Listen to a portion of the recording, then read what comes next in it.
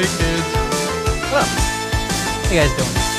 We got TF Abra, don't we? I should also like post like on my Blue Sky and stuff in the stream. That's like keep new professionals, right?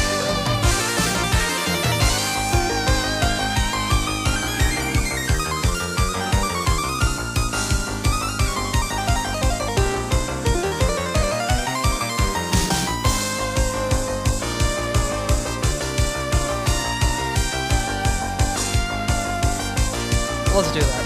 Let's draw Abra, or Abby, something that's not an Abra.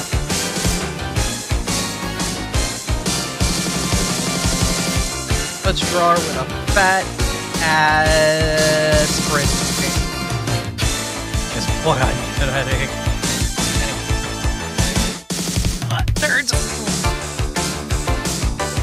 Hi, dork. Got a sheet. Smear little Abby.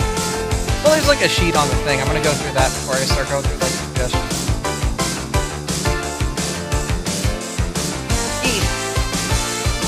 But I was waiting for the approval to throw a couple of badges from Zelda-thon, and that's gonna be that's like physical. Oh, music cloud? That's fine. I'll turn it down. Hi, nerds. Anyway. Hi.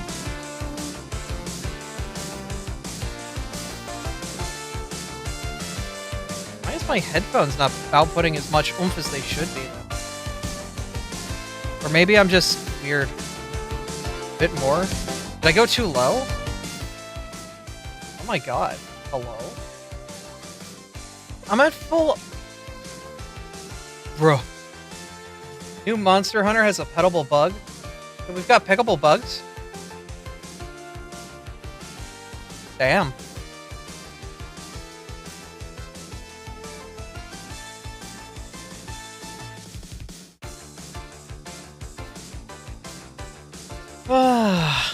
Okay. So, I'm trying to go through all the ones that got technically multiple submissions.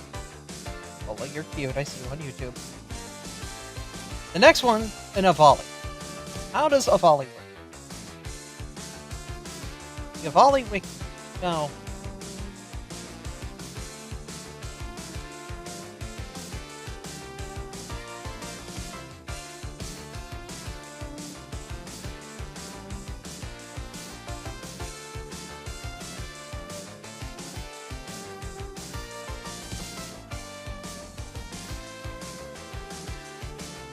How you doing, guys? I'm looking in at Avali right now to kind of see what their bodies look like, so I can, like, do the thing. Hi, Mont. Hi, dorks. Yeah. I also could, I guess, like, move the mic closer to my mouth. All of these Avalis look like dorks.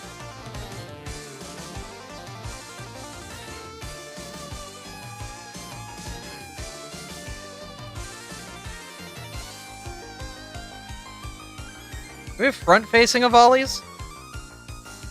For Avalis? I'm looking at, like, the art section on the Avali wiki, which feels dangerous. Because the Avali wiki seems like it's been something that, like, some people made and then completely abandoned later on.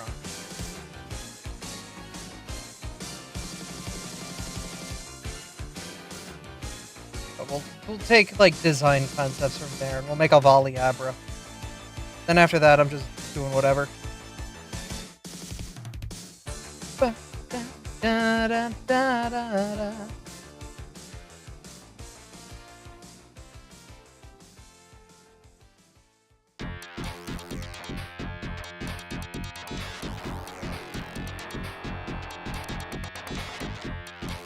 Okay. Did Volp Abby again? Again? Girl, I still got a massive list to get through. God damn. Also, I want something more chill. Honestly, I'm addicted to the Zelda synthwave that was at Zelda-thon. Just get that out. Zelda synthwave.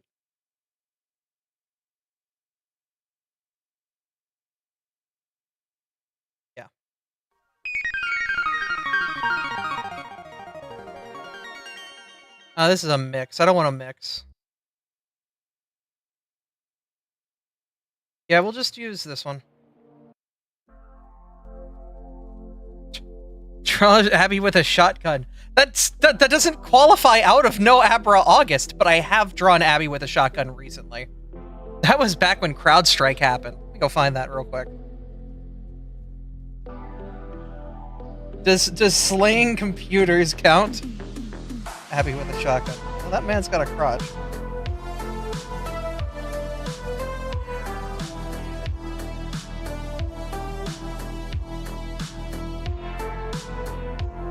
Let's go back in time.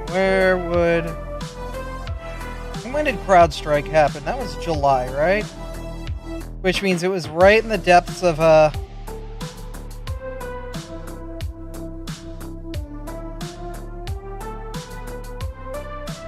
No, wait, was that physical? I think that was physical.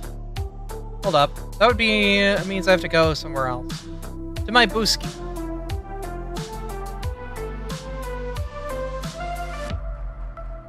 Join you in eviscerating the demons of hell.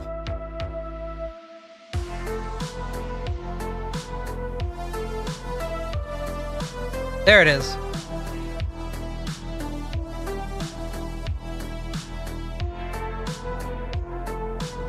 Yeah, no, I drew this while fixing computers. Kobolds learning the power of wielding 2 knives. Did you know kobolds could tie a knife to their tail? They can technically wield a lot more than just 2. They can tie many knives to their tail.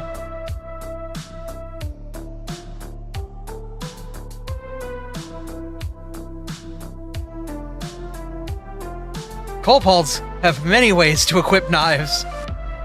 I say this running a campaign with 9 kobolds as players. Anyway, how does Navali's head shape? It's got like a bridge nose here. So.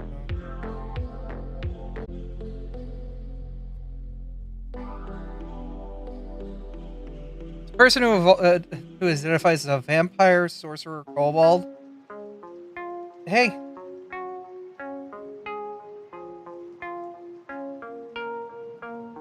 I've got a kobold boyfriend. He's a dork. I love him. He's just a time/ice mage kobold. He's not a vampire. I actually have a kobold. Why am I not talking about Poro? Wait a minute. Alright, hold up. So my first ever Pathfinder campaign was Shattered Star, and I rolled a kobold for that. Made it all the way through with her. It's my girl. This is the first official piece of her by Mug's art. And then, Zito made this. Yeah, it's my kobold. I played her up to level 15, 16? Campaign got close to ending. But, like, we had to cut it short because, something happened, unfortunately, with, one of our players. And, we didn't feel it was right to continue without them. I think that kind of tells you what happened there. But yeah, if I go to... It's not Sandstone Secret, it's not actually Kobolds, it's not Karen Hill. There it is, yeah. Poro's old sheet. I gotta find her. Here she is.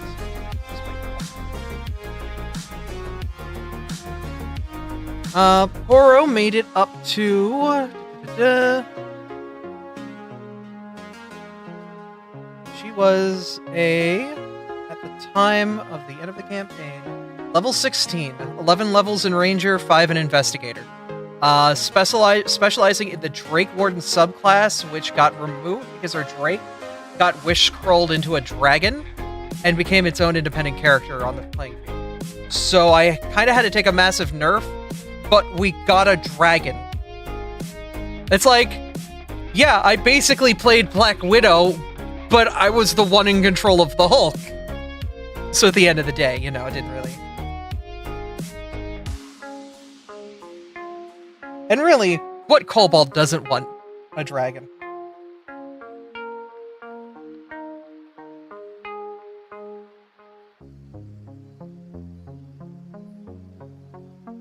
Okay, so it looks like Avali's noses kind of come down to a square point here for the puzzle.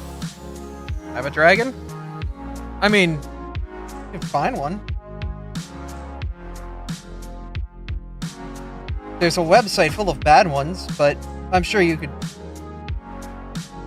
Never mind, never mind, never mind.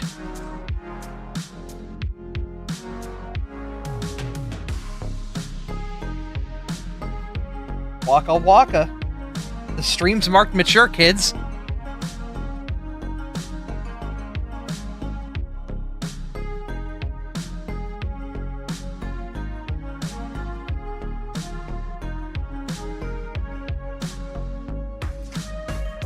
So Avali have like 2 sets of...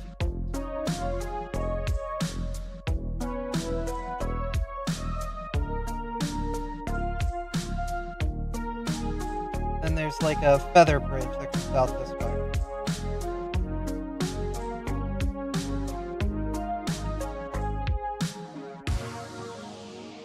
And these ears don't feel right.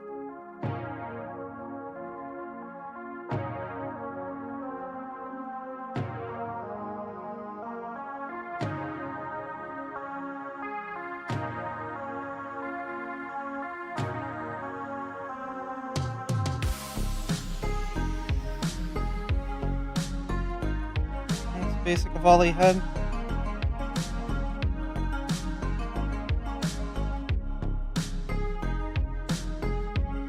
A bad dragon sounds like a pain in the ass.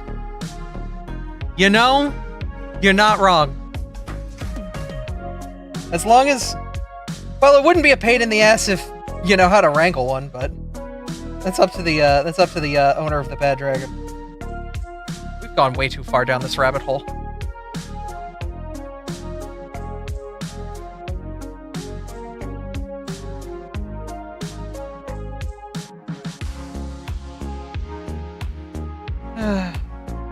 Why do I suddenly... I made them sad by racing some guy.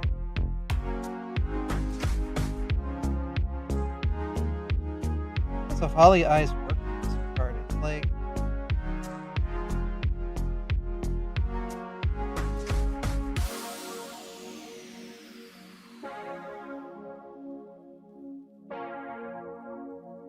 You've got the bridge of the nose here. That just kind of follows up the whole path of the head, right? We're trying to dissect this into, like, shapes and identities here. Because the way, like, that's what you're supposed to do, is to kind of, like, figure out, like... Alright, so it's almost like an armadillo, almost. Like, I'm getting, like, the Mega Man X armadillo kind of vibes.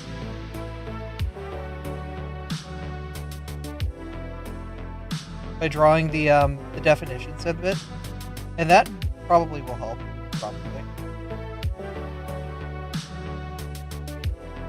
Probably why Avali's designs, like, stuck with me very quickly. It's like, damn, it hits some, like, stuff. And they're birds.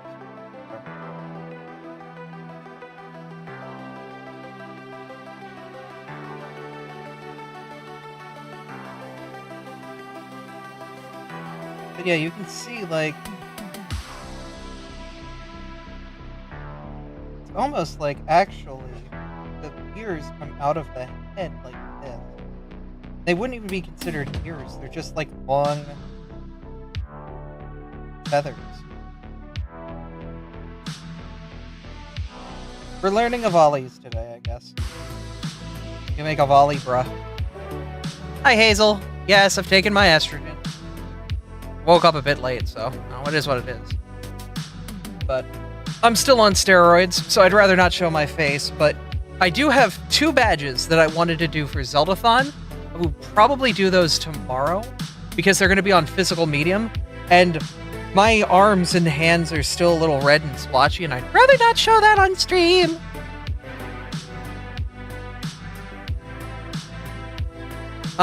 Also, we should be able to load up city skylines and not break the computer. I turned off the advanced encoding stuff that, was baked into OBS. Honestly, you deserve more sleep after what happened at Zeldathon.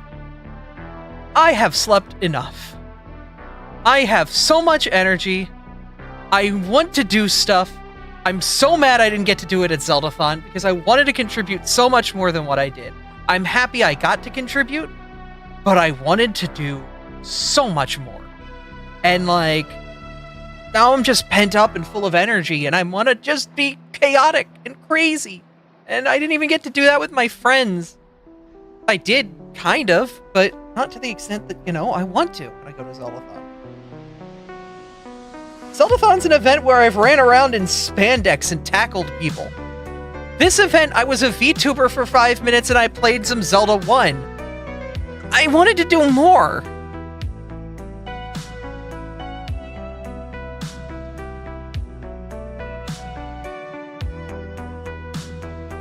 Use that energy for raid night? Oh, it's canned tonight. It's we're going tomorrow. We weren't originally supposed to run tonight anyway, so.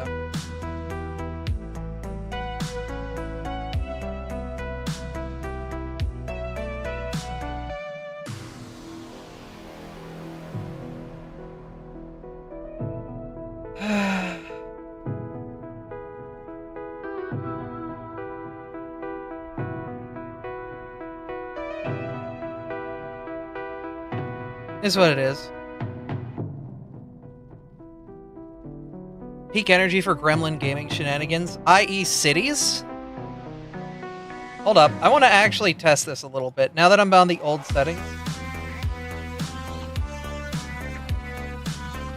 Details. Alright, I'm going to pull that over here, and then I'm going to load, I'll load cities in the background and just kind of let the simulation run. Because I want to see how bad it hurts. I want to see how bad it hurts. Why am I saying it like that?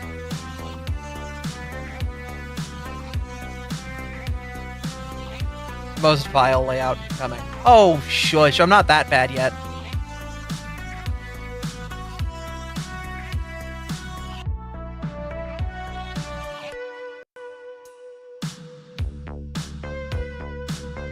Alright, we're going to throw cities up here. No, we're not. We're going to throw her down here.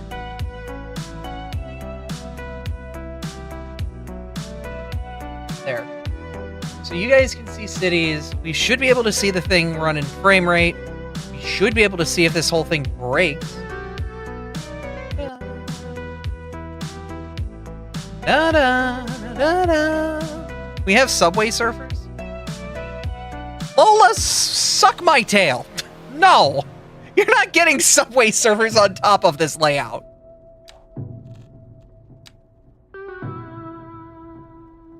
God damn, girl. Don't be needy.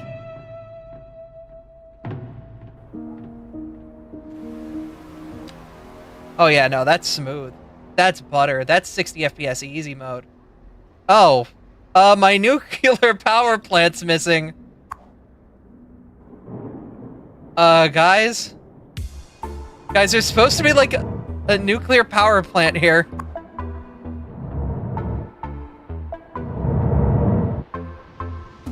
Oh, draw distance. Hello? Uh-huh. Hold up. Let me just show this bug real quick. This is interesting. So you see how there's a nuclear power plant? Not anymore.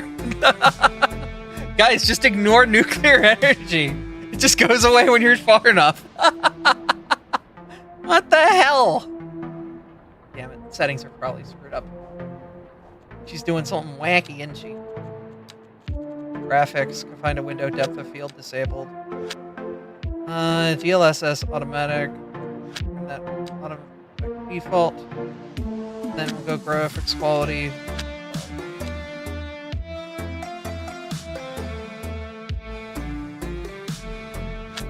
What they teach you in school, just ignore the bullies.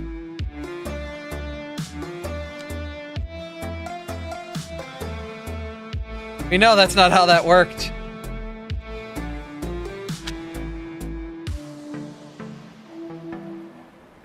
Oh, hold up. VTube Studio just jacked up in usage.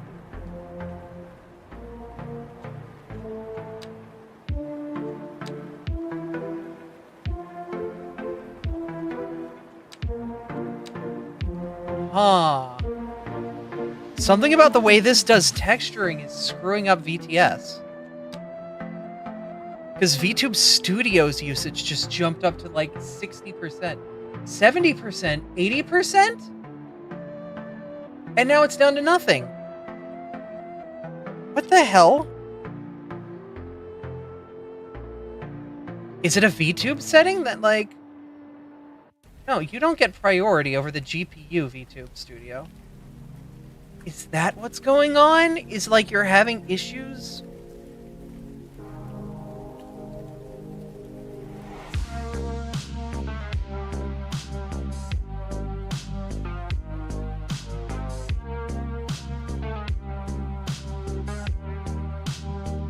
Huh.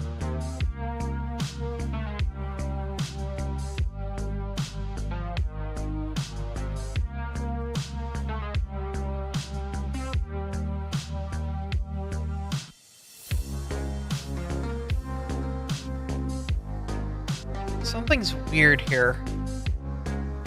Is it the physics? Let's go down to legacy physics. How many polygons for my RAM? Shush.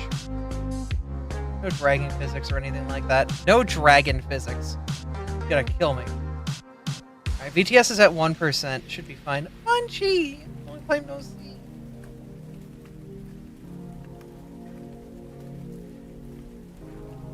Booba physics. When did I have booba physics? I don't even have booba physics in reality. Why would my model have them? Right, yeah, it is the optimal. Do I want booba physics in reality? I mean, boobs are nice, yeah, but they're also a pain in the ass. No tail physics?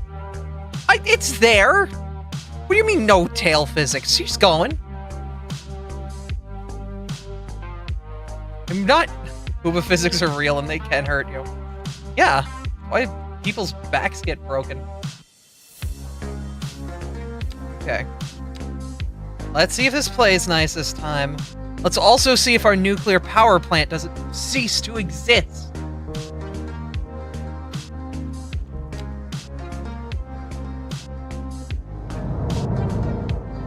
I'm guessing it's something to do with, like, the out of bounds. Whatever. I don't care.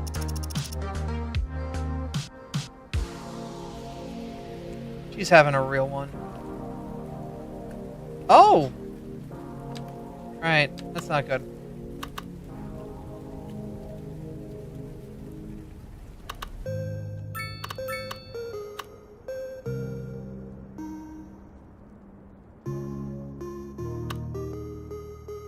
Hold up, just fixing a problem.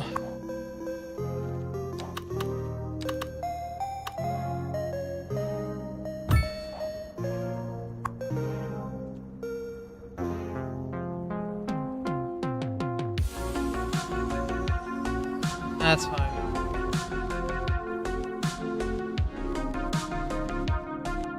What problem? Same. At least my parents were to be believed.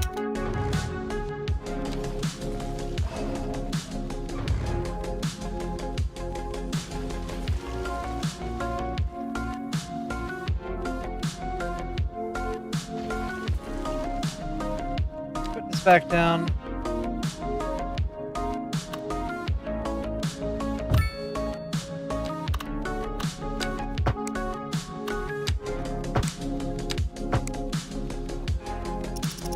You know what? We just don't have a nuclear power plant. It's fine. We'll ignore it. Look everywhere. Look anywhere in our city except for at the power plant.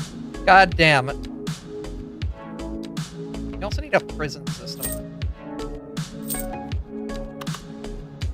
Where am I putting the prison? God, you're massive.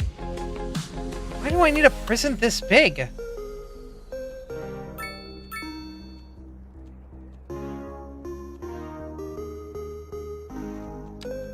Oh, yeah, town hall to actually deal with the prisoners. Right, yeah, because they need boards and stuff.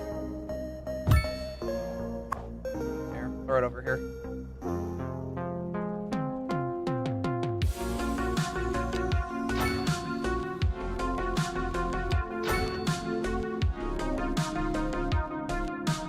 Yeah, something horny jail. Oh my god, we're still making moolah.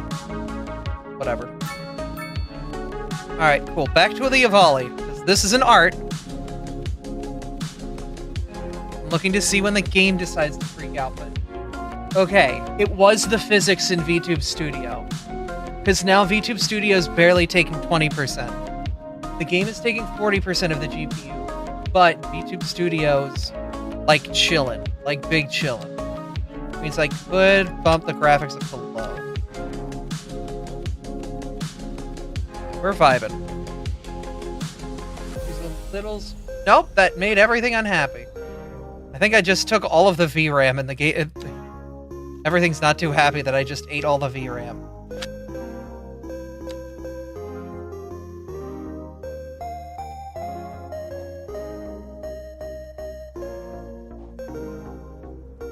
Yeah, no, things are not happy I took the VRAM. How much VRAM do I have? Why is this a problem? This is a 3070.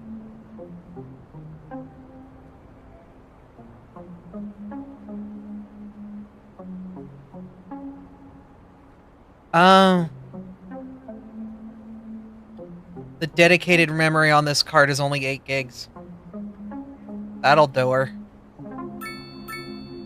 Yeah, so the 3D encoding is trying to get through all of the... Yeah, okay. Okay, kids, okay. Wait a minute, couldn't I just...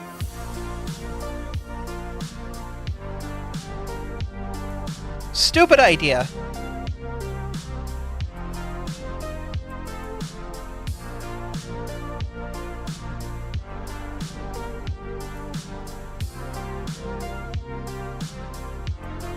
Could I offload VTube Studio onto the other GPU? Will that work? Abby might break a moment. Hold up. This might crash my computer. Maybe.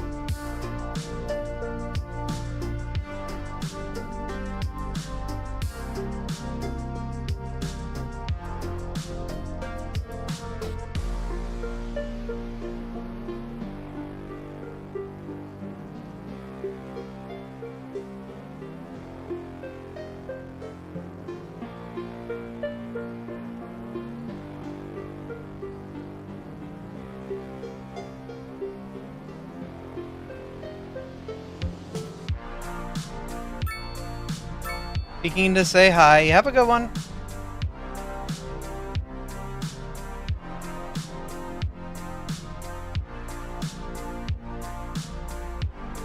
I'm currently transferring VTube Studio to my onboard GPU. See if that plays nice.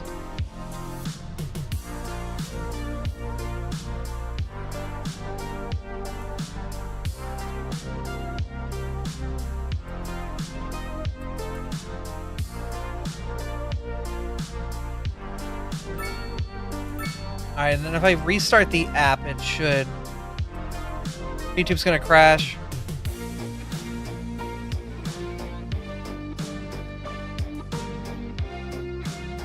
Sammy's gonna have a bit of a problem. Alright, let's see if this breaks everything. Ah. Okay. So now Abby runs on this. The run button, so the plugin authenticates. Back here.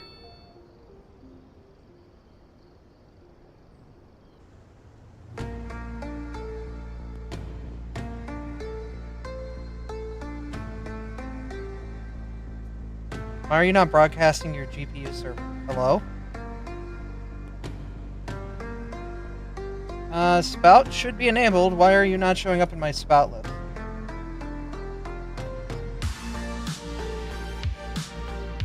Spout, why aren't you here? Nope, that broke it then. Okay. Okay, fine.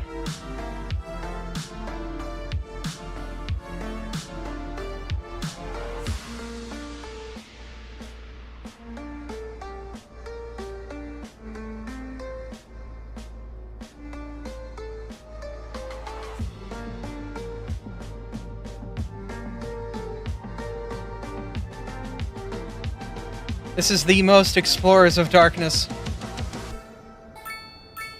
It's Unity. You know what I think it is? It could also be two Unity games just touching. They don't like doing that. Alright, I'm back, bitches.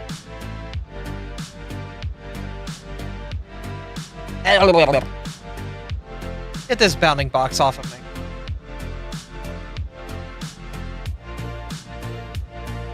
Whatever. They're happier now.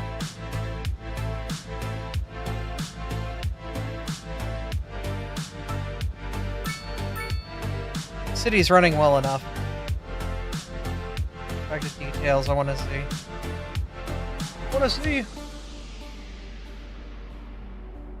And some of them was fun to fight you being sick. Yeah, it was kind of sick. It was allergies to beds.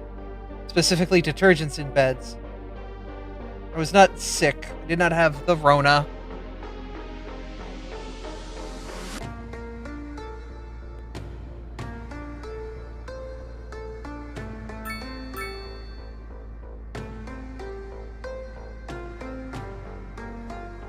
Draw this chicken.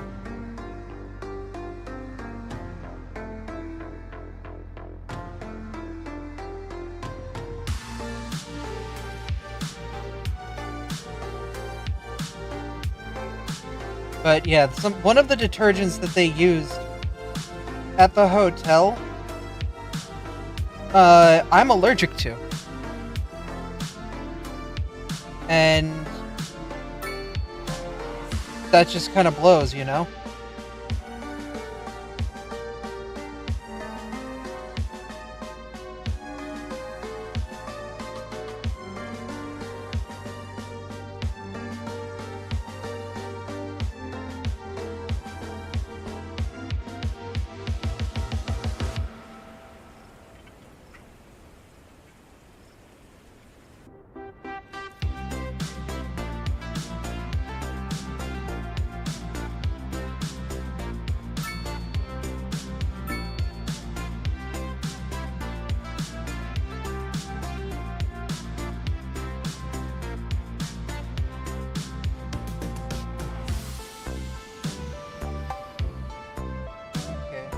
Volley's arm length.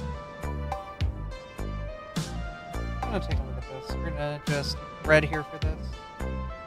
1,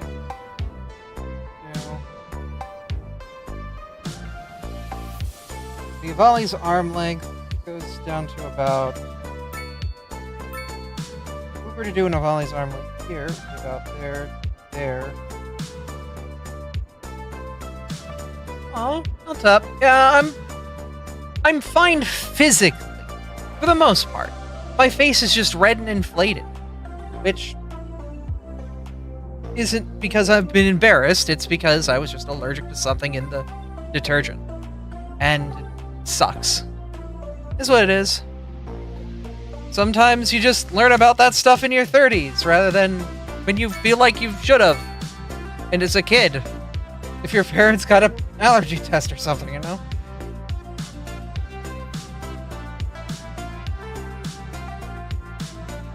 But it is what it is. I still got to have fun. I still got to hang with people.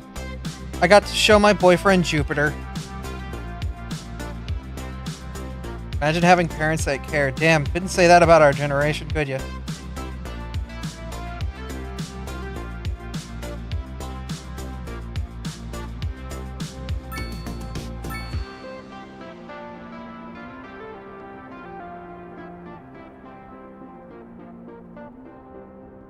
There is, like, one person in my household that actually has a positive relationship with all of their parents.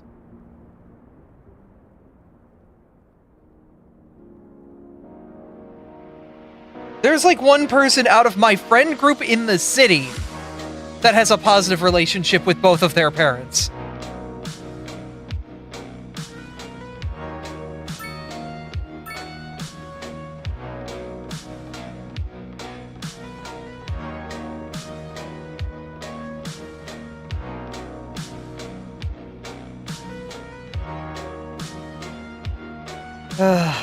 I really want to redo this city. There's a lot of issues here, especially with the density that's here. I want to move all that density out to here. Problem is tile upkeep will kill me. Oh, we flooded this with poop. Uh-oh. Uh-oh.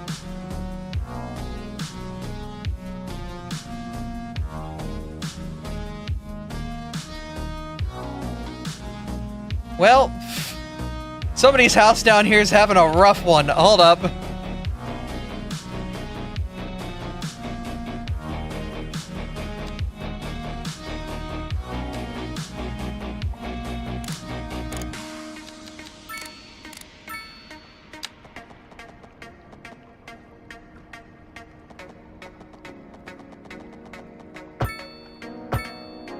Building a seawall out of roads.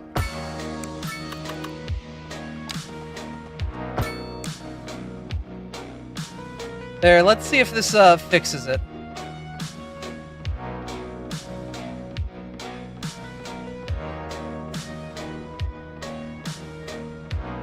We might need a little bit of time. I don't know, we'll see how it goes. I'm gonna go back to the Avali. Okay, so Avali's... arms work. Basically from here to the joint here. The upper arm has a bit of a haunchiness to it.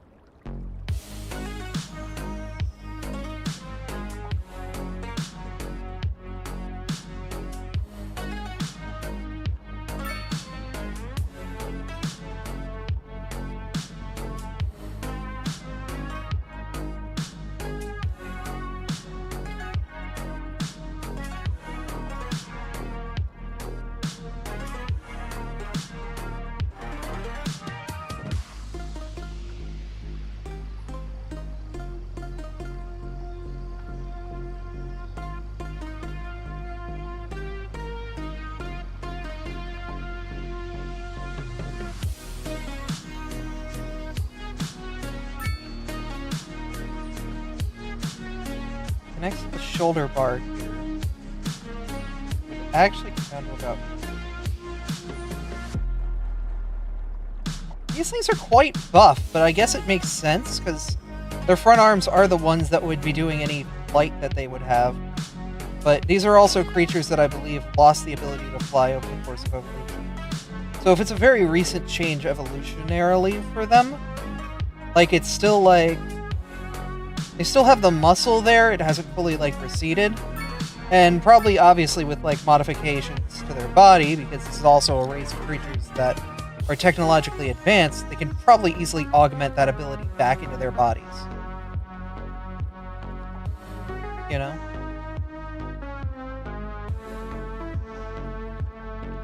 Like, yes, they lost the ability to fly, but it's not difficult for them to get it back.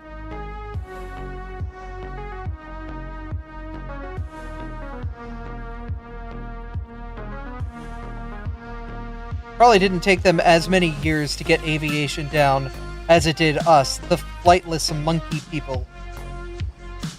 For them as a civilization, flight probably came to them in their medieval era, when they were just starting to figure out what aerodynamics were.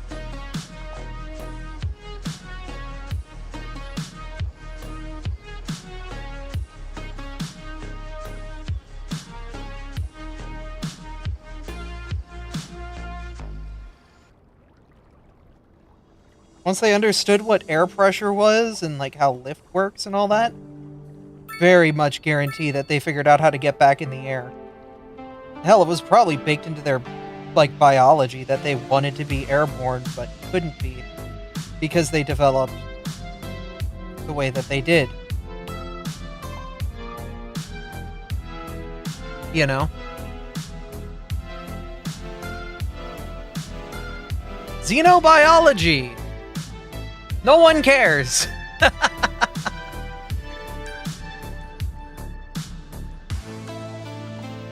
it's even longer at the tail tips, or the arm tips. But these things kind of remind me of, like, flying monkeys, or, there's like a species of, like, flying mammals. Flying squirrels. Why, I thought flying monkeys like Wizard of Oz. But, you know, like flying squirrels, where it's like dexterous rodents that have membranes to keep them afloat. This isn't that. There's definitely wings here. But they probably, in their early era, still floated to get from place to place. You know, climbing on trees with the claws and then using that to soar down to make quick elevation changes.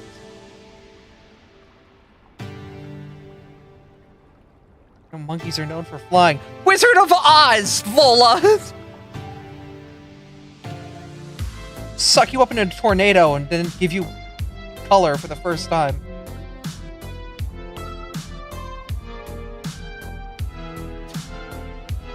The Earth didn't have color until the Wizard of Oz came out.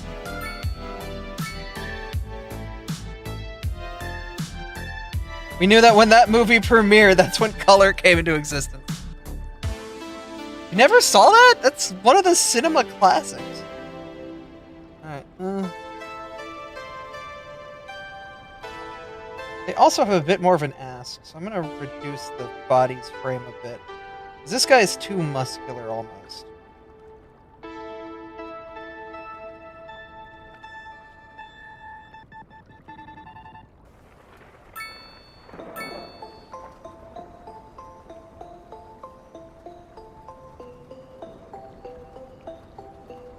They literally painted the colors in on post. Yeah.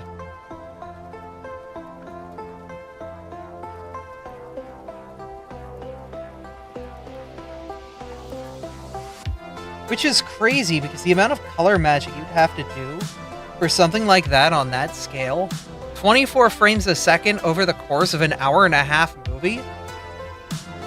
They're friggin' psychopaths!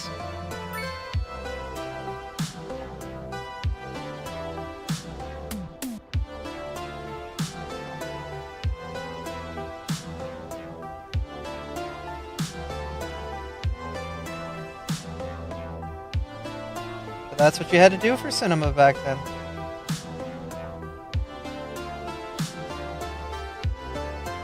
Every advantage you could get.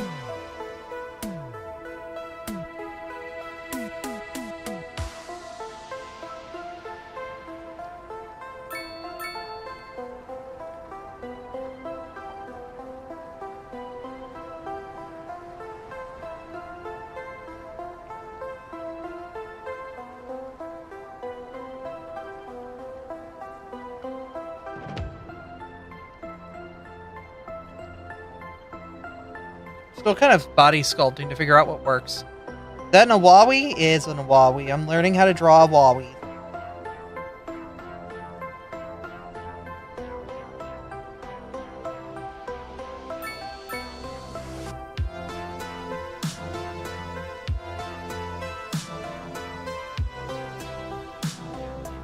Just a heads up, this hasn't drained down here.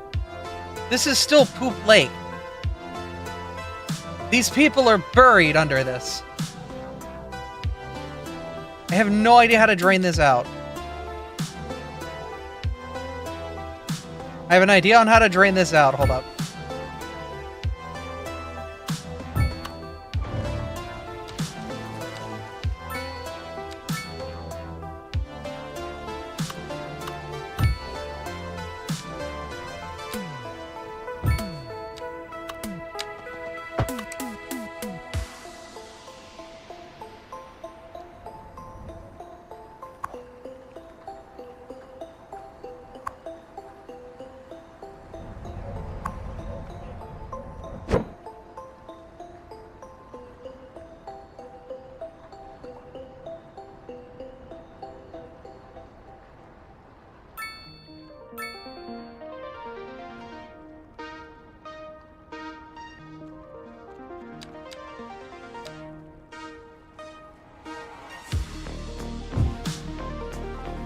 Early movies would use actual firearms in certain movies. They didn't have the knowledge how to set up special effects.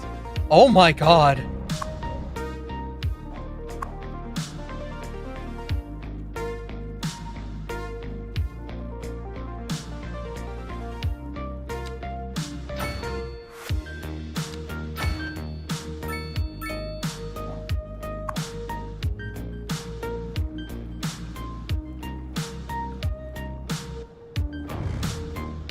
This did not work at all.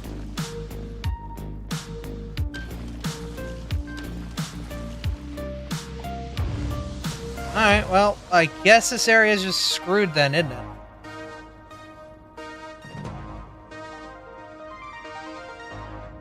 They'd use blank rounds? Yeah, I would assume that they would, but like... Yeah, there were actors that still died recently because of stuff like that. There's a lot of need for a hospital in my city. What's going on? Oh, it's traffic-based issues.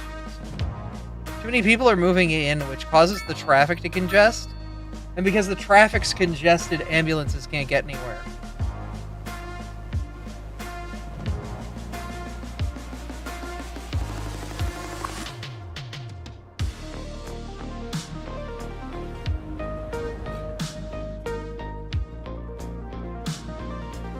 Where is our ambulance?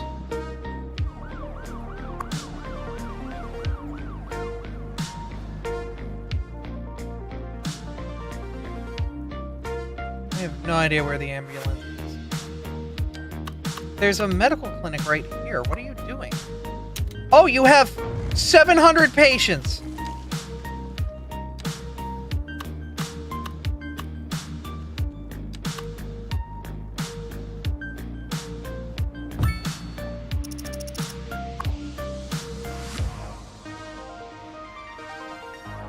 That was a building the size of a small dormitory.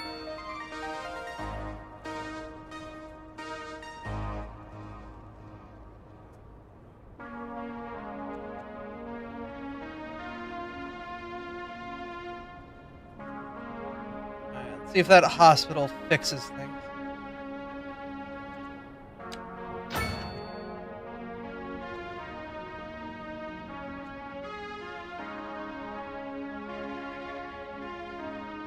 Okay. I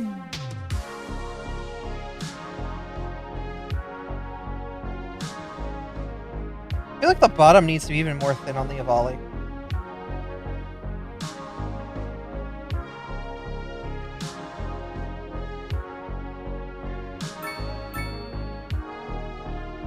Live rounds were back in the silent movie era, according to the history of cinema videos I've watched. Jesus Christ. They were actually going to kill people. Also, yeah, VTS and Cities 2 are fighting for my VRAM right now.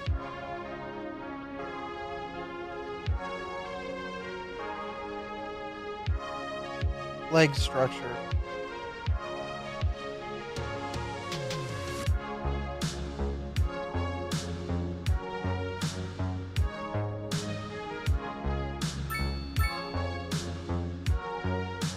People dying back then was just a normal Tuesday. Technically, yes. Unfortunately, death is very common back then. Is there like a... I need naked pictures of Avali for scientific purposes, I swear.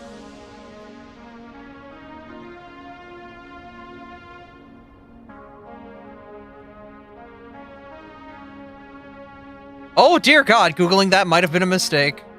Well, if it was on stream.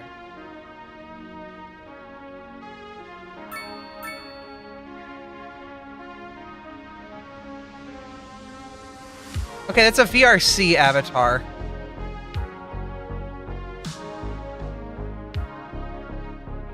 Oh no, that's not a VRC avatar. That's somebody's freaking VR diffusion thing.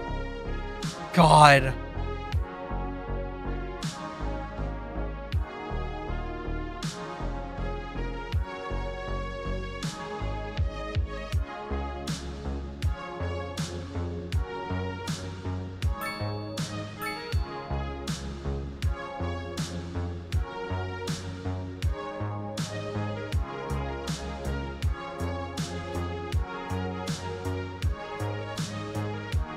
I'm looking for somebody to break down the body of an Avali into, like, pieces so I could study it. Not, like, just try to recreate it in, like, friggin' stable diffusion. I want to know where the haunches line up, where the muscle structure is. Bastards.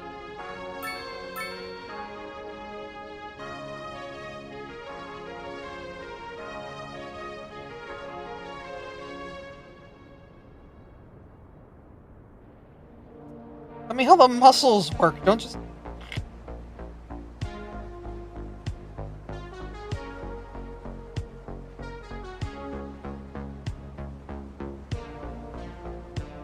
Killing me. Killing me.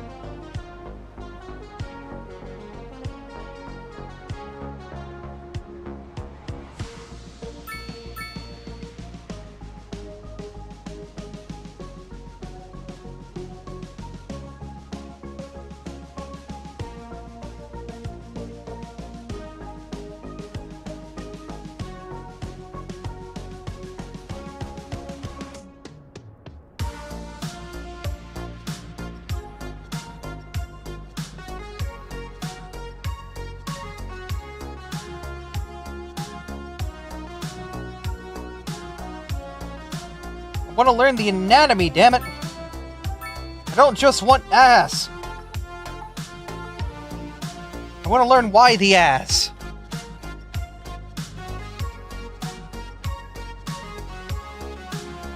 Tell me how your ass works!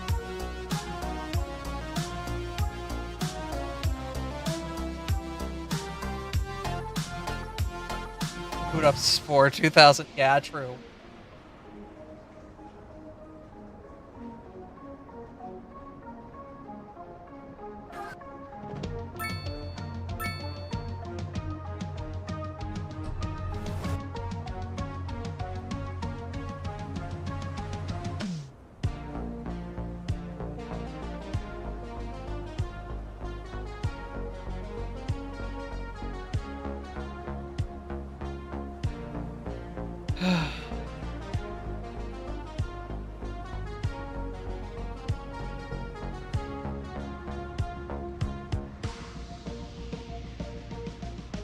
Tell me how these turbo chickens work. Come on, game.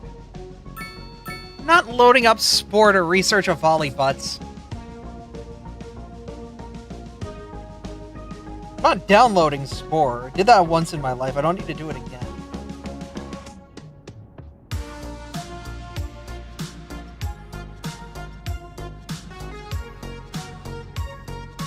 I downloaded Spore once. I don't need to be disappointed more. Ugh. Bro, that was like the first big game everybody pirated, wasn't it? I don't remember many people that actually bought Spore. That might be why we didn't see much more after that from Mr. Wright. Or from Mr. Maxis.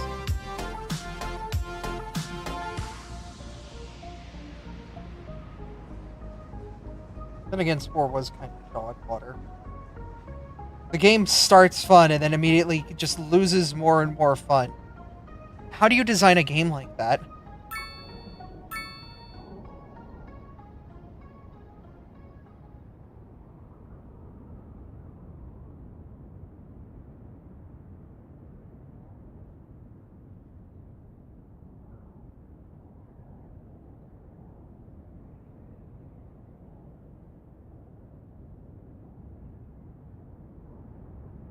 Like, it obviously had to have been something at EA. That's what everyone, like, assumed.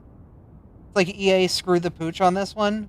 Like, I wouldn't give them the full set of blame, you know? Like, there's still deliberate design decisions that had to go into that, like...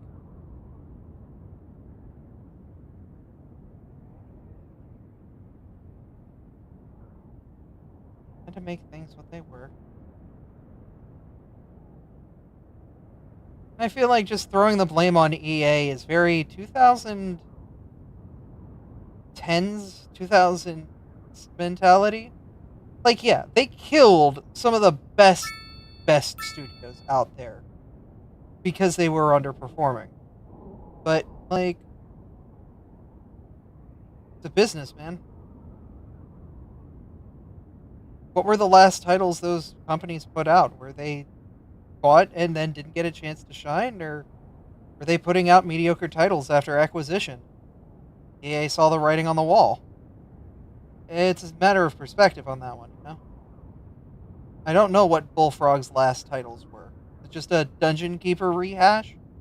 or whatever the hospital series of games they did was. Was it, something more than that? Tribe and city stages were kind of bad.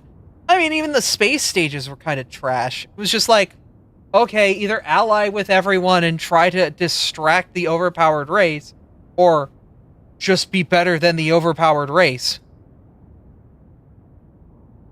Wasn't really an up or down to it. It was just kind of like, whatever.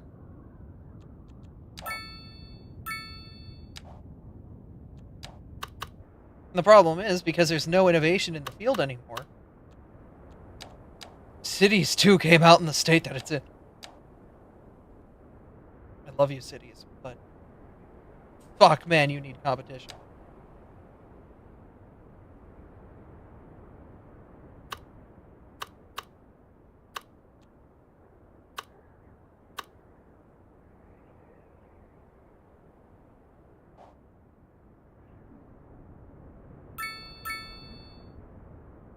Fun part was exploring and terraforming. I never got that into it. It just never stuck.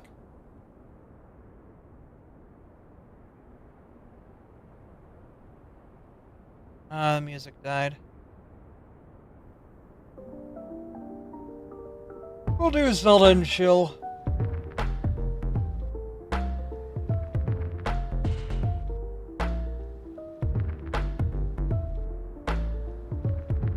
Sim is getting competition from the PUBG developers. Yeah, unfortunately, the Sims competition that was going to come from another series didn't exactly happen.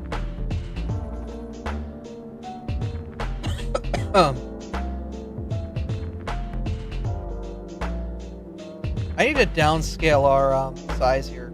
So what I want to do is, the problem is there's currently a bug with the game where homeless people don't move back in once they have the ability to move back in somewhere. So you'll just get pockets of people that are homeless and standing around and never resolve. I have no idea how to fix this problem. Like, I can't make being homeless a crime. That's illegal. That's illegal and evil. I'm not that kind of person. But I've given them the ability to move into homes and go and improve their lives, and the Sims are just not doing it. And I don't know why they're not.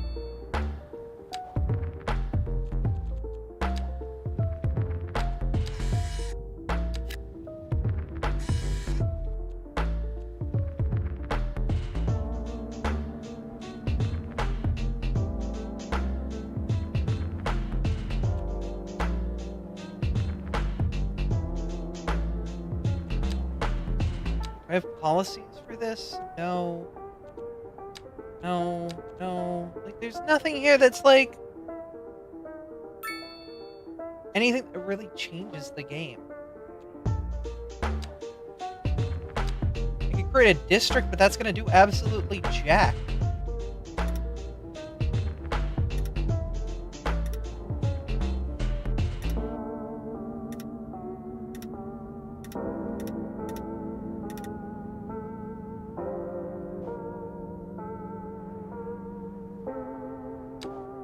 Elizabeth Crossing, I can disable combustion vehicles, energy consumption awareness, make it gated, heavy traffic, recycling, roadside parking, speed bumps, but it doesn't do anything. It's not gonna, like, fix any of the issues.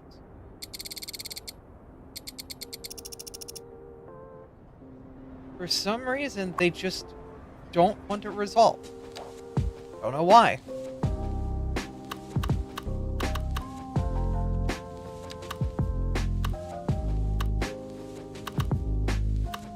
Buggered if I know.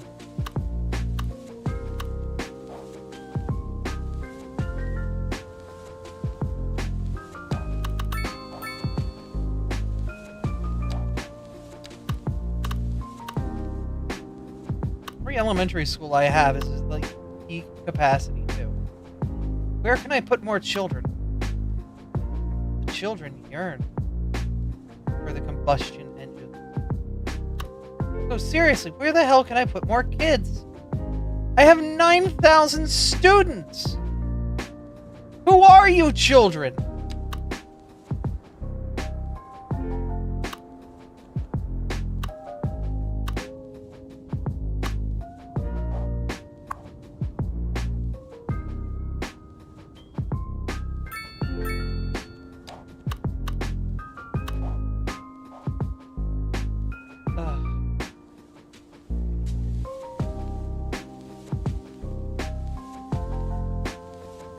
Whatever. The city's operational at this point. I'm just gonna leave her sit. Unemployment's 1%. Honestly, that's pretty banging, yo.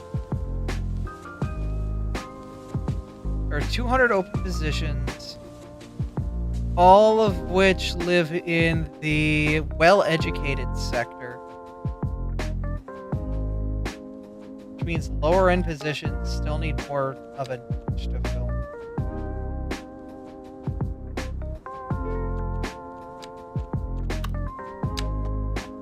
Did I say I wasn't gonna do this? Hold up.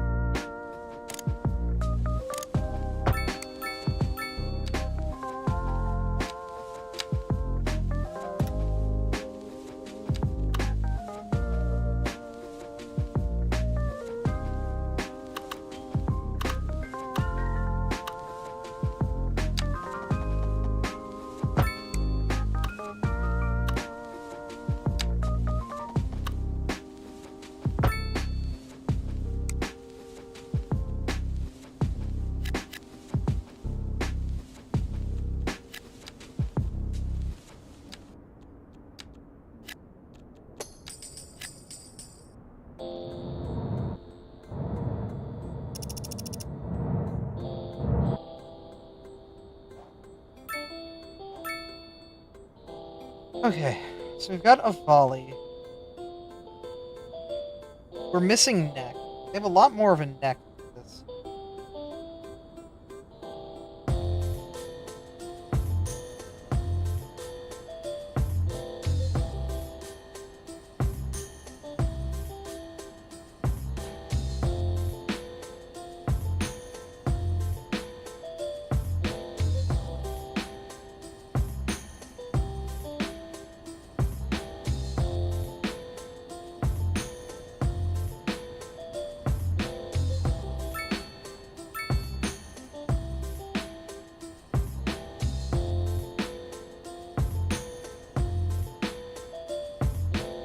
Which may be where I'm missing some of my, like, structural...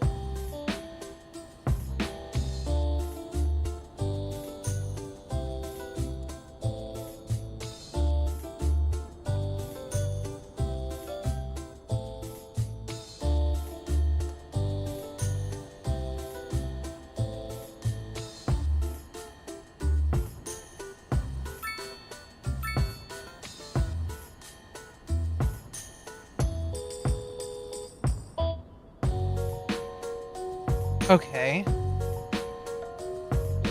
And then it's got like a tail butt. Okay, so it's got like a skirt around the hips. Use purple on this one.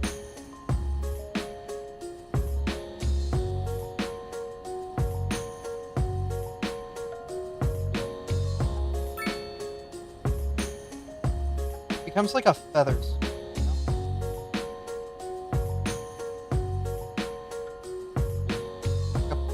Feathers.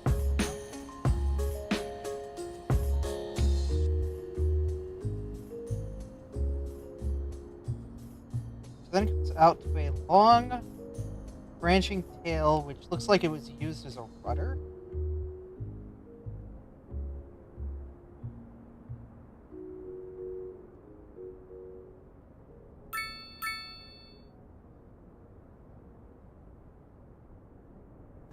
Bottom line of the tail can...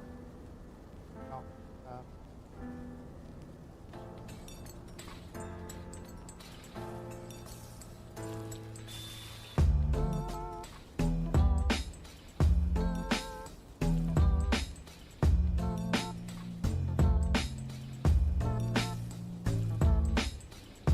slight curve to it. Slight inward curve.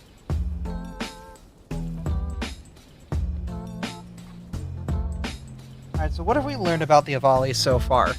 Are you drawing an yeah. Basically, I'm drawing the Avali first to kind of understand it biologically, before then I take it and go to try to modify it to become Abby-esque, you know? Because Abby has certain design traits that need to be imposed for anything to be Abby-fied, I guess.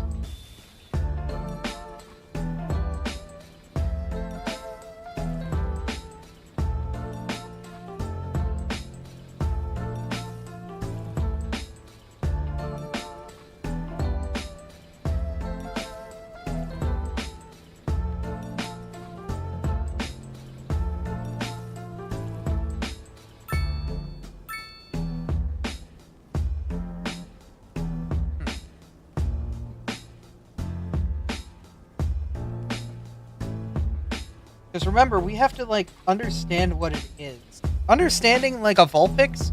Sorry, Vera, but it's pretty easy to understand, like, how a Vulpix works. It's cute fox. It goes... curly Q, curly Q, curly Q, big ear, big ear.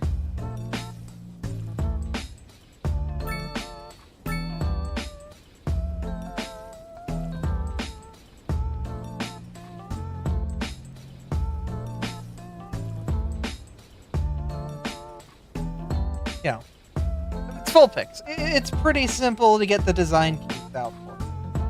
You know immediately by seeing this, like, this is a Vulpix.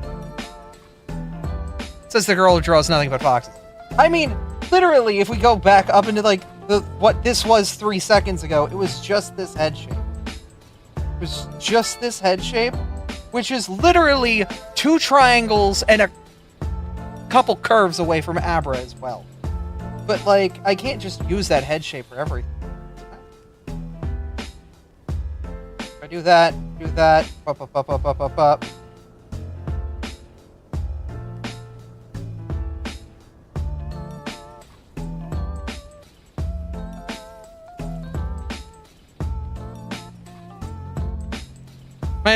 Just saying, yeah, no, I have a bias when it comes to how quickly I can, like, squirt out a fox. But if you tell me to draw a frog, I'm just gonna be like, oh, fuck.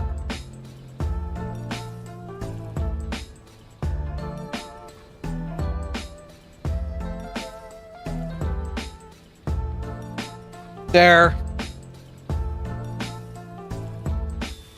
Fuck, I think. Maybe. I have to, like, understand what I'm trying to go for with a frog. That's what the Avali is here for, you know? Like, trying to understand where I'm living with that.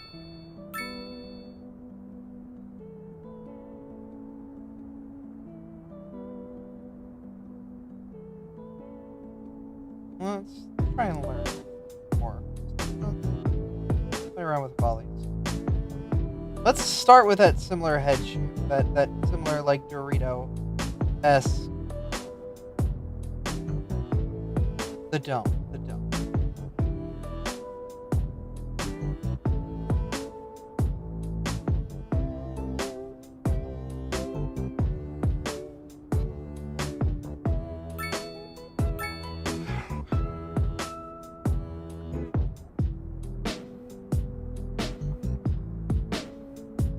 Got our nose here.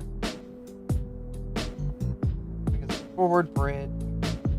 Then come up to circle around. So we have the bridge with the nose here, which means the eyes would exist.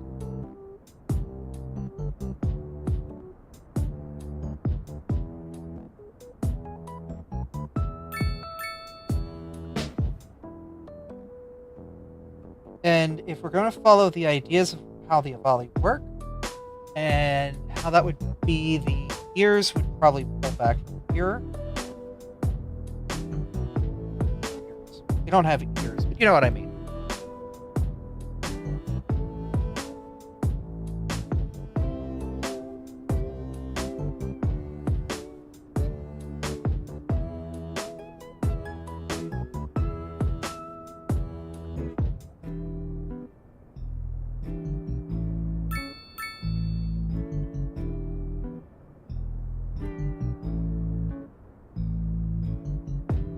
get rid of some of these, like, fundamental shapes. And we've made a rabbit. What the hell?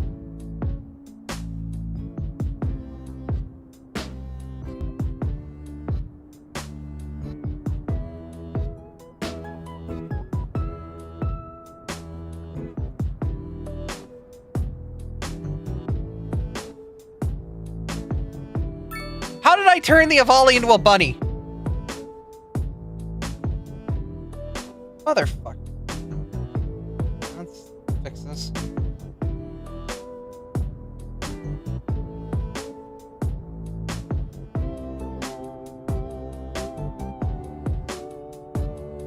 Let's curve the mouth a little bit.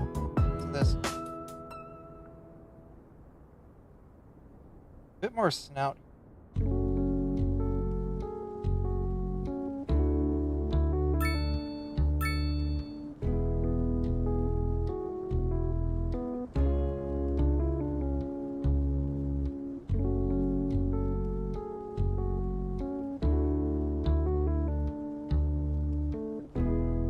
I have find a way to come back to you.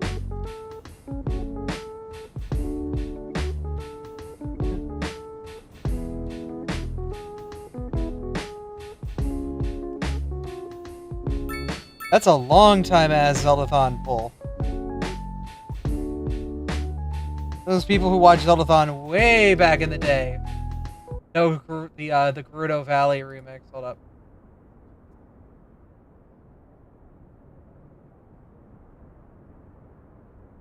Falling back. Hold up, hold up. We're gonna hit you guys with some old stuff. Time to help people customize and. No, we won't.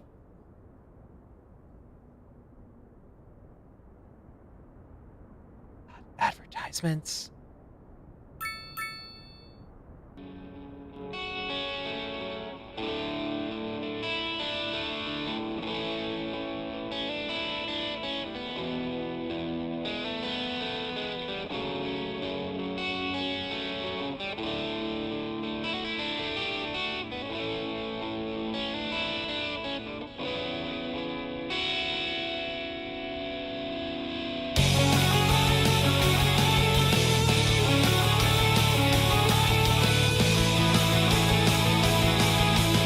Where I used to be.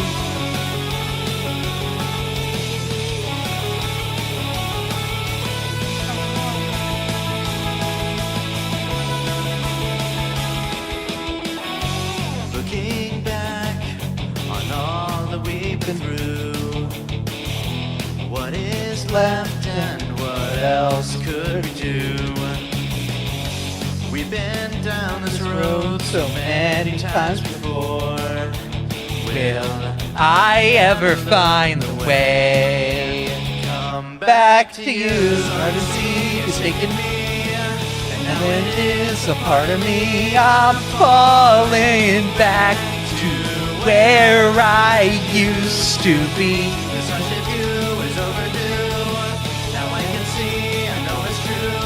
I'm falling back, yeah, I'm Falling back to you.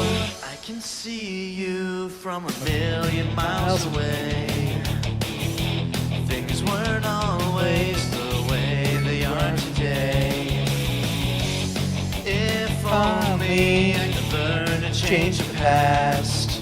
If only Things could last another day. is taking me, and now it is Part of me, I'm falling back to where I used to be.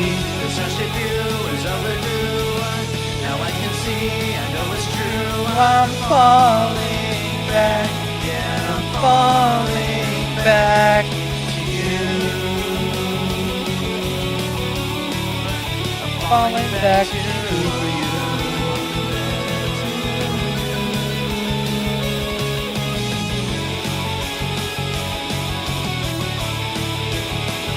Apparently they redid it. Hold up. This is 15 years old, FYI.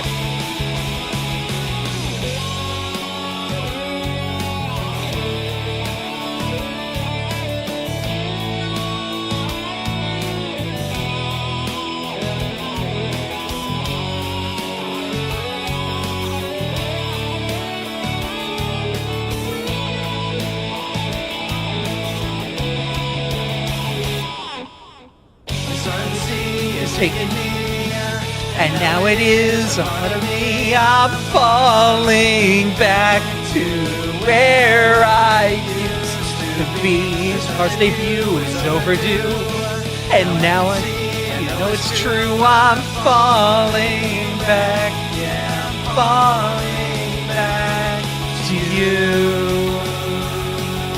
God damn. I'm falling back to where I used to be. Yeah. No, Vera, man, this hits us different. Zeldathon is so different, yet the same damn thing. The new version. Okay, guys, take it away. Ew. Ads. Ew. Oh, look, I'm live. The new version of it.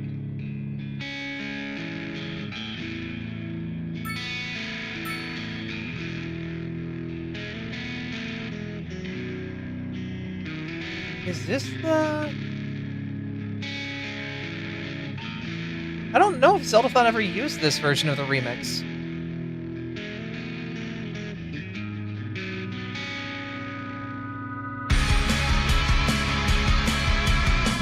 No, this is significantly slower.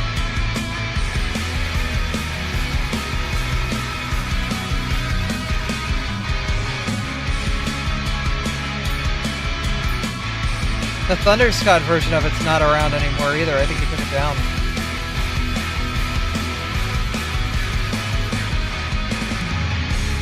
Looking back on all that we've been through, what is left? Yeah, that's not the... I think Thunderscott took down a lot of their remixes because they're not really associated with Zeldathon anymore. It is what it is. What's the... There was Dragon Roost as well. I can't slow down. No, that was Zelda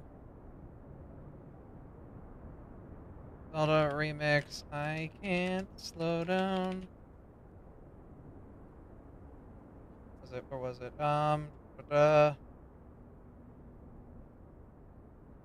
Right, things happened. Yeah. It was Outset Island.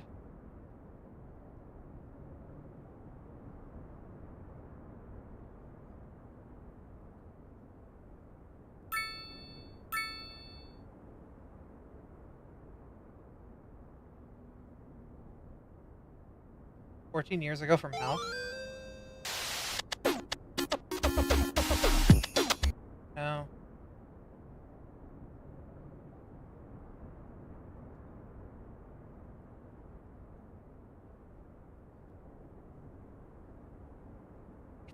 It's old as hell, I'm sure. Smile in Her Every Summer. That's what it is, isn't it? Yeah, this was another Zeldathon banger.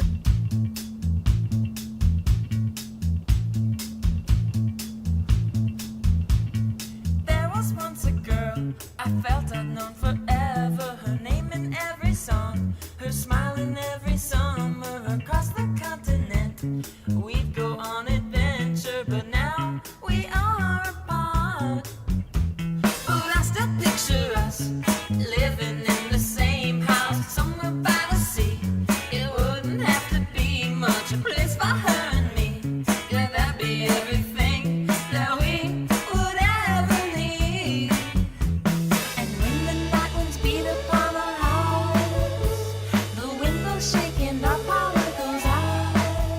Still trying to figure out how Abby's Avali is. Just kind of playing around right now. Summertime is gone. I go about my business. I would give anything to hold her hand just one more time. I'm scared that I won't ever Change. I think about her every day. I can't slow down. I can't go on. I'm not okay at all. She was by my side. We're listening to some old jams, Pokemon now, agree.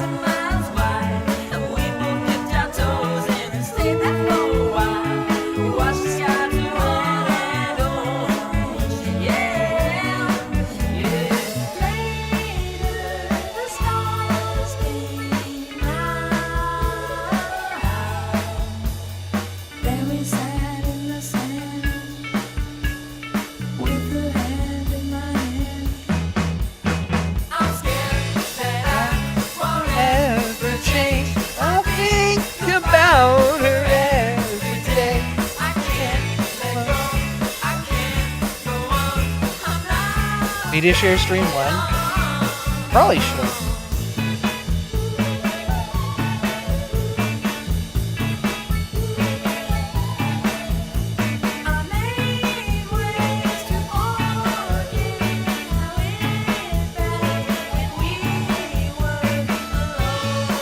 I need to figure out how to do that. Welcome to Abby Makes Me Cry. Oh my god, yeah, no, I'm killing Vera right now. Because I'm pulling out stuff from, like, forever ago Zeldathon.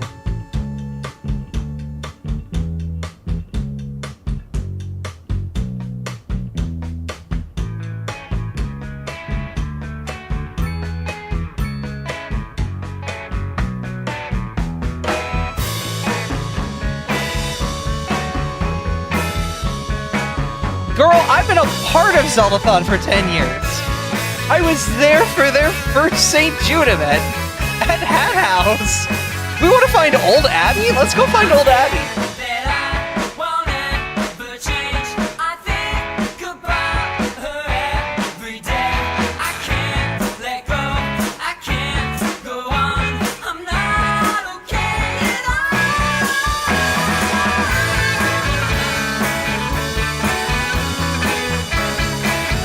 FF days, yeah.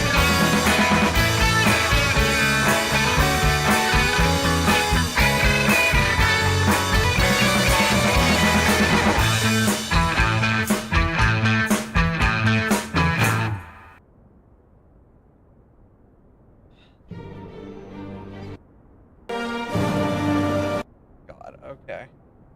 Since it's Yeah. no, That means we could very reasonably. I did it! I won! Yeah! God, oh my god. I'm taking people back, like, ages ago. Hold up. You want to see young Abby back when she wasn't a he? Or she was a he? I'm on the couch on the left side there. All by yourself. What do you want me to do? Just turn off the Wii U or leave it on? I'll leave it on. Okay. That Gosh, means we could very there's like reasonably reach no... 10% of our goal. 10% of the way through the marathon. Yeah, and look, there I am. Abra hat, Close to that Abra shirt. mark. So I believe we have every. So I everything believe on we this have wheel is- everything on this wheel. Is it weird hearing me twice? Wheel. Everything on the whole wheel. wheel. That's what I'm Yes. saying. We're good. You can hear Campy off stream too. This is great. It's played And I think we actually have a 9932. cutscene Fuck we you, can I was reenact going if by you guys Abra wanna do a little then. dancing. Hey, see a cheese liker? So, would you guys want to start off with a reenactment? No slapping edition. No slapping. I am slapping. How can you slap? How can you slap? I still pull out these things, don't I? Spoiler alert, that's actually one of the Twinrova sisters. Wow, spoilers. I All of them. know. That's why I said spoiler alert. Why'd you? I said spoiler alert! If you weren't ready for the spoilers. What, you just expect me to plug my ears and not listen to anything anymore? Exactly. Actually, I need to go north. The most condescending thing. Here's the thing. If I play through seasons, bits that I said during this playthrough will come back. I don't know what he does, but he plays an instrument, that's all I know. Oh my goodness, someone made a Ganon from Wind Waker account. Wait, is that Ganon 11's like prototype form? Wait, is that OG Ganon 11? Yes, the scarf of Was the a Abra meme. monkey. From Silverchan, hey Zach, why'd you cut your hair? Funny story about that. I cut it like 2 days after the marathon. Please get out of that clump. You're not even Mario. it was like 2 days after lives ended, and then I went on to do my 3 weeks of working. Ganon from Wind Waker.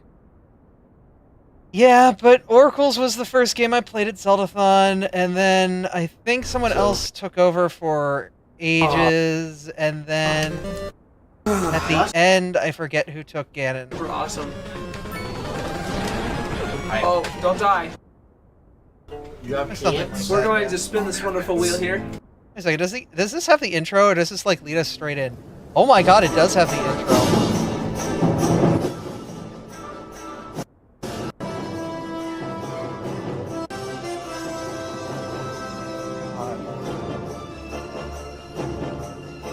Wait, that was Shadow. I forgot Shadow was before me.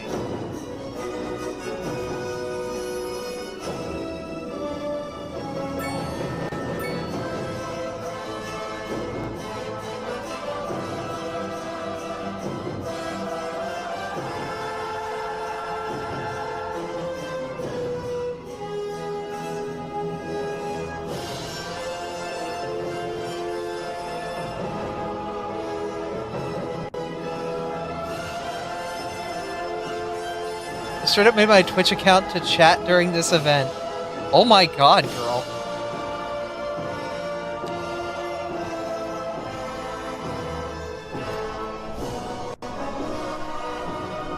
Wait, if we go late enough in the VOD, would we be able to see, like, your first message?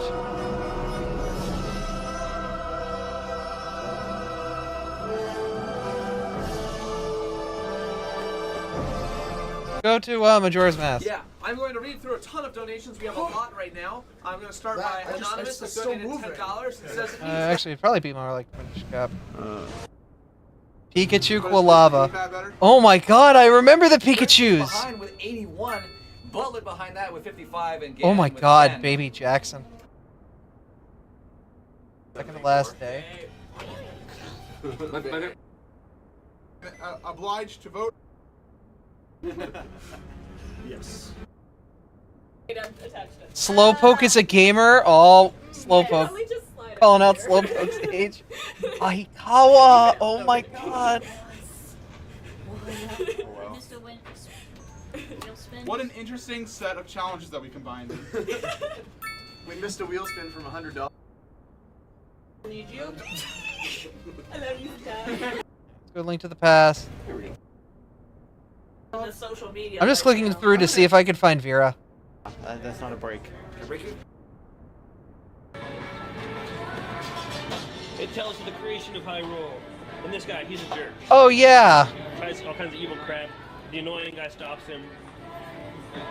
I forgot they went to a store like I this. think that pretty much covers all the highlights. There's a whole bunch of crazy people out there in the land. But of course, the most important figure is me. And that is the good word of the Hyrule story. We're having a donation war. Challenge is not a verb. It's. Dude, that was a year and a half ago. Yeah. Four Swords would be fun, it's a short game. Yeah. When I was pregnant with Madeline long ago. He is now an electrician field. Oh, cool. Oh, baby. He might actually be going. Battle Quest.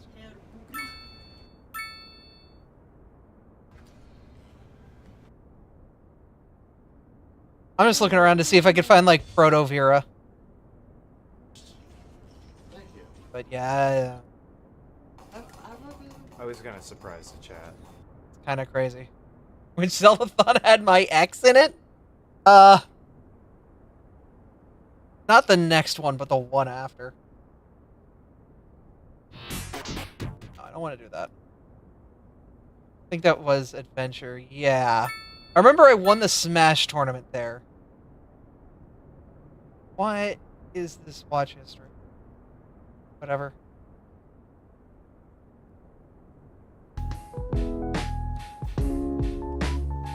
Okay.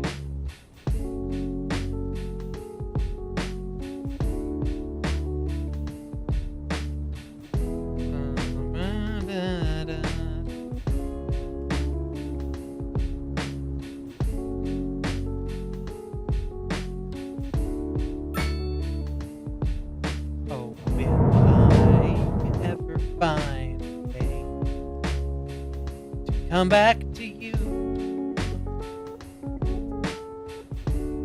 See what that be.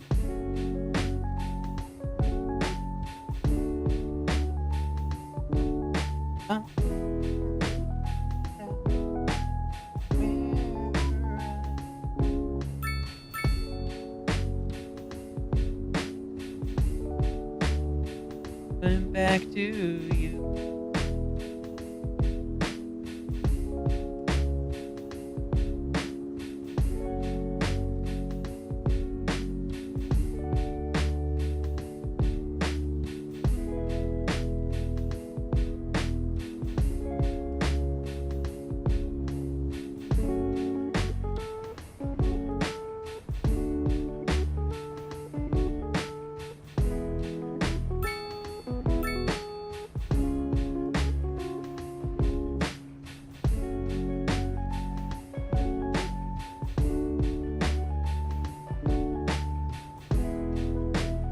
Yeah.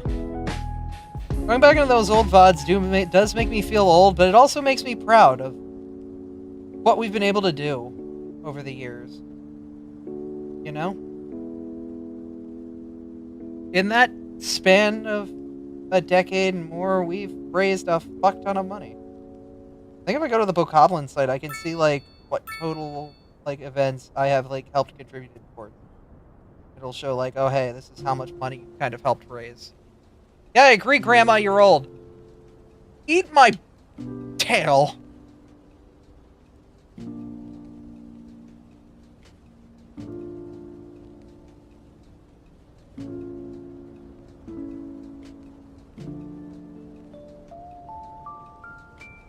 Wasn't the point of saying I'm old? It just, time passes, but yet nothing changes.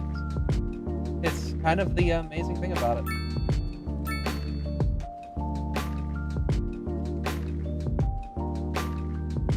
For all that changes.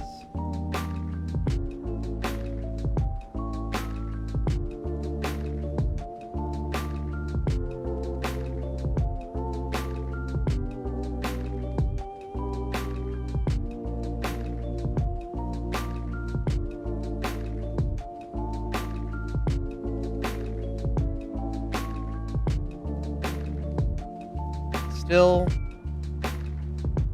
did some pretty good stuff.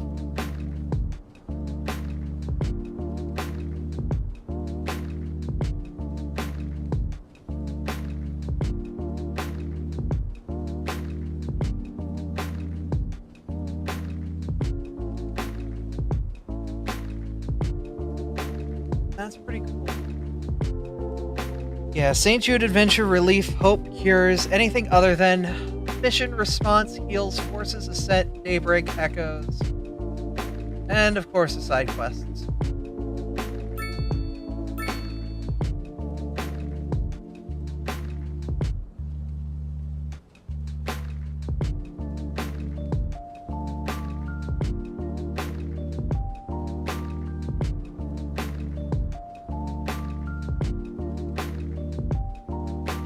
They need to update this sheet, though. A bunch of people aren't here. Like, the people in active and all that stuff needs to be updated pretty much heavily. But it's what it is.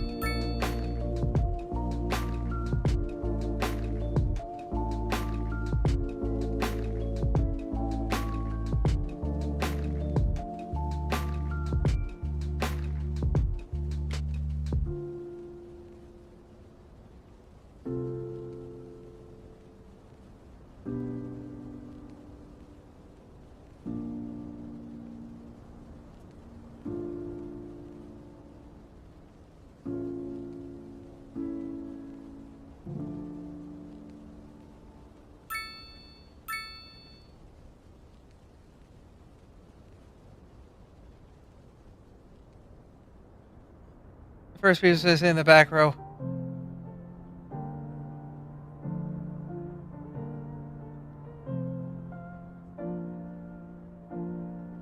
Yeah, you're on doc team, sure. So you help make all that documentation possible. I think, yeah, it's just getting it updated with the most current information. Because Artie is now a marathon attendee proper, not a guest, and I didn't see him on the list at all. But it's like a lot of miscellaneous stuff that I'm sure is like minor on the back burner compared to like all of the other documentation you guys are doing. You know?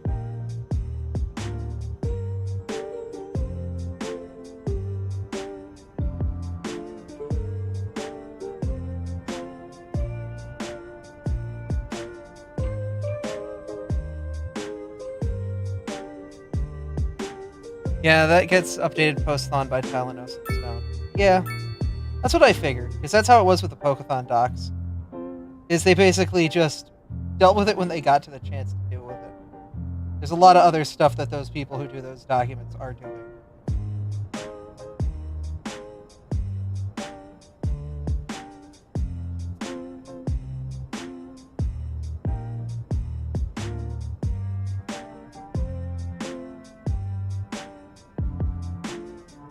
Almost like they're running, you know, the whole ass event in a documentation and organizational sense.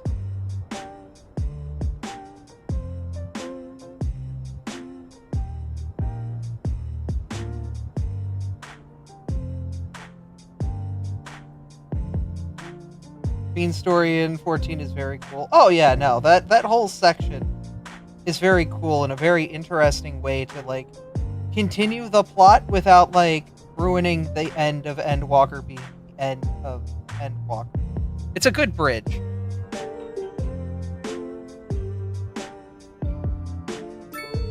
And it's gonna set up some stuff that's important for Dawn Trail too.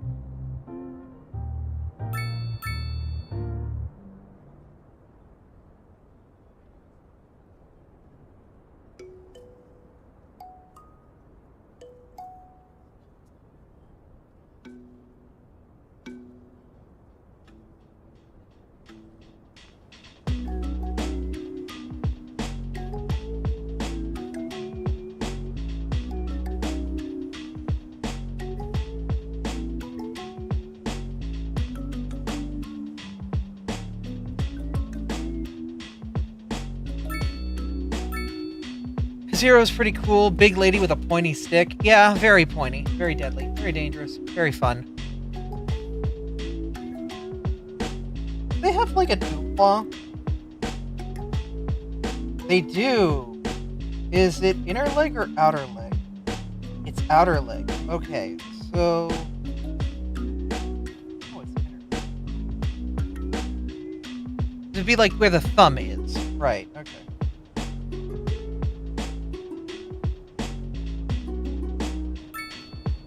Hey, Michu. How you doing?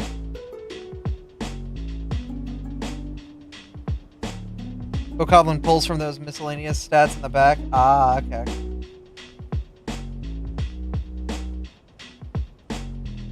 I'm glad Doc Crew gets recognized as much as they do. They honestly do so much work.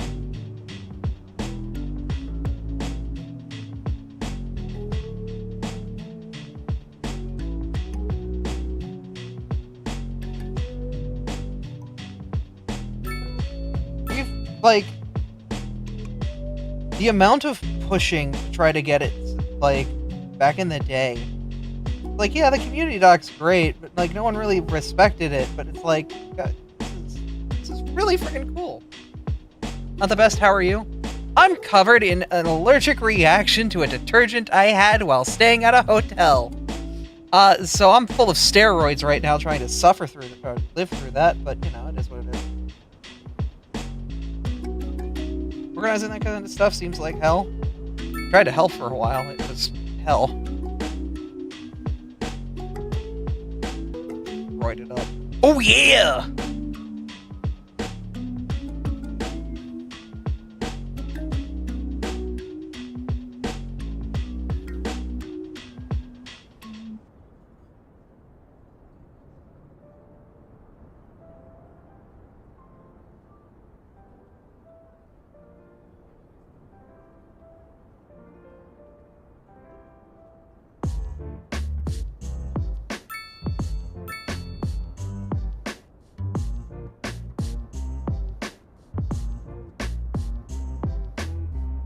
Thank you, friend. We're currently drawing my my Abra as an Avali because it is no Abra August. So I'm learning to draw things that are not this silly little fox.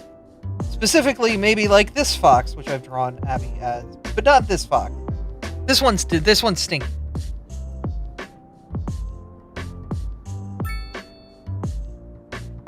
Somebody should poke like Storm or something and be like, hey yo, Abra Volley.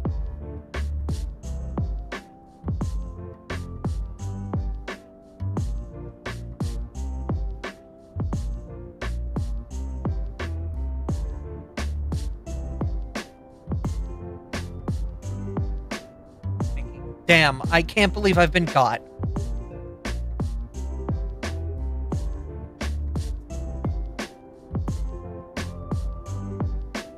How am I putting arms on this girl? Shower. I want you to know, as soon as I got home yesterday, I took a long, deep shower.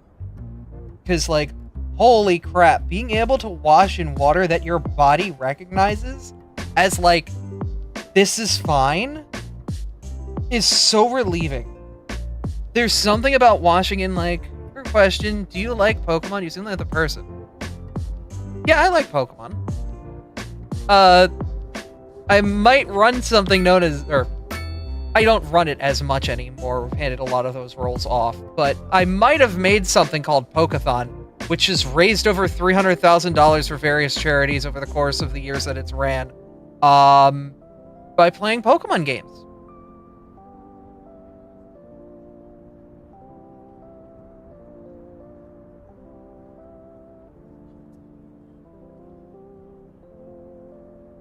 Check it out if the site's active right now. I don't know. I don't go to the Pokeathon site all that often. Abby only plays Sonic. I technically did have a world record in Sonic Generations 3DS. So yes, I do play Sonic.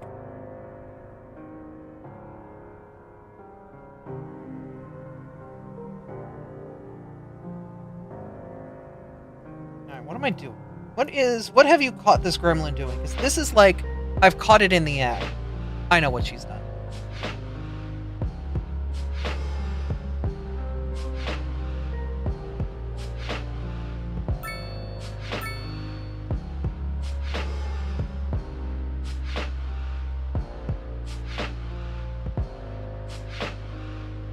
People who know me immediately picked up what I'm doing is... Got Taco Bell. He's got Taco Bell. It's not a taco.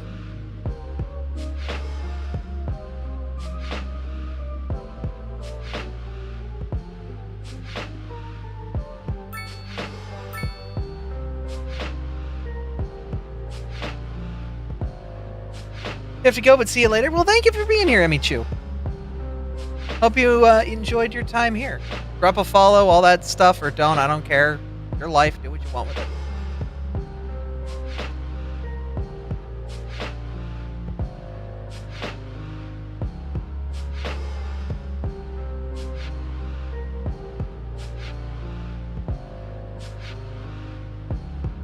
But I can knock on Side's door. Do I just, like, start knocking on Side's stream? I wonder, do I start being a little gremlin?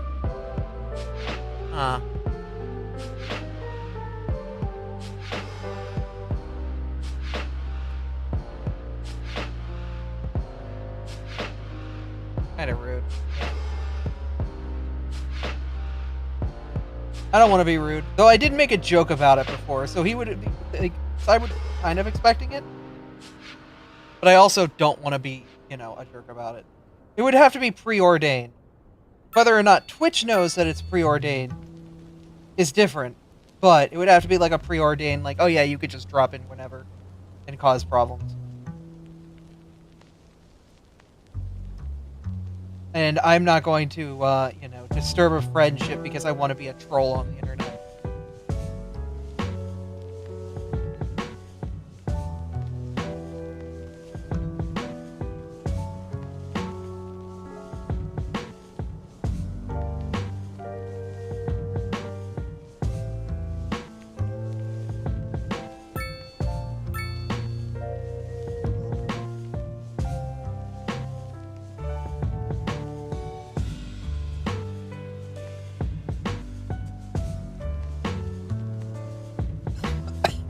Yeah. Fuck, now I'm hungry for Taco Bell. I went to a buffet earlier today. I filled up. Then I started drawing Taco Bell. My day is ruined. I'm back at it again at the Krispy Kreme.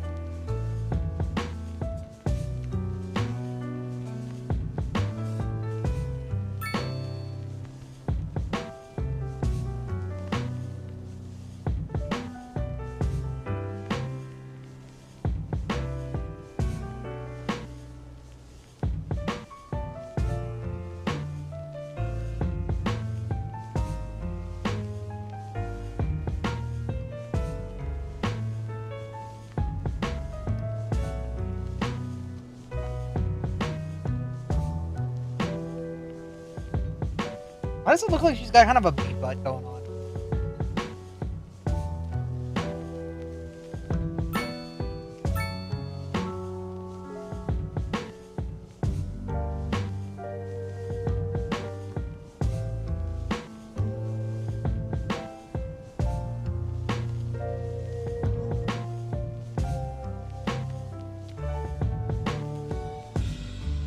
The buffet is cheaper in the end.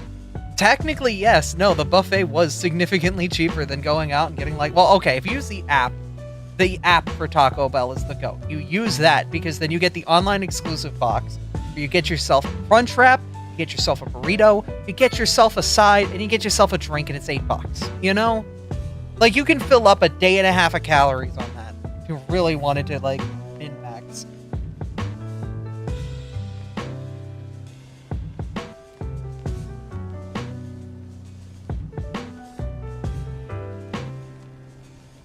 Get those little cheap wraps from Taco Bell. Oh, the cheese roll-ups? Like, they're fine, but it's literally just a tortilla with cheese in it. Steam.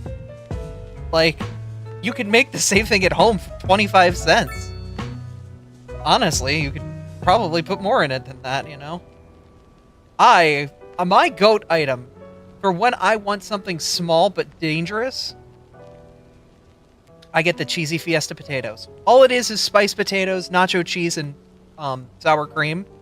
But the container, you shake that container up so it spreads and mixes and, like, does all that good stuff. And then when you fork out the potatoes, they're all, like, near evenly coated in a mix of the goops. But you don't destroy the seasoning.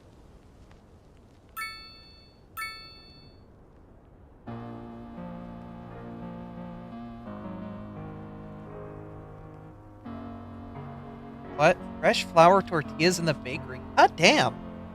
Lucky, lucky.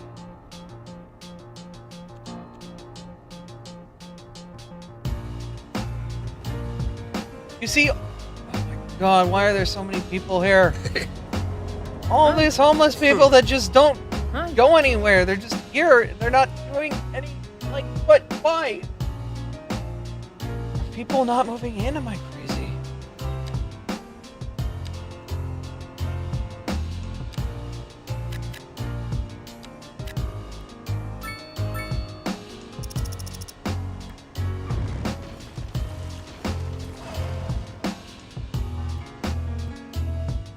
I think I need more, like, high-density housing for, like, low-wealth people. Because I think that'll be where the homeless people default to going to.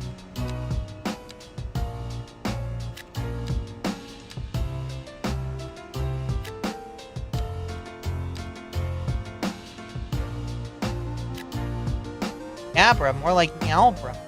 Hi, Nessa.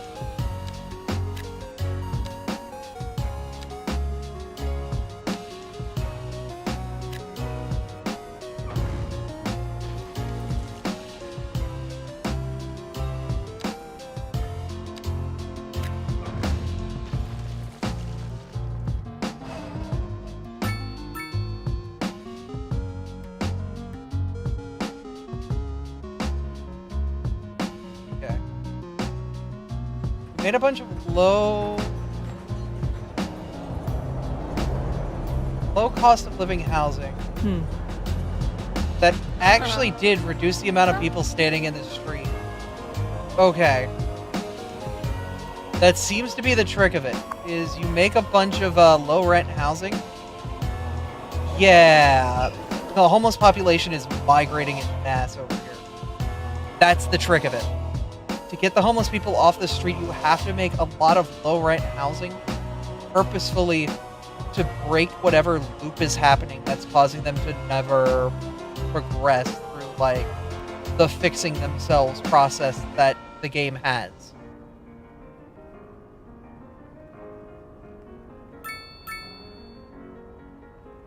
Because the game does have processes to get people off the street, but it looks like, okay, it's capstone, kind of, by having lower end housing.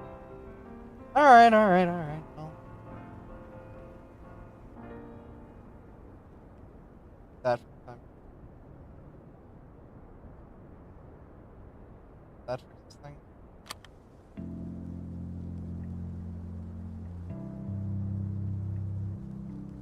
Okay, so the problem is a volley in a shirt doesn't work all that well because they've got like the arm feathers coming out.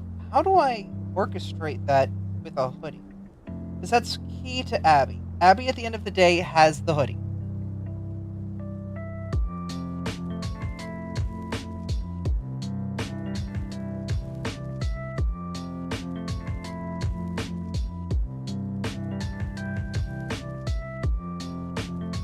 That's Abby cord, no?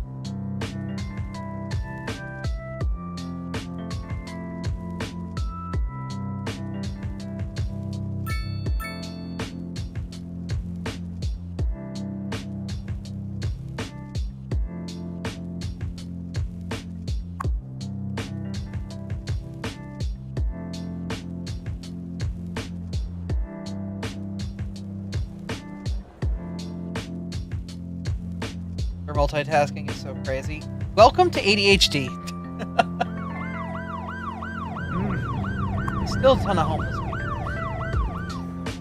But we've reduced numbers overall. I think I just need to continue to put more lower end housing down.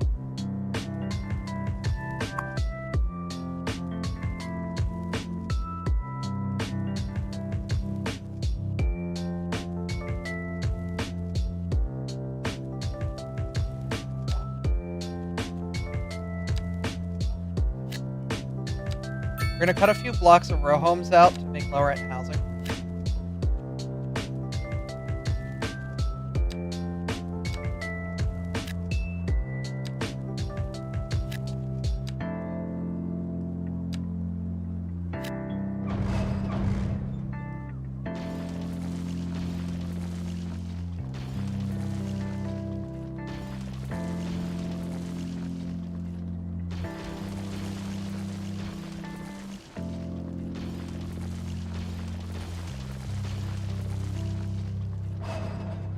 Hopefully another small wave of lower rent housing should spur on people no longer being on the streets. Yeah, we're losing population now, but like...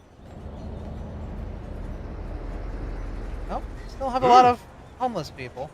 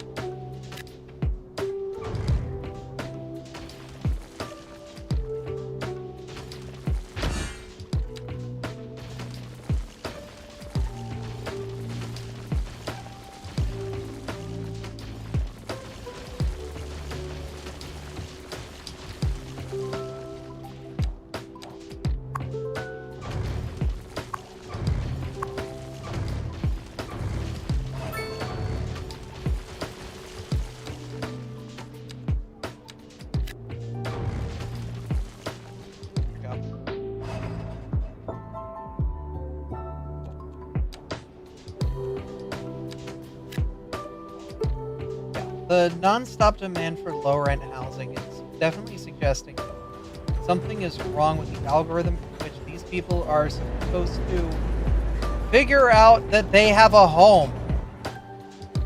I'm literally building them low-rent housing for the explicit purpose of them to move in and stop living on the street, and they're not.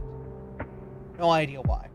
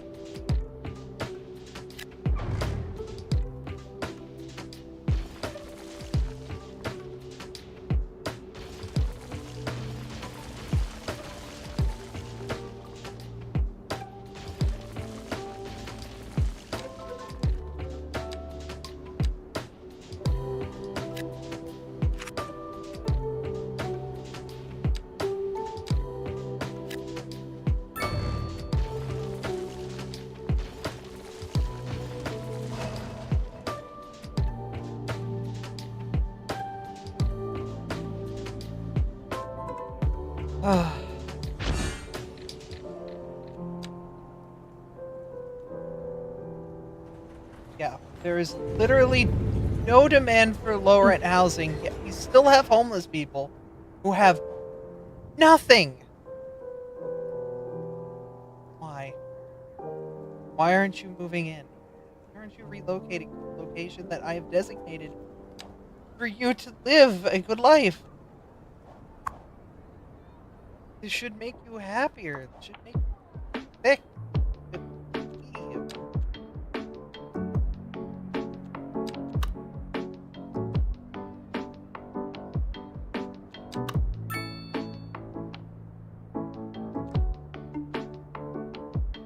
I know it's leading a horse to water, you can't make it drink, but still, like, come on. There's no demand for housing, yet people are homeless. And that's why I'm thinking it's a game bug. It's not like an ethics bug or something with me as the creator.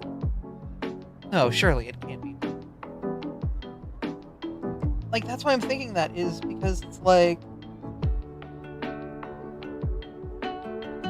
I have given the people every ability to make their lives better. It's not like the government's purposefully trying to harm them. I am purposefully... They have no taxes. They get subsidies.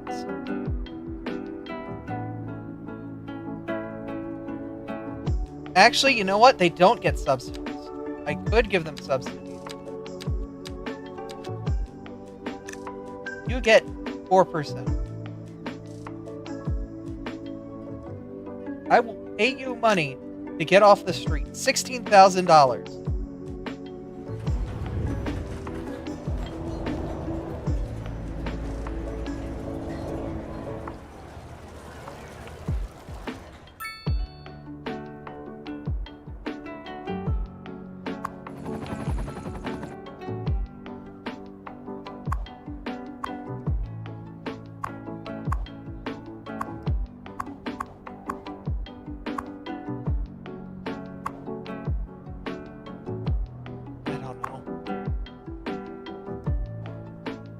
I have given them what they need to prosper, and yet they do not.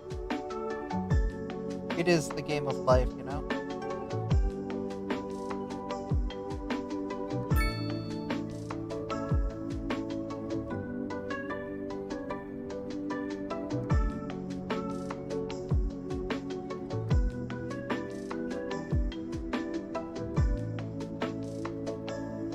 Yo, hi.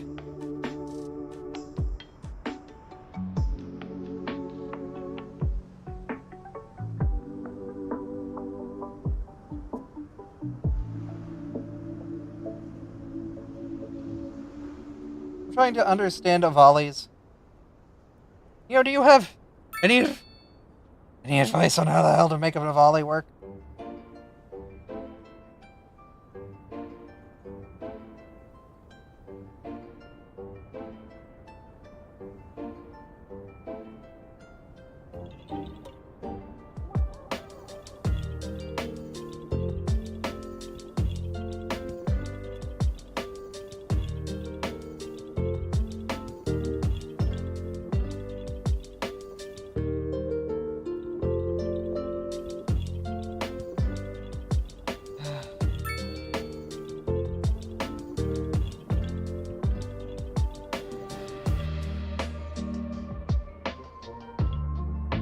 Don't try it.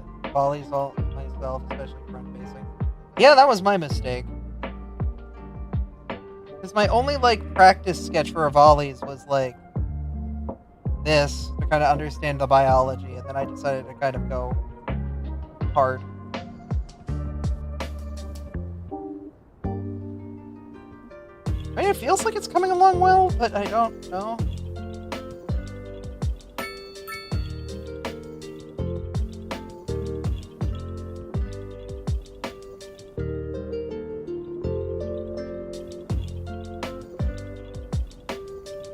Funny thing is, in Crusader Kings 3, they have an option to make everyone... Oh, every dynasty dies in a generation. The boy kisser apocalypse. I mean, good. Reset historical. Reset history. Yeah. Even though, like, apparently there's some conflicting evidence and FA isn't compromised, but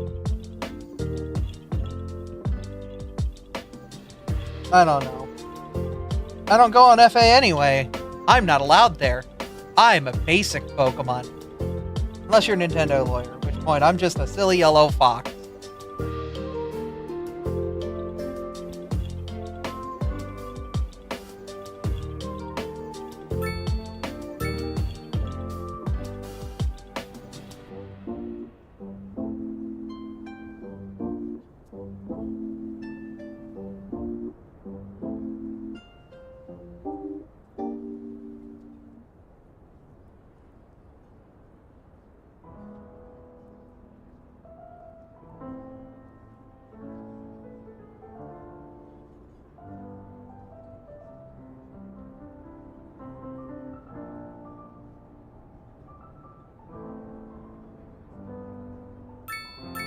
The same, but there's no shortage of Vulpix art. I don't know. I'm on Itaku anyway.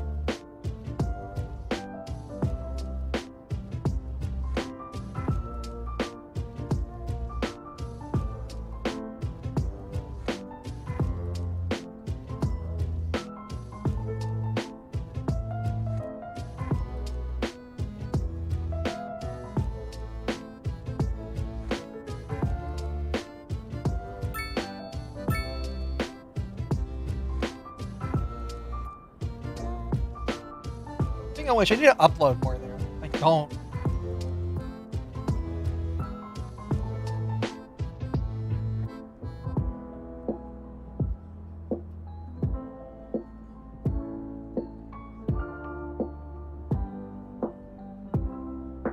The joke is, back when FA got rid of like all like basic baby Pokemon, like the rules were very brash about what counted and what didn't. And technically Abra was not allowed.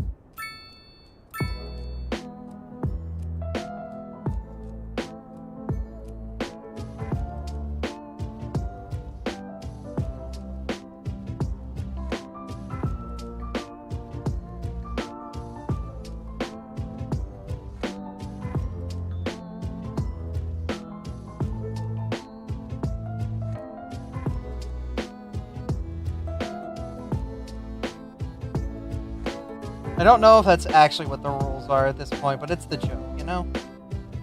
That and I don't care. Weird rule. It was mainly to kind of get rid of content that, certain people were... Yeah, whatever. It's because a lot of Pokemon of that get drawn in very, distinct styles. We'll dance around the words.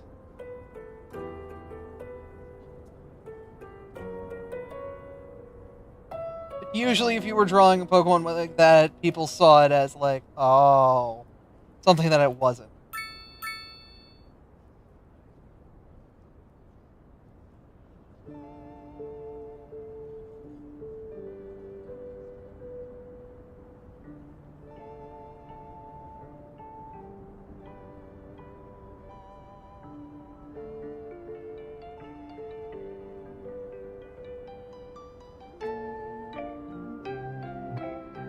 Is what it is. It ain't even my biff anymore.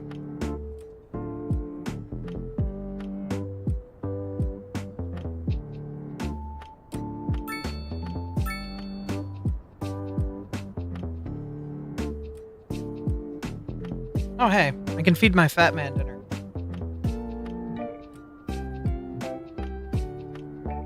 Oh, don't sleep. My allergies are... Ugh. I'm still red as hell, and I'm still itchy as hell. And if I turned on my camera, it would look like I'm a lizard shedding my skin. Yes, I am the lizard people. We are taking over. The gay agenda? Frogs for everybody. Aw, it's an adorable little bean. Holy crap, Neo, that helps a ton.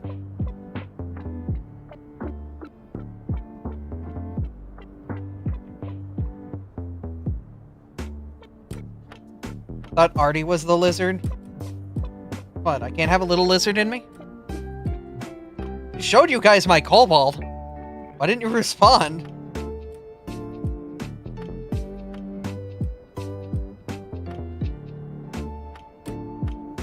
Hi, hon.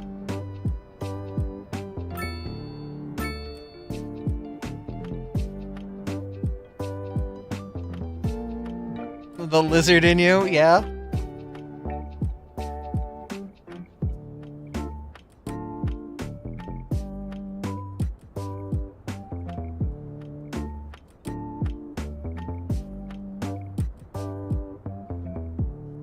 It's like EA Games. Or no. What game company had the, like, it was Challenge Everything? What game company was I thinking was like, it's inside? No, that's Intel! Intel's inside! I'm friggin' crazy! Yeah, I've got the cobalt inside me. Don't worry about it. Don't worry what the specifics of that mean. Thank you, Neo. That does help a ton with getting this, like, built out a bit better. Yo, Intel 4. No! Okay,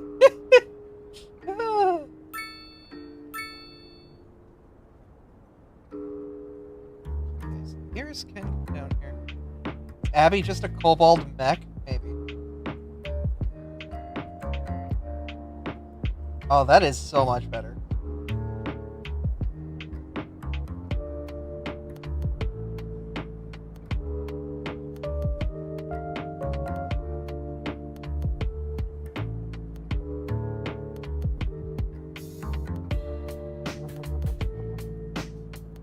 Have a good lurk, Neo. Thank you again.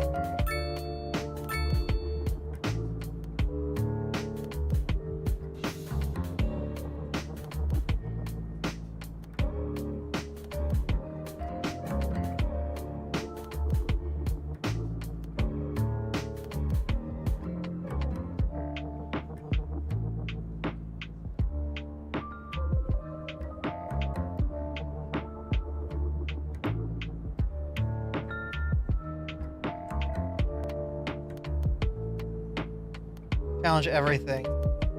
When they weren't saying, it's in the game! That's why I thought it was EA! It's in the game! It's in the cobalt! The cobalt, it's in the it's in the U.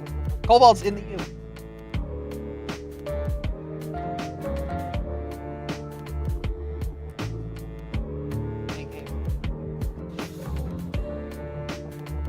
EA Sports. Yeah. Okay, yeah. EA Sports was... Yeah. Yes, Abby of Ollie.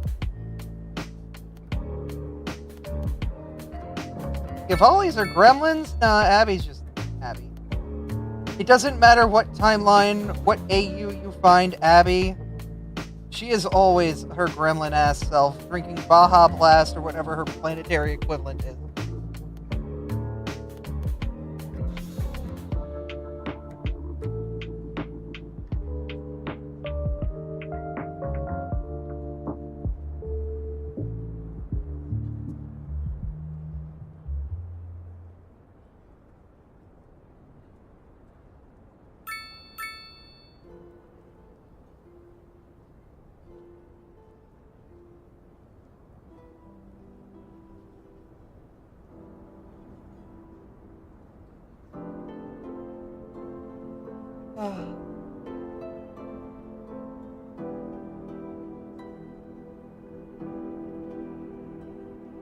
Delicious Baja Blast.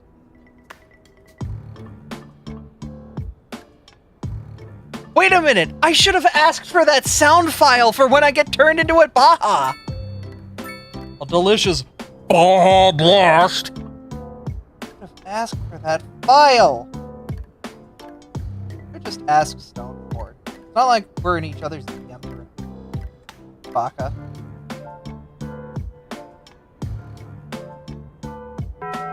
Bah.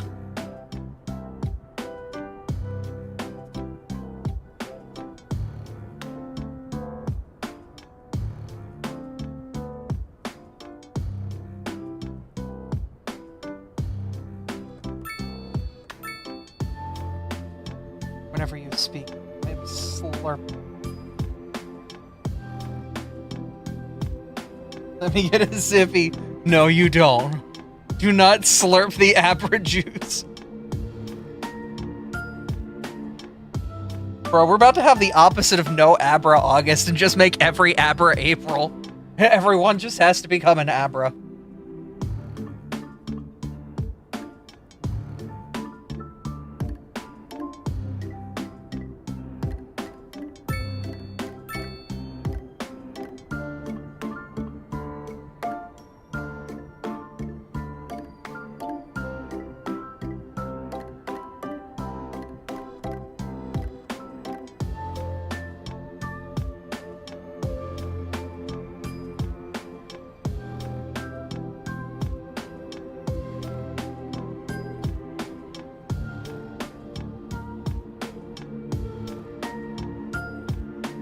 April's so far away. Then get ready. You've got a couple months to prepare. It's like we're putting out the Halloween decorations early.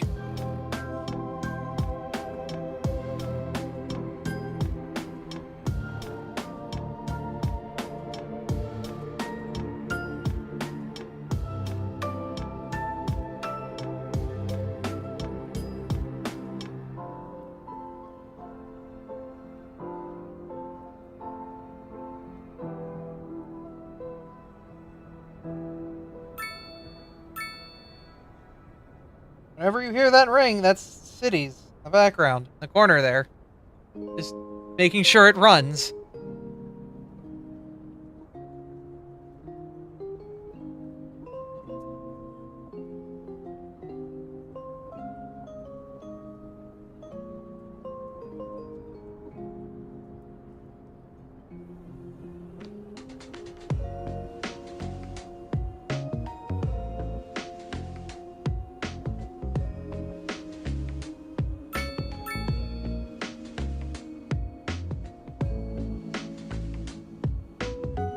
I'm very proud of where I've come as an artist.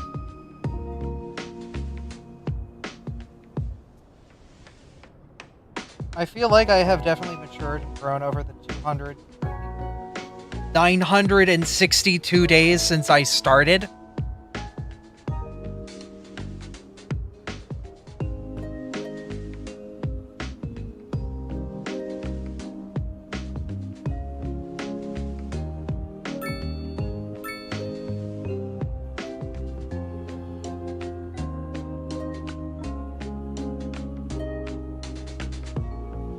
The pops are just kidding. No, it's just the game doing little notifications.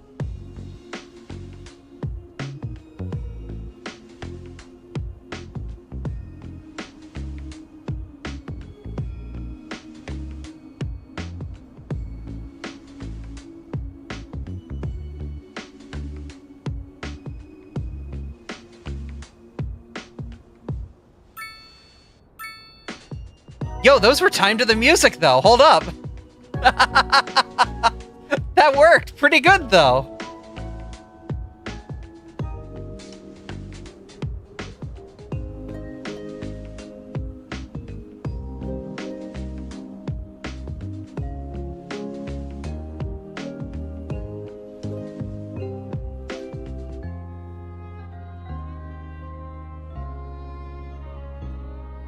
Abra Afterlife sounds like the place to be.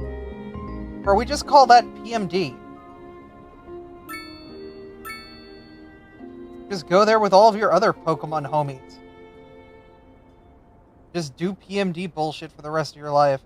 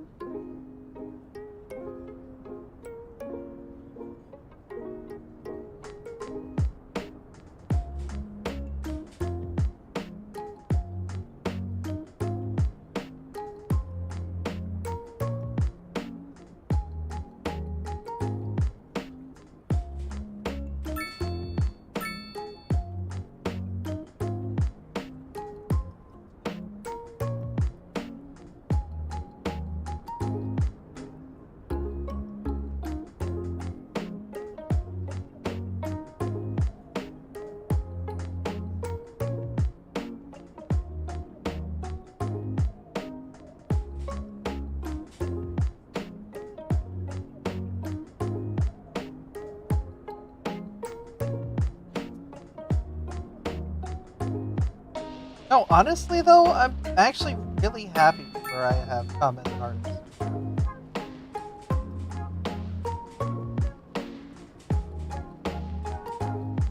Not sure if I would ever want to be forever isekai in a PMD, but I'd love to be dimension hop there. Yeah, I think I can agree with that. Because PMD is definitely not the ideal universe for the rest of your life. I like electricity. Which is like a sometimes thing in PMD, because there's like, in some PMDs there's computers, and in others they live off of fire. Whatever. Look, chapstick. That's one of the main painful things about what happened to my face. Is like, I am so reliant on chapstick right now. Because, like, the... Ugh.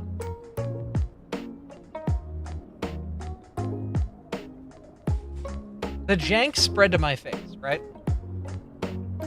Like the swollenness, the allergy stuff. The problem is my body's treating it like sunburn. And it's a layer of dead skin on my body. And it's basically like my lips are permanently chapped and my face is covered in sunburn that doesn't itch, but still irritates. It sucks. It just sucks.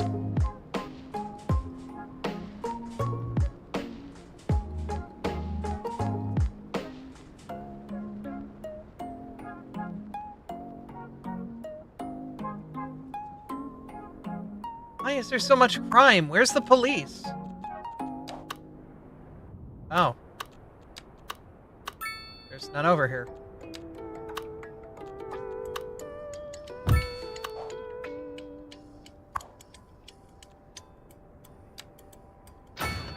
Alright, our Officer Barbrady, get out there. Give me a picture.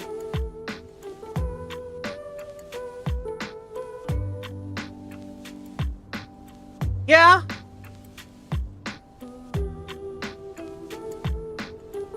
Yeah, that's pretty apropos for M2S. Yeah. Share that with the Raiders.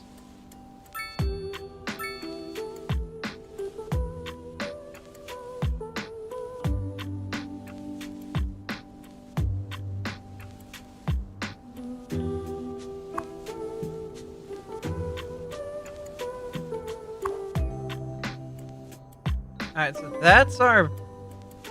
This is me for during Rubicante. God.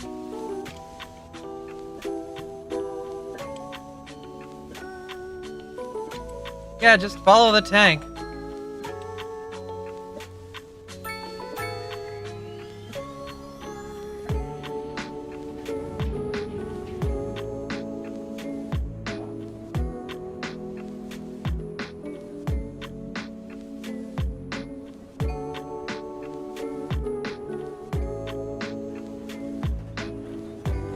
Why are there still homeless people? I've given you guys unlimited housing!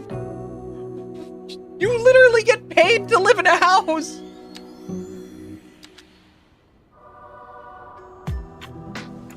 I literally pay you!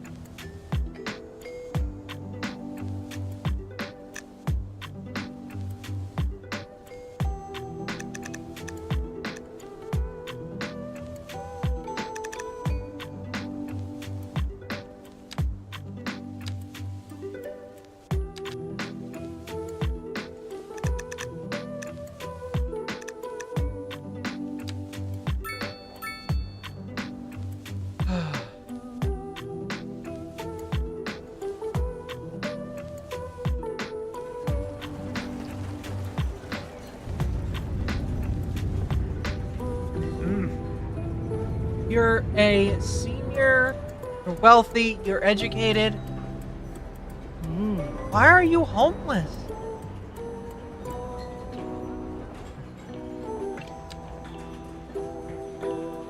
Birth, homeless, robber, modest. You know what? I'm gonna keep you in the corner. I want to see what you say. Because that should be the key to figuring out why you're not moving in somewhere. We're born 6 years ago and now you're a senior. God, they grow so old. They're so old so quick. Neutral and homeless. You have modest wealth. You didn't even steal it. You just have modest wealth.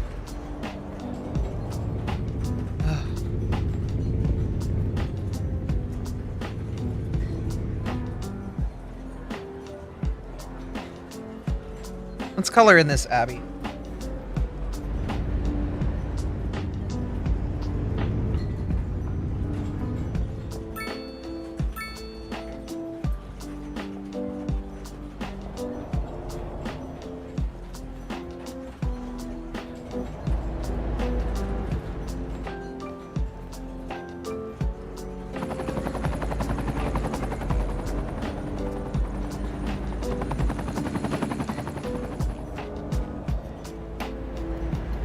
Take some design notes from Navali's color scheme to kind of figure out how this works.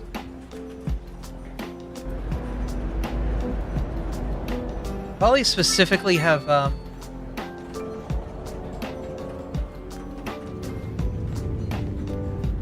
black pupils.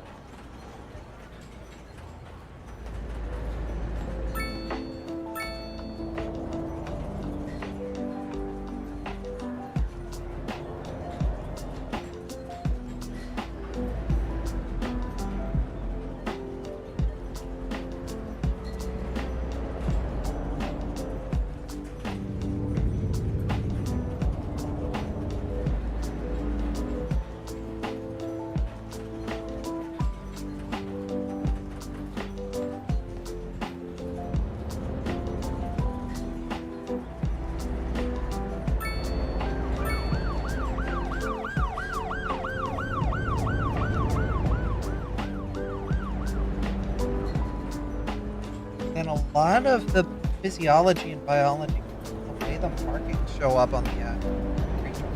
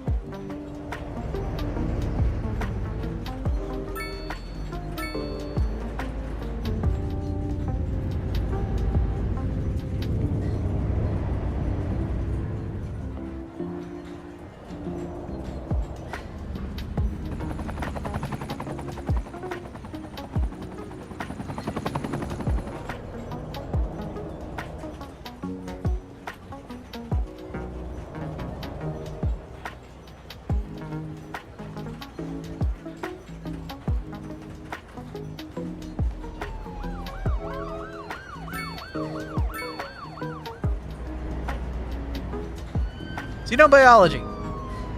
My ship sails. Abra, if you had a TF gun, would you turn people into Abras or Mimikyus? I can choose what they turn into? Bro, I'm just setting it to favorite persona and just blasting everybody. That's what I'm doing.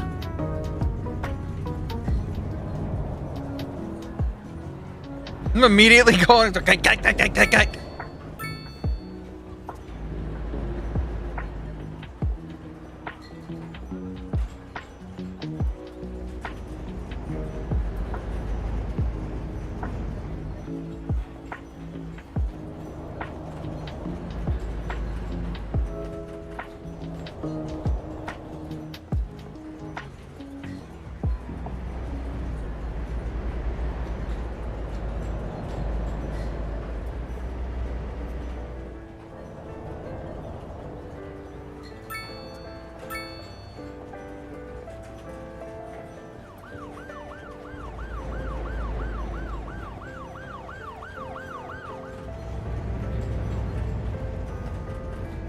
Bro, do you know how many problems I would solve and then create by doing that, though? Politician gets hit. I didn't know, Senator Bobson's was a wolf girl. Learned something new, I guess.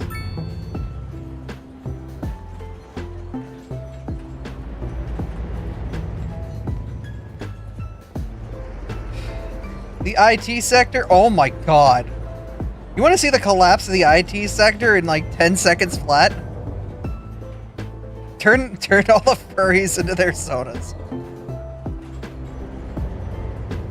Do you know how many dragons that work IT would never work another day in IT?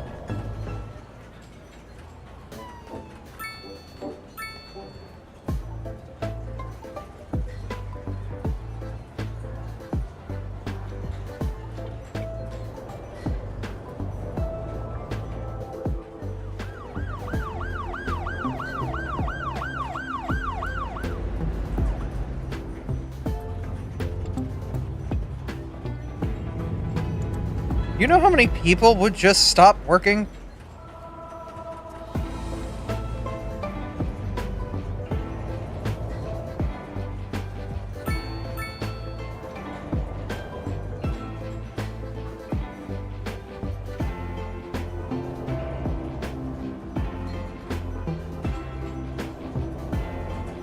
You know how many people would suddenly have their personas exposed?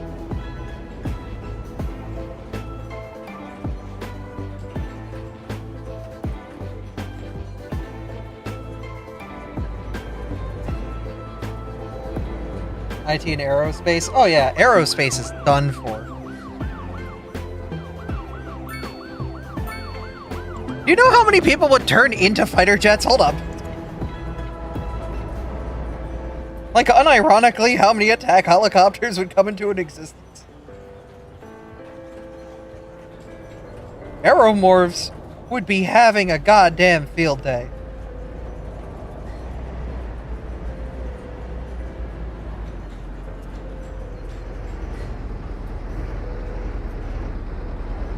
I was talking to Billy the other day, and some weird little yellow bastard fox thing shot him with a gun.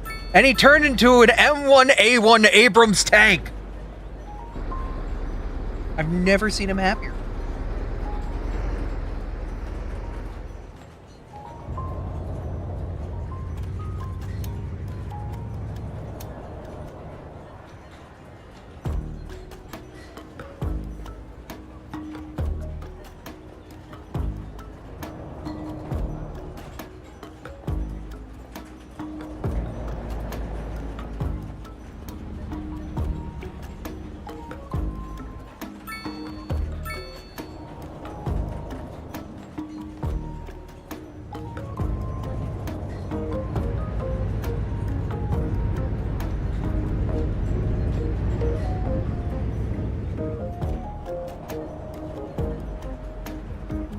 What form would the TF gun prioritize? I mean, if we're making a hypothetical TF gun, it would probably prioritize whatever Sona they identify with the most.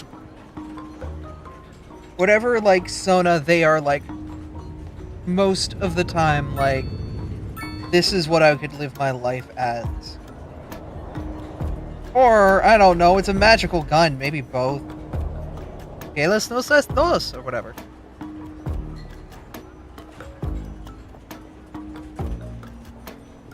however that meme went with the taco ad.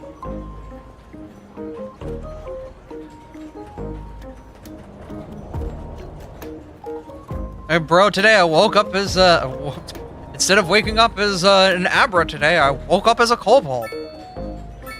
I guess I'm just having a kobold day today.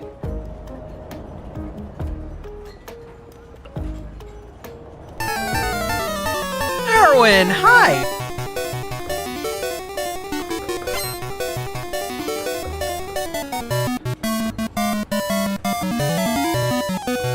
How you doing? We're talking about a theoretical gun that would TF you into your preferred persona and the mechanics behind it. Like, we've established that, like, anybody who's a vehicle morph is, you know, getting turned into a tank that, you know, that way, but whatever. But it's also like, what if you have multiple sonas and, like, you fluctuate between the two? I'd say it probably would default to the one you're more preferable in. But, like, I don't know, maybe one day you wake up as the other and it's just like, oh, I guess I'm feeling like a kobold today instead of a fox. You know?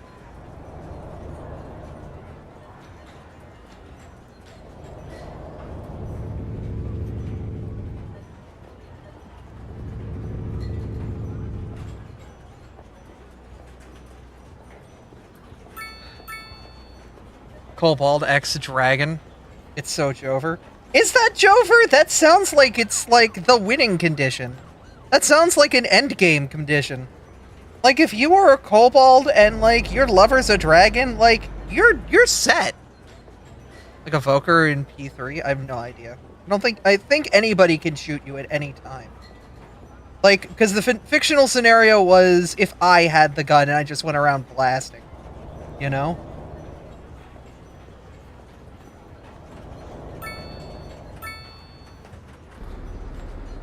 So, like, on the news, you just see this little yellow fox teleporting from place to place, shooting people, and then they turn into, like, big busty dragons or whatever. Or, like, cat girls, or busty cat girl dragons. I don't know. And then she shows up at your door and says it's time.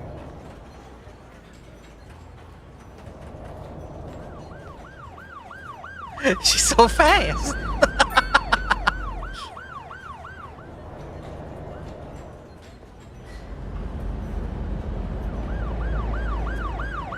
And then she gets you, and gets you, and gets you. And then you go and get Taco Bell. With her and all of the furries that she has created. The guy at Taco Bell's like, I've seen worse. He's only worked there for 3 months.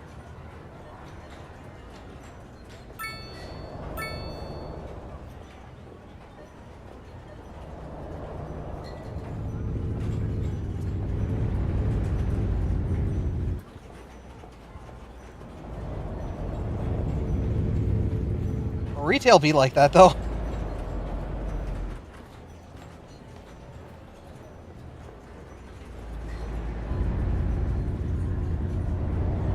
The gun that makes you crave tacos. Damn. Gun that gives people more OC dysphoria. Oh no! Going back to more Zelda and chill.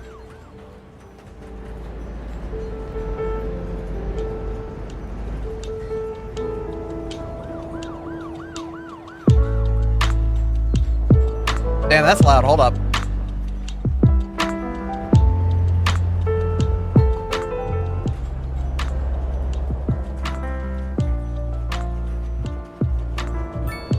Post-stream self-care? Yes, normalize that.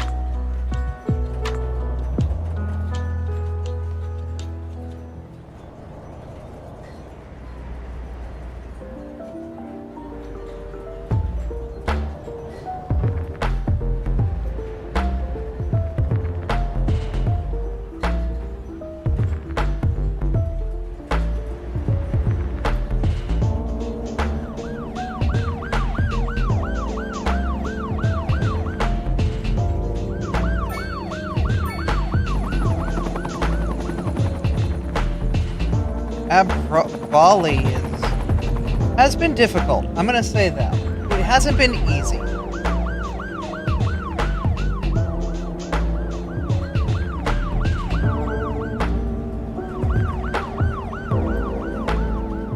A lot of it's figuring out the biology of what's going on here with this creature. But I'm close to done, and then at that point, I don't know what I'm doing.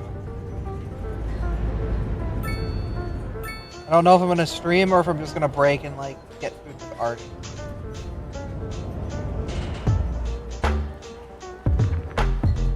Yeah, now I guess we could ask. Hey, Artie, how hungry are you? Still okay for now. I guess we continue.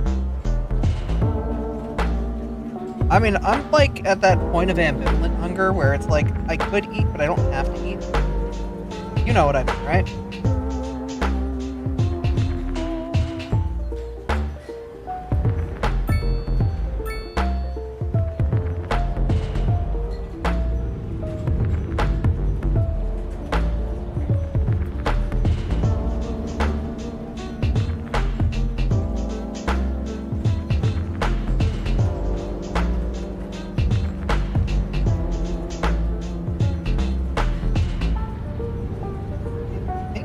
Close to done here.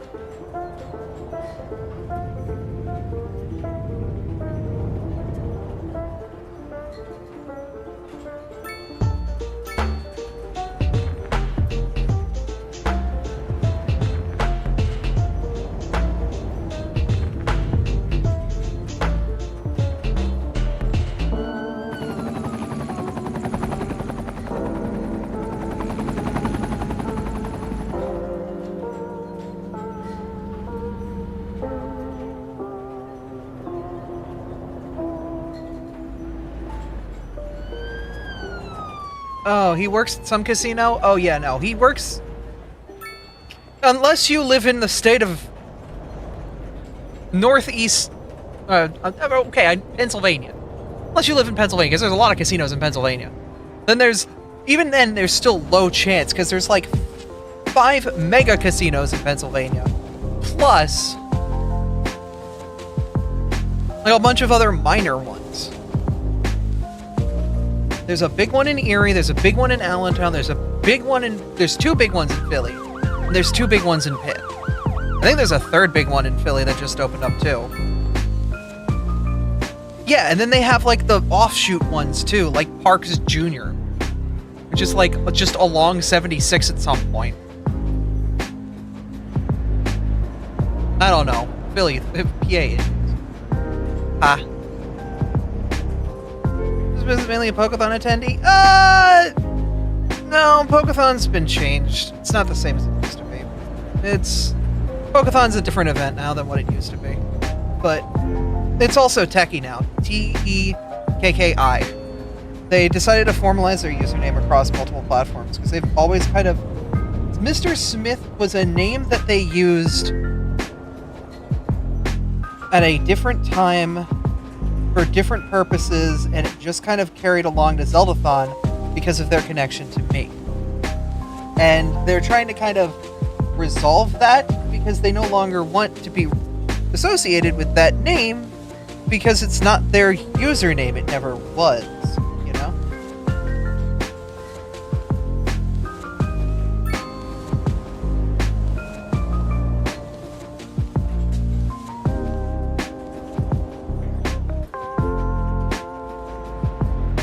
It was the username that they were given because they were primarily associative through me, and that was the name that I called them because it was the only username I knew them by at the time.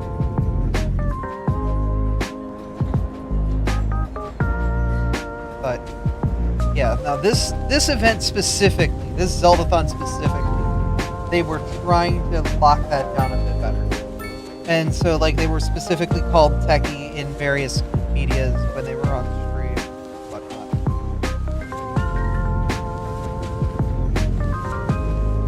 But Smith is an old name because when they originally... long time ago, back like a decade ago, I built the reddit.com/r/PokemonRP community. and that evolved into a Skype chat where we RP'd as Pokemon. The problem was it was a hug box.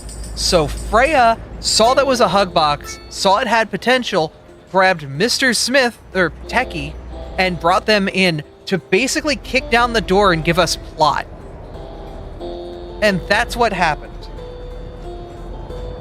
But they originally created their first user as Mr. Smith because they were this mysterious individual. They came to, you know, kind of like be there and be a part of things. And then they kind of just stayed after fixing the RP area to be less of a hug box and more of a story-based RP. And basically taught us all how to do story-based RP right. Rather than, like, what we were doing. Yeah, for those of you who don't know, I RP. I RP'd a lot back in the day. Not so much anymore, but that's because I've kind of more selective with who I RP with. Because there are some people out there that are kind of weird about that. And have caused problems, or, you know, things like that. Got really tired of it. So here's the thing, I enjoy the storytelling aspects of RP, but the problem is it takes a bigger brain than what I was born with to really do that on a really cool level. And I decided to try and focus more on DMing as a principle. What is a hug box? So hold up. Imagine an RP where everybody just goes, hangs out, and does nothing but give each other love and support. There is no story, there is no direction. It is just, hi everybody, hugs, hugs, hugs, hugs, hugs. And that's the extent of the RP there. Understandable, some people want that, but a lot of people are like, bro, you have all these interesting characters and you're just making them hug. You could have, like, stories. You have characters that have conflicting paths. You have characters that have growth and, like, the ability to change, and, like, you're just making them hug. And that's, you know,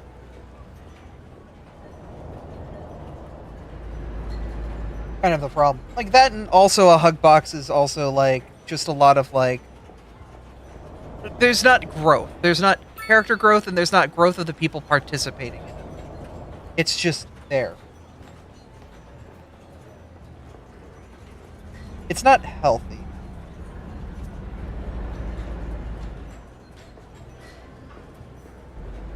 Some people cannot RP to save their lives. Yes! That one, I feel... Oh, sorry. Just playing the music and the Zelda intro. Because I love story-driven RP. I love a good story-driven RP. The problem is, a lot of people will get given a paragraph or two, and they reply with, Bob watched this happen.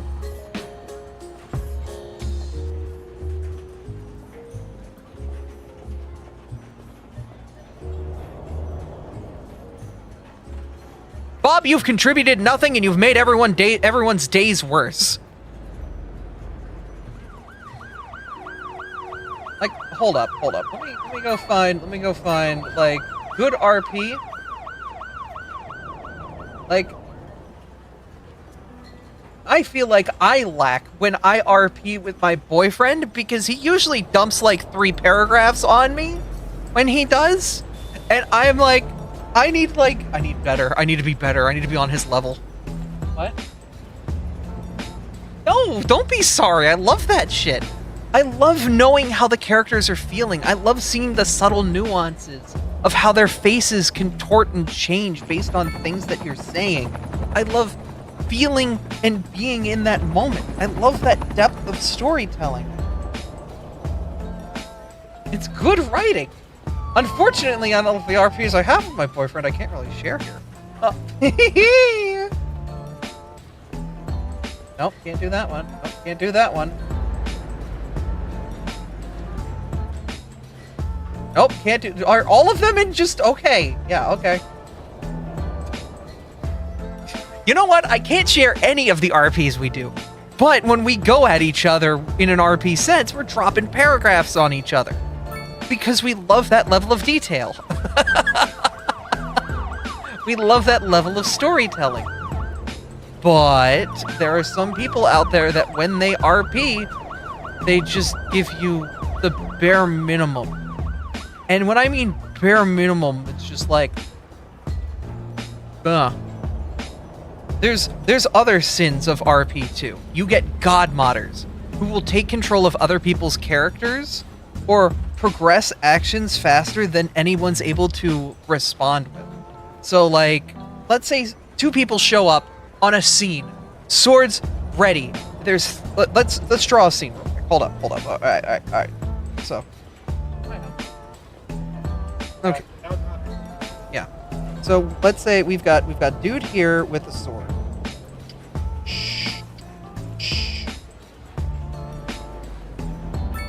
We've got dude here with a sword.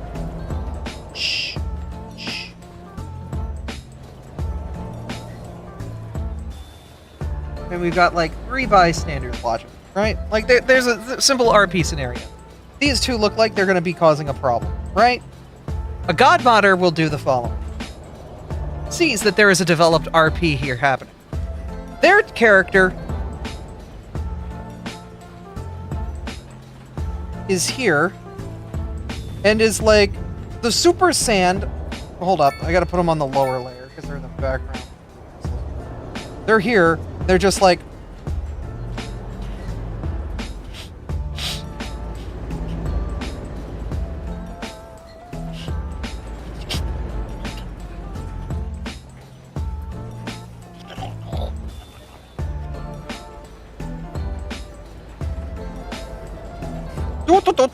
oh, look, a battle!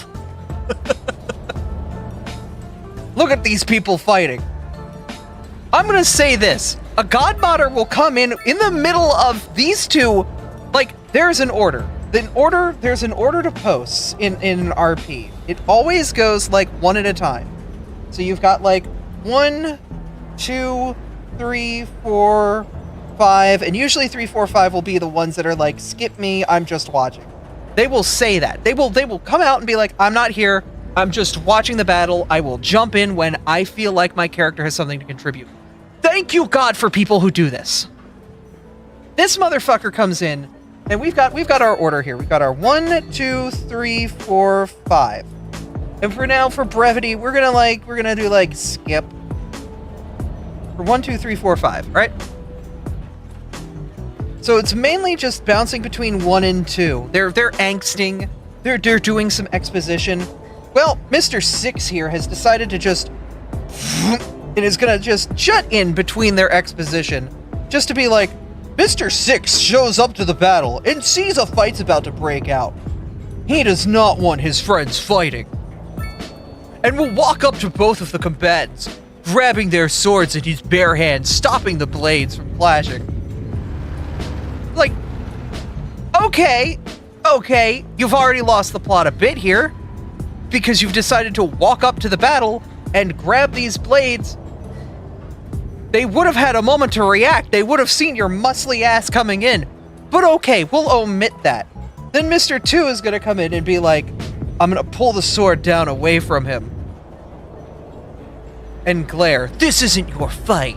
Whatever, you know, a response of like, it's also a subtle way our peer 2 here is saying, hey, we're in the middle of something. Don't get in the way of our RP. Like, we're in the middle of something, sit on the sidelines unless you've got something to contribute. Mr. 6 here's a dumbass, and is going to then immediately interject after 2, because he was directly interacted with, rather than let 1, 3, 4, or 5 get a chance to respond to his bullshit, and be like, no, and I grab you and I punch you in the face. I'm not letting you fight. I'm not letting you kill each other here. And it's just like, the fuck you did? Bro, I've got my weapon out and I am at attention. You don't just clock me in the face. He's a trained warrior. He would at least step back. You jackass. You've killed the flow of the RP. You've interrupted everything. You've interjected your Mary Sue into the situation where they were not welcome in the first place, and you've ruined everything. And you want to know the worst sin about this? Every fucking main character in every adventure movie does this. Every action adventure movie, the main character will show up to a scene between two other characters and pull some bullshit like this where, oh, hi, I'm Scott Pilgrim. There's something happening here, but I have to be here, and the cast needs to know I'm here. If the audience isn't asking, why aren't I here? Then something's wrong.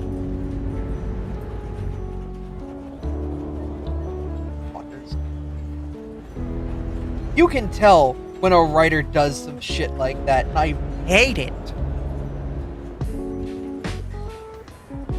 You let a scene play out. You let the characters interact because they already had an idea of what the hell they were going to do in this situation. They didn't just enter that scene willy-nilly. There was pre-planning, DMing. They had ideas of what was going to go down, of what things were going to be discussed, and what was going to be important here. And you have decided to ruin it all because you are a jackass. Oh dear God, I hate you so much. You want to know the one way Mr. Six could have prevented all that? It's called fucking asking.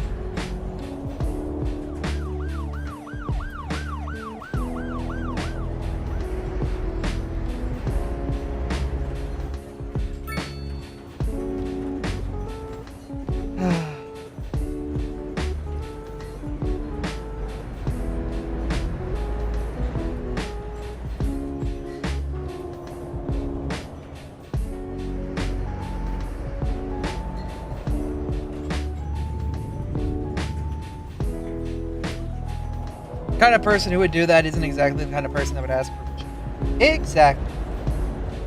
This is why you vet people if you're going to do an RP, too. Like, RPs kind of need to have some vetting to make sure, like, you don't have Mr. Sixes show up and, like, cause problems. That's why I really wish I could do RPs on my Discord, but, like, I have to... I don't do it in public. If I do RPs, they're in, like, private situations with people that I know will be cool. Because I know they're not going to be problematic. They're not going to be Mr. Sixes. They're people that I have vetted, or, like, that I trust, or it's in a private one-on-one thing where it's just us interacting, you know? Like, where it's just our characters interacting, and I don't have to worry about Mr. Six coming in being a dickwad. God. Many terrible experiences. Yeah. I would love to do more story-driven based hardcore RP. Back in the R Pokemon server's heyday, after it went through the major renovations, we had a wiki of stories that we had built up and characters that we had kept track of on our own. That was just like, you know, hey, here are the major plots and events if you want to join in. Here are some important things to get into. Like, here are some, like, cool things to be aware of. Here are some places to drop into. Like, here are the current events of what's going on in each, like, sub-area. When RP is done right, oh my god, I make noises I shouldn't make on stream, and I make them.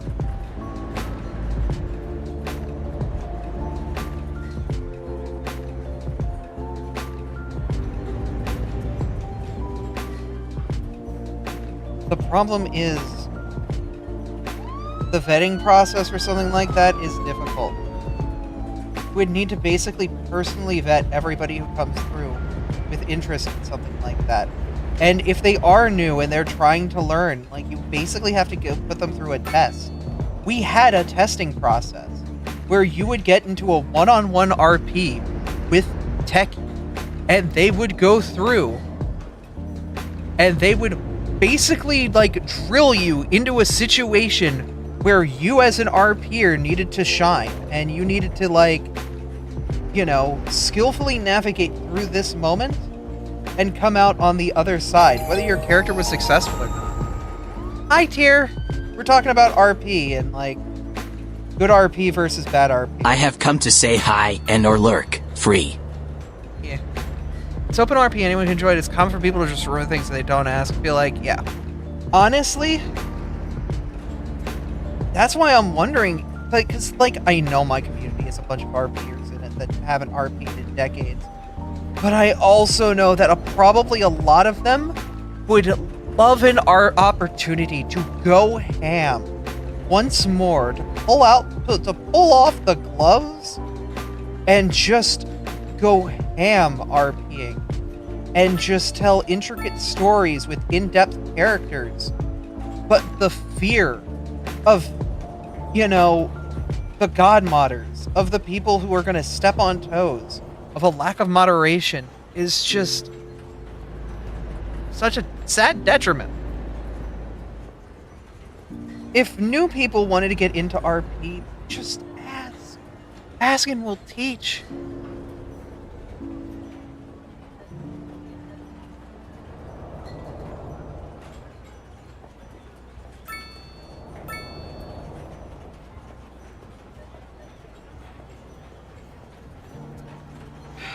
Like, even for the casual RPs that I have between my boyfriend and I, where, they're okay. Alright. Most people in the furry community who have a significant other, I will say probably have ERP'd with them, either in a physical medium or a written medium. I'm gonna put that one out there. Alright. Alright. We're gonna get past that. In my RPs that I have with my boyfriend, even though most of the time it's just us making the G.I. Joes smash butts together, there's still plot and intricacy and storytelling going on there. Every one of those stories that I am building there, I have a plot in the back of my mind that I'm building for my characters, where they will go through events, they will go through growth, and they will either come out the other side better or worse people, depending on how the actions of those around them take. Now, of course, there are those open RPs where it's just, I want to hang with people. That's different. But there are other RPs where I am so in-depth over my ass about how I want this situation to play out. Specifically, in the PMD in Abby's canonical PMD telling of herself, not like the PMD Sunday stuff we do, like her canonical Abby as a Pokemon Sona in her proper sense. Her story is ex-human turned into a Pokemon. Whatever happened in the human world, we don't know. All she remembers is a flash of light, and then she was here. Artie found her, they became lovers, cool beans. But she has a lot of baggage to unpack because of that. Because she has taken she has a snapshot of me 5 years ago, before I figured out I was trans, and yet I still got put in a female Abra body. And she had to go through that self-discovery of like, oh shit! Oh shit! You know? But because of that, suddenly she has this intricate story angle of like, yo, wait a minute. Any psychic worth their salt can easily crack into another psychic's mind. Any aura reading Pokemon can see that this is not a normal Abra. Do you know how defensive that would make you? Do you know how recluse and shy that would make you? How difficult it would make you to open up? And when you do open up, the emotional outpouring that comes forward from that?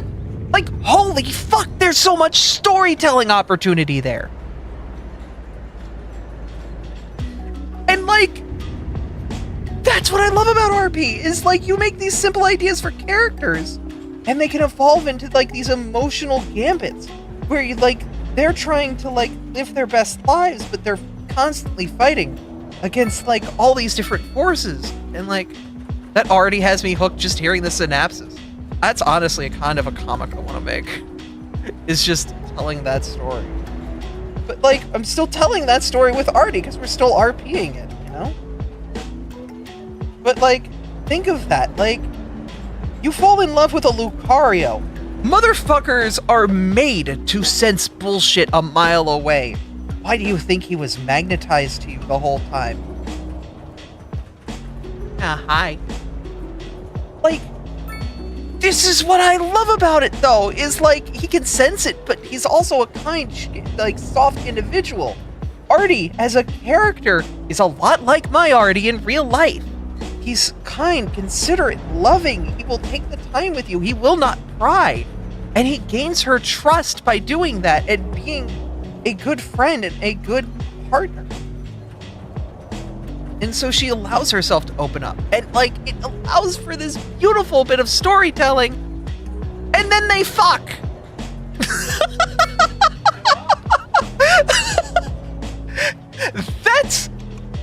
That's good RP, baby!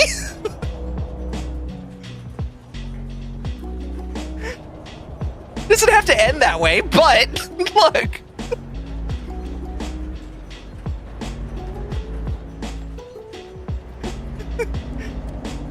You're so real for that. He is laughing his ass off and shaking his head at me. But like, I love that. I love that in-depth level. Like, that's the thing. I love RPing with other people's characters that are also built that way, because you can have these intense moments where I'm not going to call out who it is I'm RPing with, but you know who you are because you'll immediately pick it up. Another human, that's all I needed to say, but the interactions Abby gets to have with another human that has gone through this process, where they get to have these moments of heart to heart and laugh about things in their past lives while reflecting on their new lives, is beautiful, because it's also an allegory for the trans experience too. And it's like,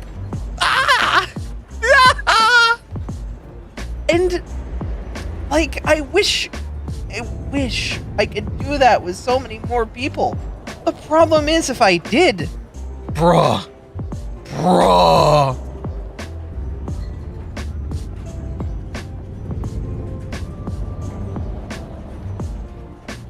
To have these intricate moments of storytelling, of intricacy. Abby sitting down with other psychics who don't understand why she's so different. Tabletop RPGs? Yeah, no, there's a reason I'm running 2.5 of them. Like, I'm a character in one and DMing 2 of them. It's because I get to do this. In a sense that it has bylaws, too. But, like,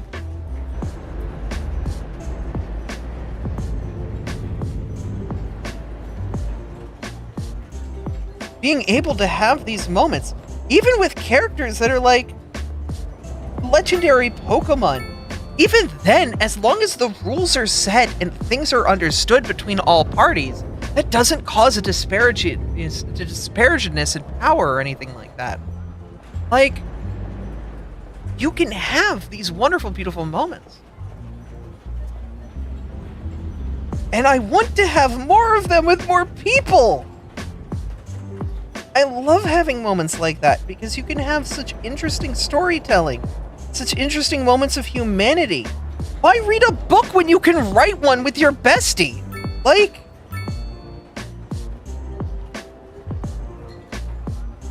where you know half of what's coming up, but you don't know the other half. Like, The movie Luca, is that the one where it's the fish boy?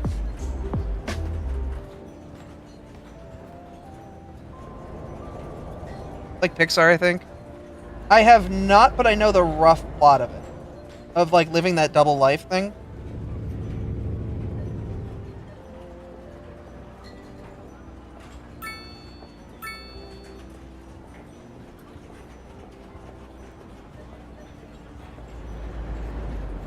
like, honestly, I wish that was like more normalized and standardized throughout the furry community. Is being able to do those kinds of things and being able to like have those interactions with people. Because I would love that.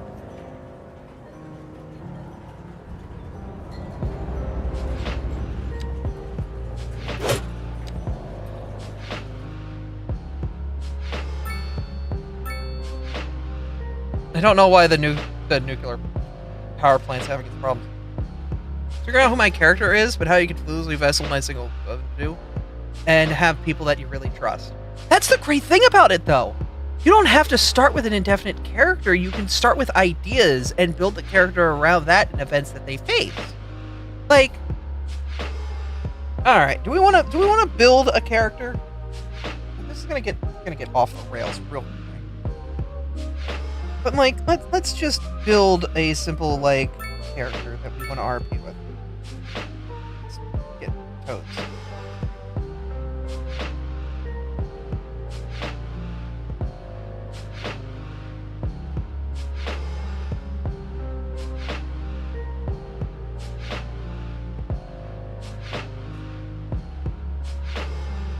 Files, save as. What is today's daily art at?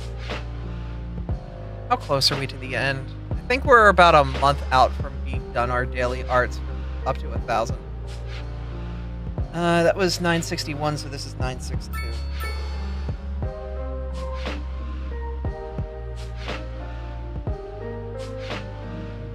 Oh, thank you, Erwin. But okay. Here, I will start you. I will start you with an idea that a character that I had, and I will grow them as they grew organically in the RPs. I wanted to play a character that was Giovanni's second attempt at Mewtwo, specifically in the part of the timeline where there's technically two things have happened in the Pokemon universe, and this is in the Ultra Sun, Ultra Moon universe.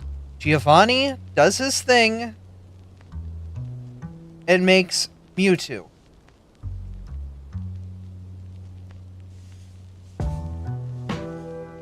That Mewtwo fucks off and goes and disappears. And Red catches him, you know?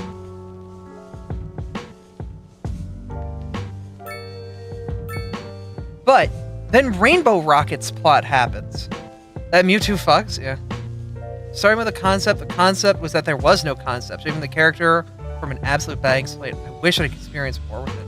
I would love to RP more with 327, especially with Abby more formalized as a character rather than just Abby.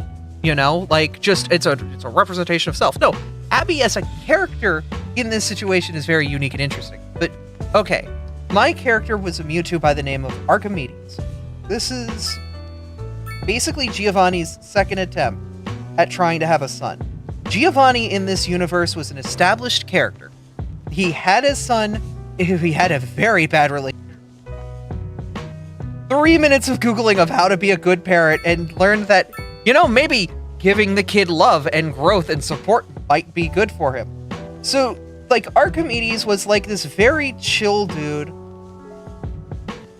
Was very loving and soft because he grew up in what is essentially Giovanni's fabricated, like, you know, good upbringing.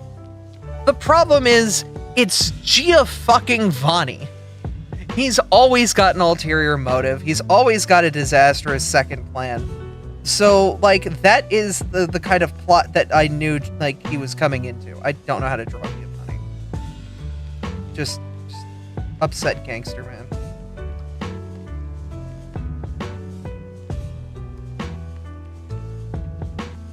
So you have this child, this Mewtwo that enjoys reading. He enjoys fine literature. He enjoys...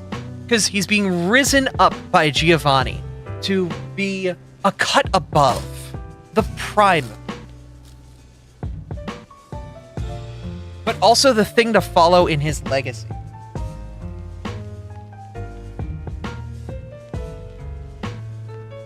So Giovanni's like trying to be subtle about it. He's not trying to teach Archimedes to be an evil son of a bitch.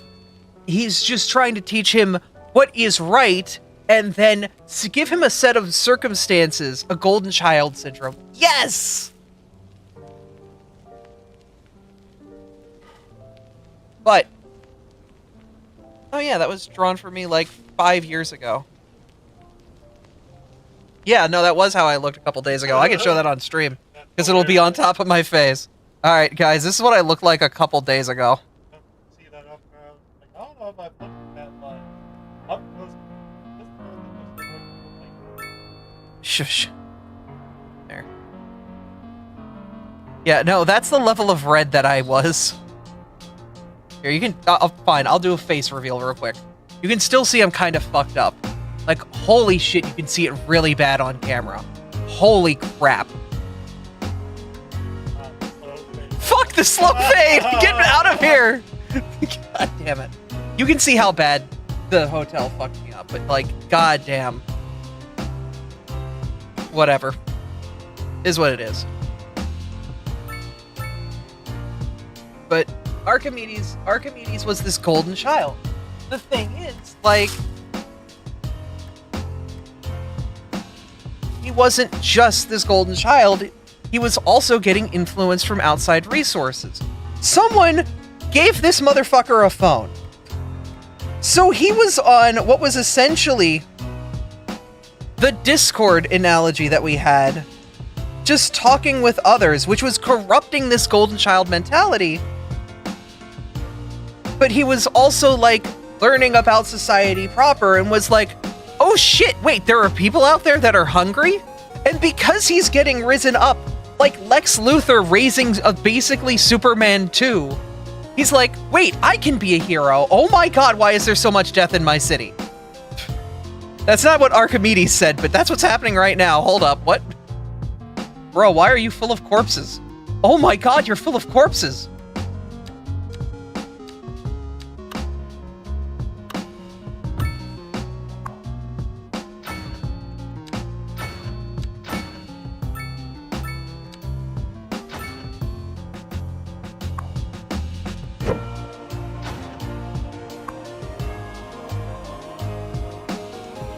We're gonna hope that that fixes itself.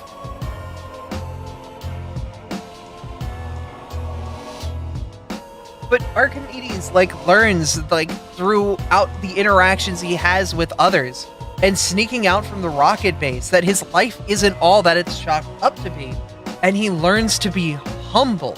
He learns to use his powers. He learns to become something else, but he also has to make hard decisions. Because you can guarantee this motherfucker has not made a hard decision since his father asked him if he wants cut up hot dogs in his mac and cheese or not tonight. Like, that is it completely. Like, so you get an interesting character from just the idea of like, alright, what if Giovanni made another Mewtwo and actually fucking tried? You get this whole different character that is curious about the world and wants to try to fix it, but has no actual idea how to fix it.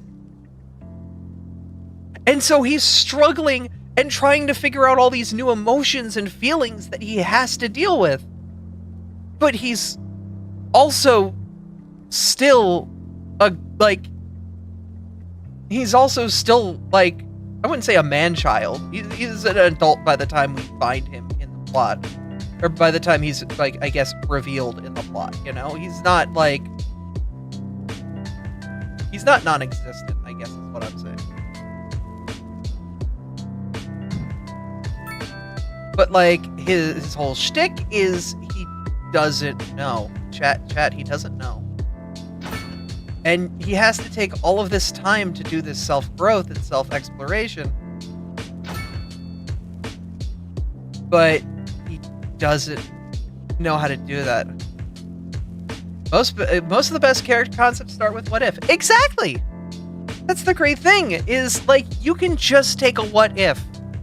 Abby, core Abby, is a simple thing. You take me.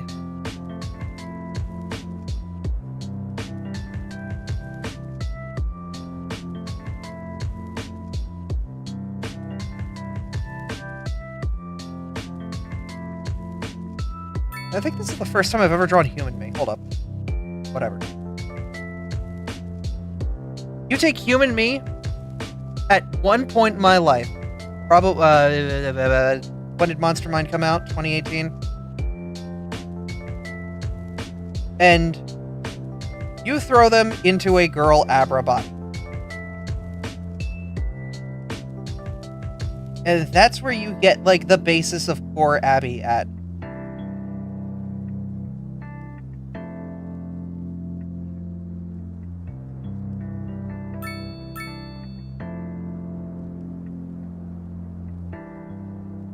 But that gets more than just a self-insert.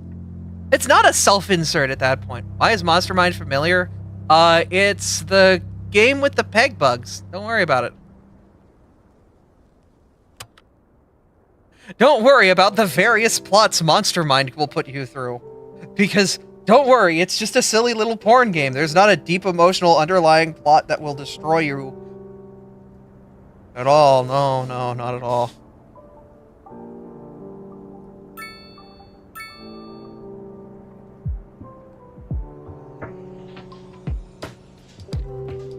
Okay, we believe in you. Yeah, I know, right? Let's save this.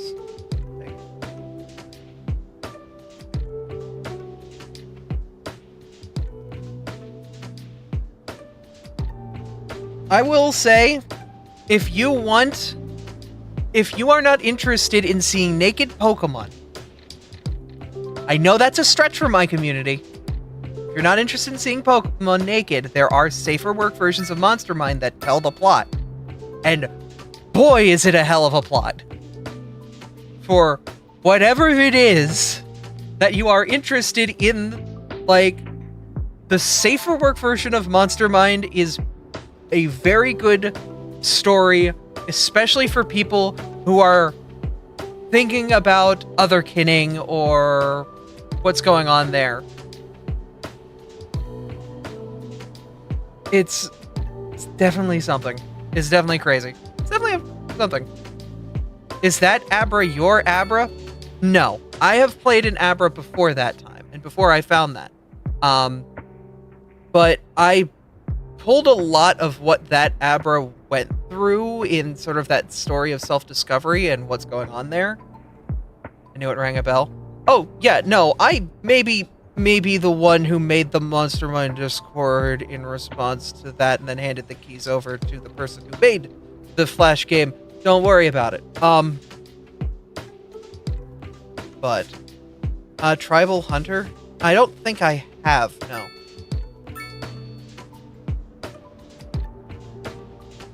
But yeah, basically that's that whole, like, it's an interesting tale of what's going on there and, like, how it all coalesces together.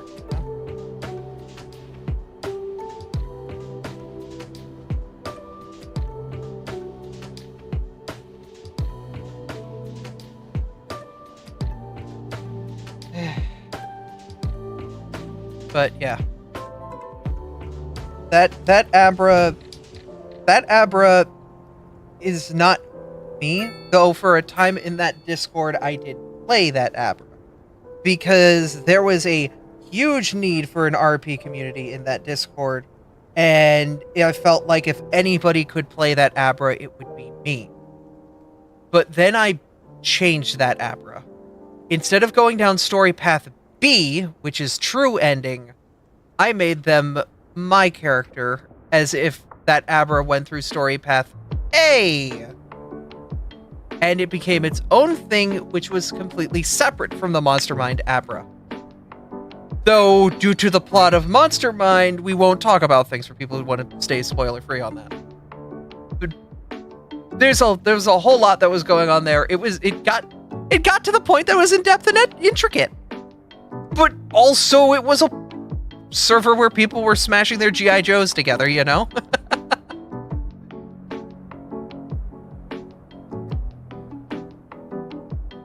But, like, you can have that. This is where Abby originated from. Couldn't have guessed. Kind of, but not really. Okay, so I had... If you want the first time I ever RP'd, I have to go over to X. Yeah. We're going to hell. Hold up. I don't know what's going to show up on... Oh, God. Alright, is it a wild Alakazam?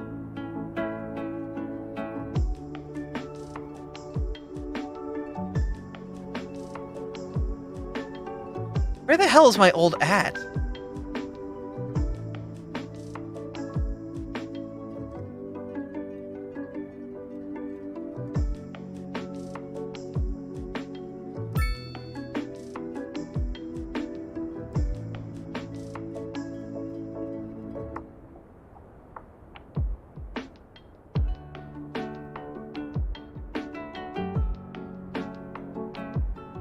At Alakazam _ was that it?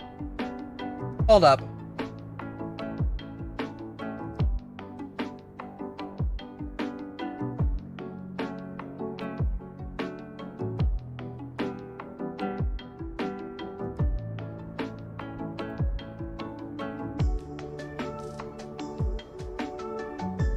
Oh my god, there I am. Okay. This was my old RP account. This 2011 at Alakazam _ Yeah, we're going way back.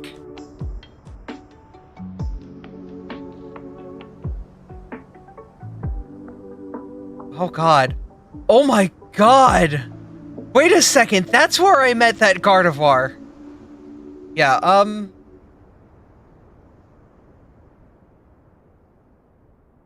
There's a Twitter Dex? Oh my god. Wait, what was this? Is this real? Is this site alive? Nope, this site's been taken over. Never mind. Thank god web browser security exists. Okay, hold up. I can search my old E-drive. Because I always have my old drives on my computer. Desktop. Stuff. I can find stuff from this account. Abra pics, Abra stuff. No, not there. Oh, but if you want proof of how long I've always been, like, Abra, this is my first car. The car that I got when I was, like, 16. Like, my car today still has, not this sticker specifically, but a similar vinyl sticker on it. And now it has Abra as a bumper sticker, too. I also put it on straight this time rather than at a curved angle. And 2003-2004, I started on the Pokemon Elite 2004's Stories in the Stories and the ERPs. It was known as the Oxus Trainer.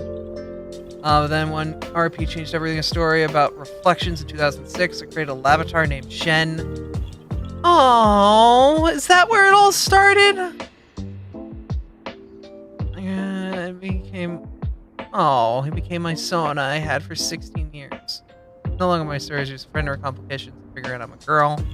I made Senna the Famew as my Pokesona. I mean, if... I wouldn't... I understand someone close to you making a character not feel as good. But... I will say, go back and maybe give it another look and see if you can find something you enjoy about that character. Oh yeah, this was an old background picture I had from forever ago, because I had somebody draw, like, this Abra like this. Very good. The artist disappeared completely off the internet, but, you know, is what it is.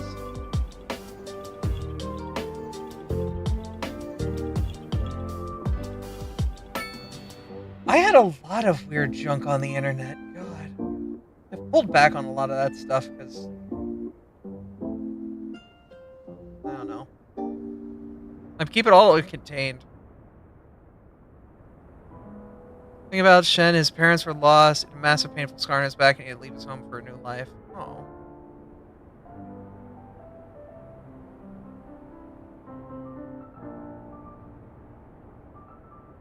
Oh yeah, I made an explanation on how Abras work with like their eyes. You can tell how old this is because it's literally using sprites from friggin' Gen 4. It's like how X sees the world because it was a trend on Twitter at the time. And now I'll show you how an Abra sees the world. Let's look at the scene from Heart Gold Soul Silver. Oh, wait a second. If I saw the world like this, I'd be dodging Pokeballs. Different. Actually, use psychic powers to scan the world, sort of like echolocation. That's more like it. That's the mental picture I get from this room. Bonus fact. For proof, I edited this sprite custom fucking Blue Eyes. It's always been Blue Eyes. This whole fucking time. This motherfucking Abra has always had blue eyes. You want to know how old that image is? I'm right-clicking properties right now. 12.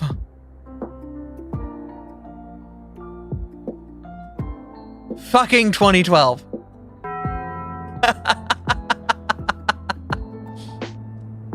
Fucking Saturday, March 10th, 2012.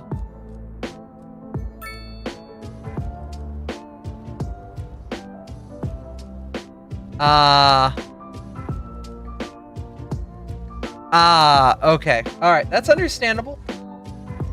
I mean, yeah. Do what you gotta. Oh. What is yours? Here, Pix is an egg moment. I created PMD Sky and rolled Pikachu because Pix is a girl. Only for some reason, but Pix were my partner. She was what I ended up remembering more than being a Pikachu, so eventually I picked Pix. Oh. It's 14. Oh.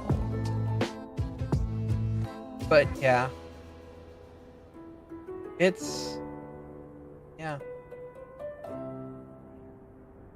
The whole thing's been a nostalgia trip.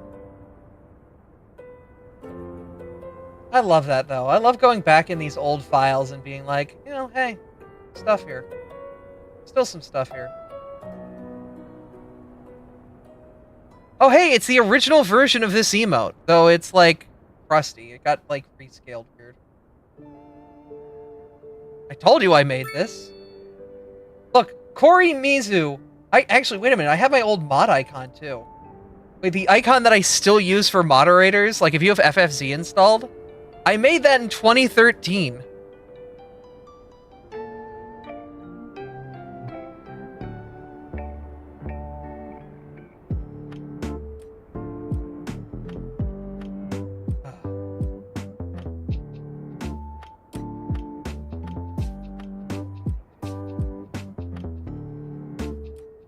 All trips down memory lane. Yeah. It is.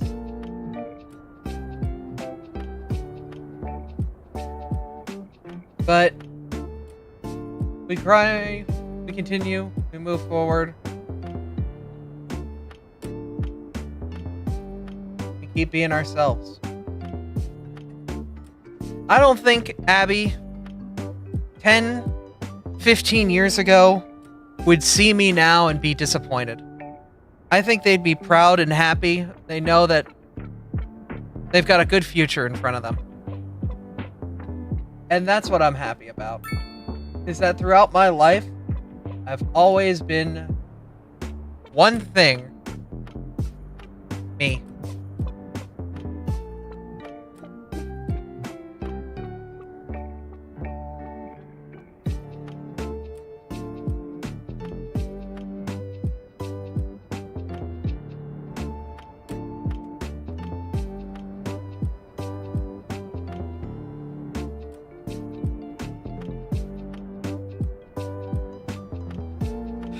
No way. My old files OneDrive doesn't keep that. Yeah, I posted my thing on this guy.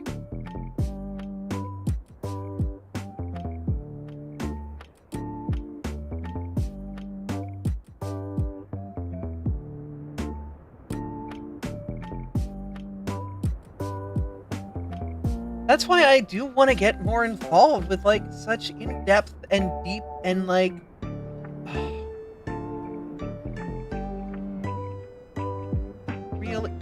real good RPs, you know?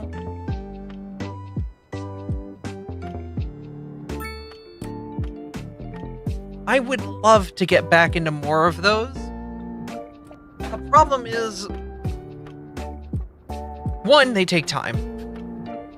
They take time because, one, you're writing up all that stuff, and not everyone has that time. And it takes creativity, and it takes intersecting creativities that work together. What are you? Oh, you're this. Okay. And once again, like, not everybody's creativities line up, and not everything lines up, and that's it. There are people who are in RP moods once a month, and they will write novels. But after that, they need time to recover. There are people who will be on top of you endlessly, ready for the next post. But not everybody's like that. And it's finding what works between you and the people you want to RP with. And at the end of the day, that's what's important. But as long as everyone's having fun, that's what's important.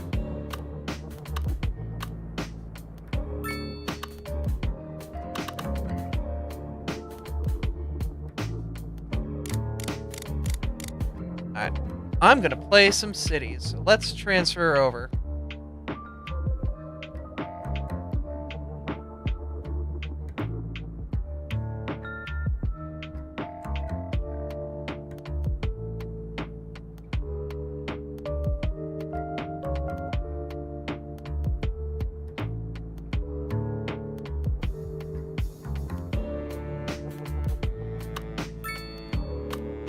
But, like, I don't think anyone should be judged for that either. Like, everyone is somebody who works at their own pace.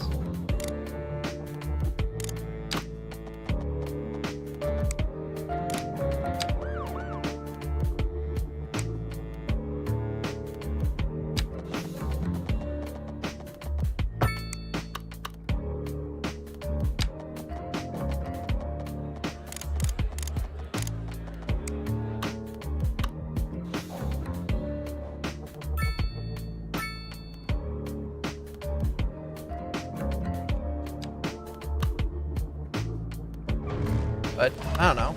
That's why I like being able to privately sit down and actually do this with people, too. Is being able to come up with that intricate plot and tell an intricate story.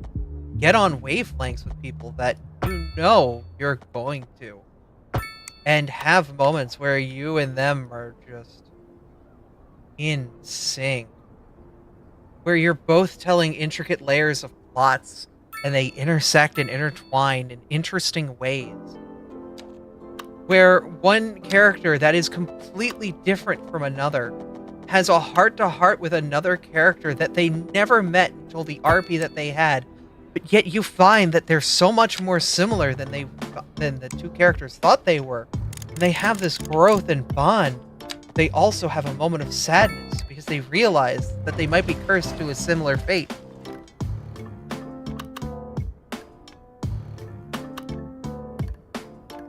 You know?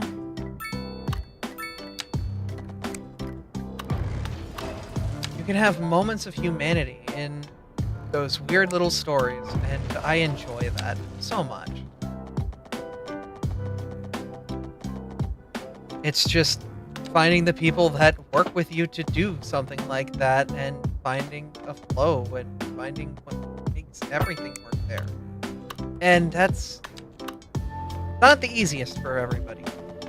Some people don't operate like that. Some people used to operate like that and don't operate that like that anymore.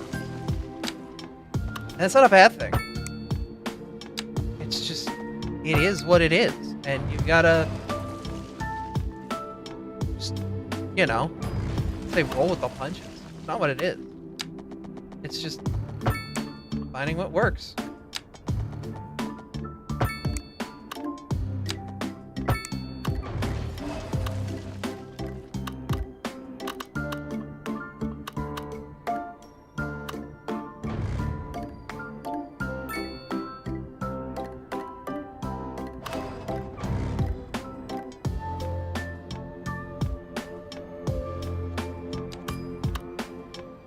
But it is also finding what works, and it's never going to be just that easy to find what works, you know?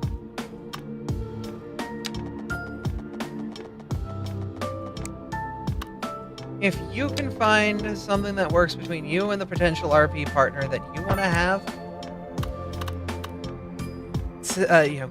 Godspeed. But remember to be accommodating and understanding. Not everybody's going to operate the same, and every day might be a different challenge. Not everybody can pull out the Wattpad every day and go ham and give you what you might be looking for. That's fine. As long as you're having a good time with it and having fun and both of you are enjoying yourselves. I think that's really what matters at the end of the day.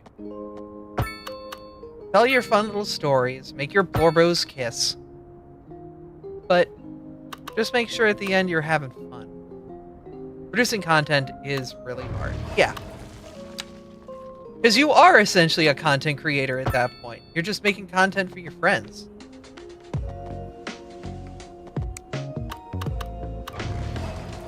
You're making content for you. Fuck, if that's the hardest piece of content to make out there. Content you want.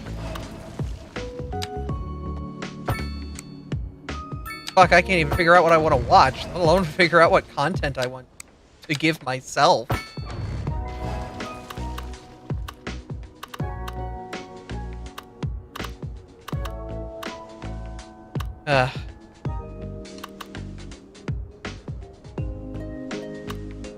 But I do enjoy RP. I would say I still do. And I think that's important. Because it's not about the escape. Oh, okay, it is about the escape. It is about the escape, but it isn't just about the escape. It's about just finding something that can give you an outlet to write your muse, to engage yourself, and to engage others. To feel accomplished and to feel like you've told a story that has some significance to you. I'm moving my college over here, FYI. I want this to be a better campus. I need a better college. This is kind of a trash college. Hold up.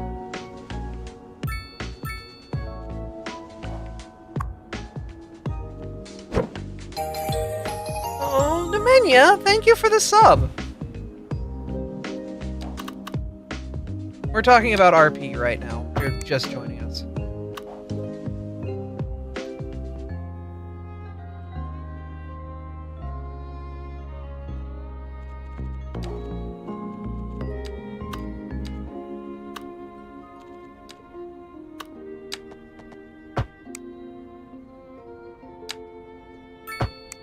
LB, I'm good, I'm good. How are you holding up?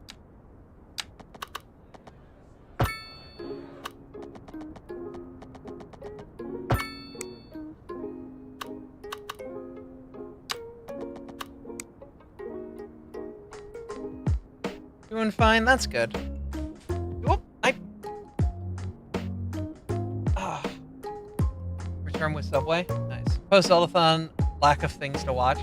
I mean, I'm live a lot more than I used to be, but I'm usually... I will say 5 nights out of the week I'm probably live on Twitch in some form or another.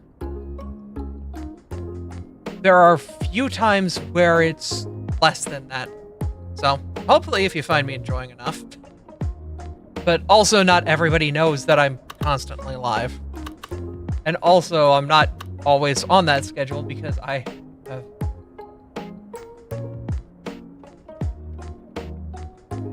don't use Twitch that much outside Zelda. I mean, I'm on YouTube, but I understand. I understand.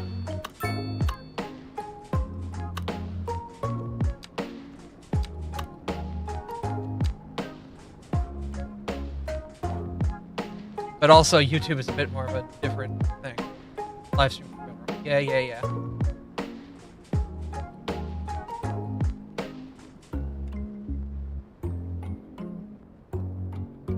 What's your go-to Subway sandwich?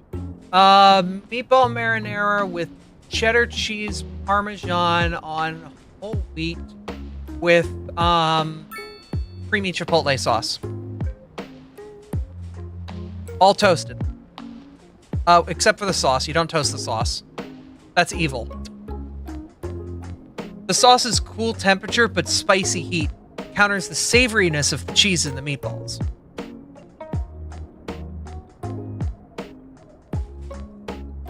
And then I usually pair that with baked lays and whatever lemonade bologna they've got. This, it's not Panera. I'm not gonna die.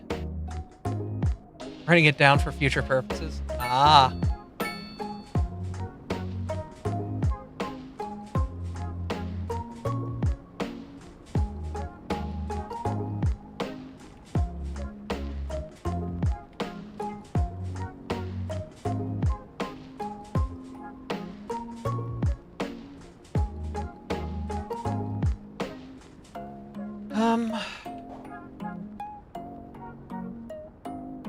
Okay, so if we're making like a college town out here.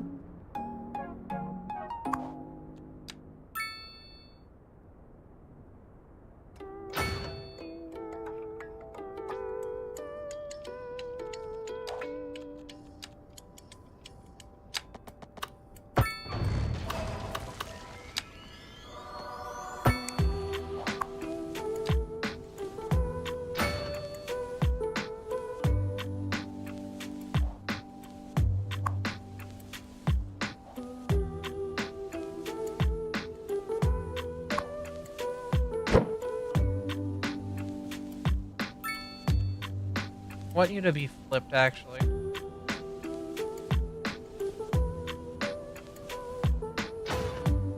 That way it looks like a different building.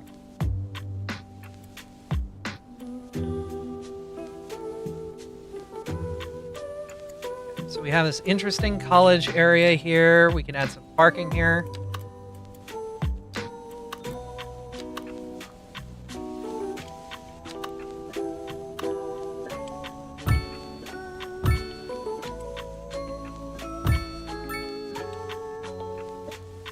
I was too impatient to learn what's going on. Cities is definitely a game that, yeah, you will need to learn very, very much. It's not gonna be easy. Because you are managing a lot of different systems at once. And it's great for ADHD rattled brains like mine. Because you're constantly managing the flow of traffic across your city and how services and distributions are affected by that traffic and how pedestrians manage to get through your town and how things grow and change. Yeah, it's definitely a game for people who want to manage 50 billion things at once. Not for everybody. But if you enjoy it and enjoy watching it and ask questions, I will be more than happy to answer. I play other Paradox games, so I'm used to the learning curve. I just didn't have the attention span for CS. The CS is still at its core root SimCity in a way? I would say, like, if you've played any SimCity way back in the day.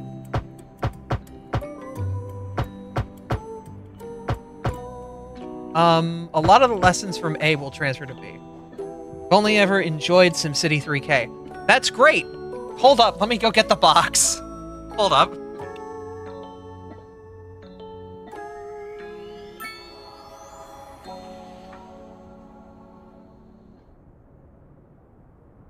Ah, my 3K box is missing. I have the 4K box. I don't know where my 3K box is.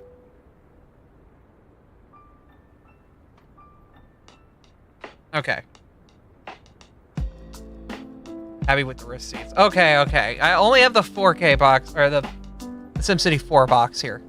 Still here though. Like this is the OG packaging. It's the deluxe edition because I'm not some scrub. Colonel, I found a box. Does it still have all the materials in it? I think it does. Let's see. My red ass face. Yeah. Oh yeah, there it is.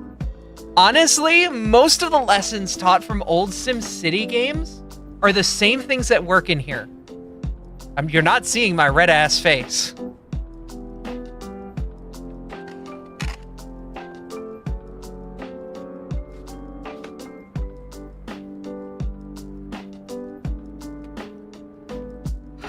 When did that game come out?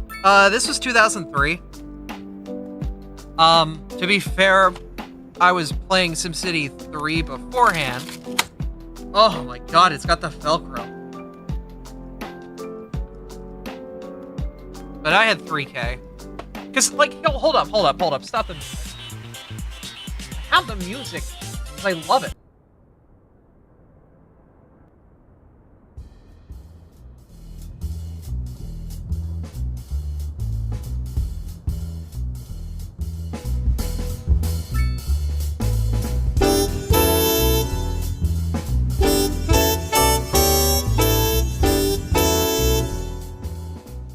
And that's the original file format that those MP3s dropped on.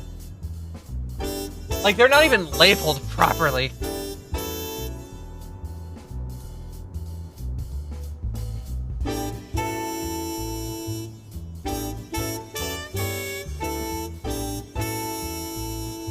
Oh yeah. SimCity gives you that love for smooth jazz at a young age.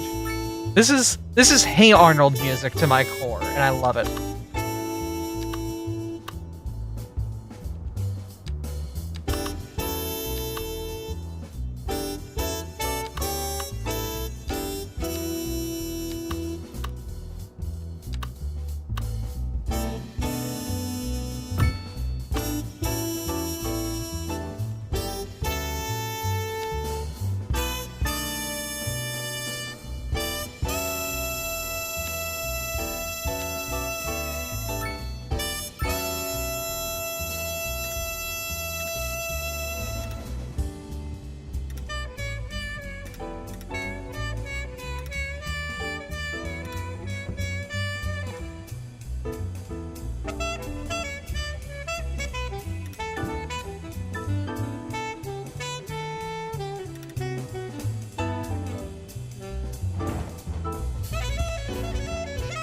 Her expression was just head empty. That's fine. That's probably what was happening anyway.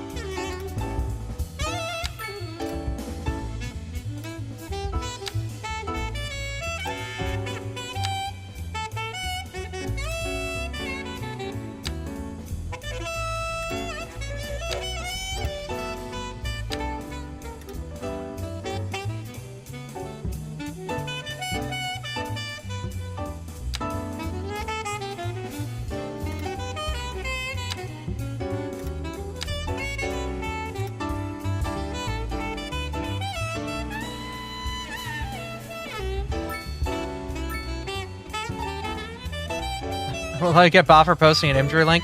Probably, but if you DM it to me, it should be fine. I'll show it on stream.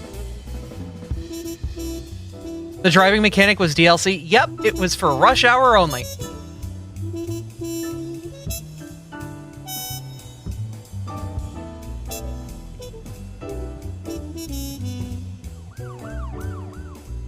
Ah, yes. True me energy. Very much me energy. It looks like I'm about to get hit by a Pokeball in that, you know? I mean, yeah, we're friends, right?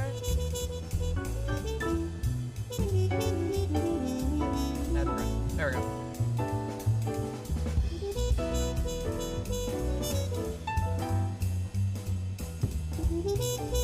Yeah, just make a little plaza in front of the building.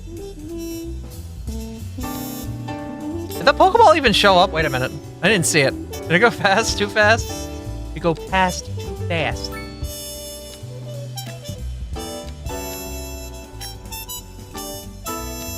Whiffed? Alright.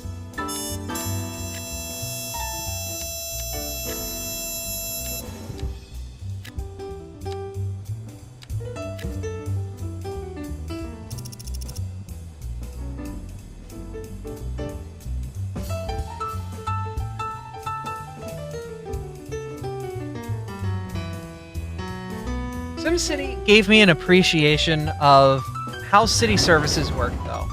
And I think that's kind of the majorest thing in learning how to build in any city builder, is learning that there is that balance between residential, commercial, and industrial, and the intricacies that come from the sub-things inside it. The offices, the agricultural industries, processing.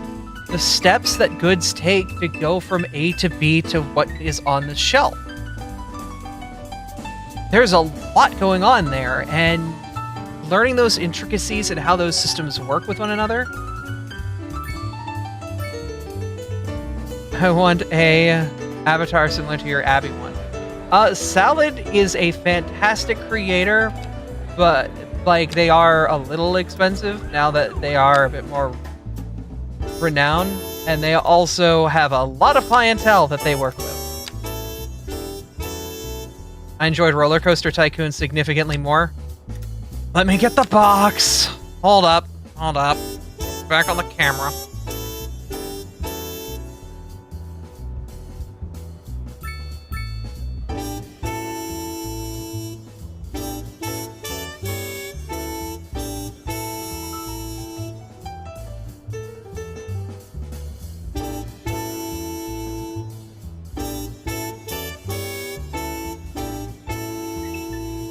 Okay. All right. We're gonna have to go through the story mode real quick because I've got. I'm gonna give you a story. Hold up.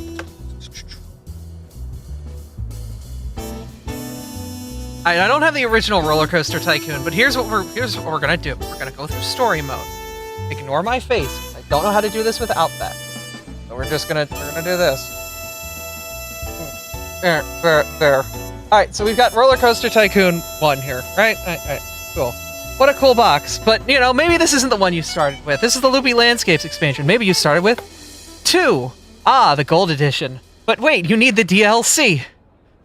Roller Coaster Tycoon 2. Wacky Worlds. Now, what if we were talking RCT? We didn't say Roller Coaster Tycoon. What if you meant Railroad Tycoon 3? Well, that's a great game and all, but what if instead of that, we were talking about roller coasters? Don't worry, we've got Roller Coaster Tycoon 3 here too.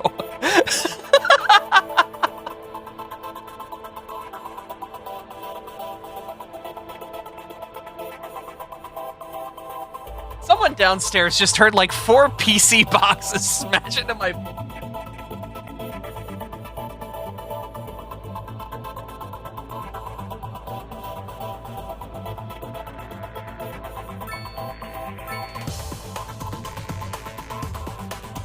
Don't forget the offshoot that everyone forgot.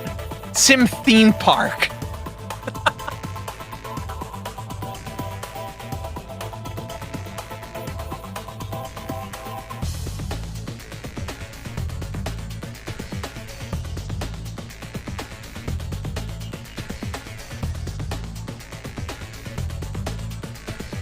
God, yeah, no. I have Zoo Tycoon somewhere. I have no idea where this box is myself. But I remember we had Zoo Tycoon. We had Marine Manic Marina or whatever it was called, and Dinosaur Digs. That was bussin'.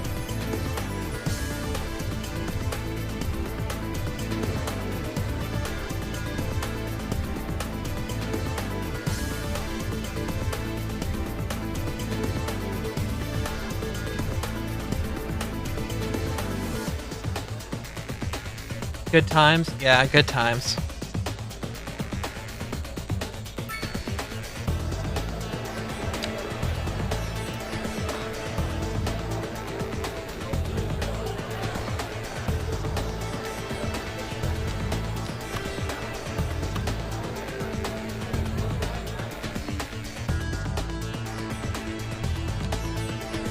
I wonder, wait a minute, could I make a pedestrian path that goes like this?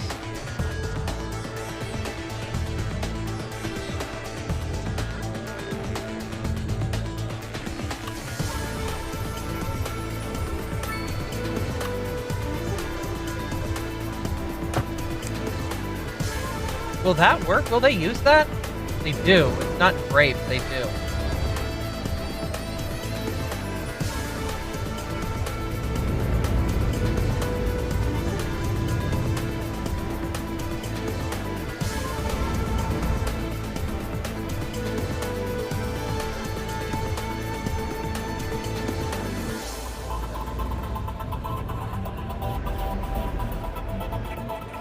God, I remember really haven't. Yeah, the hill's the problem here.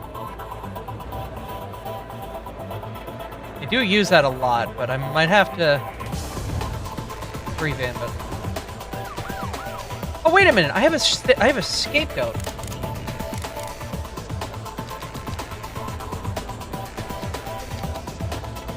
You can just plug into here.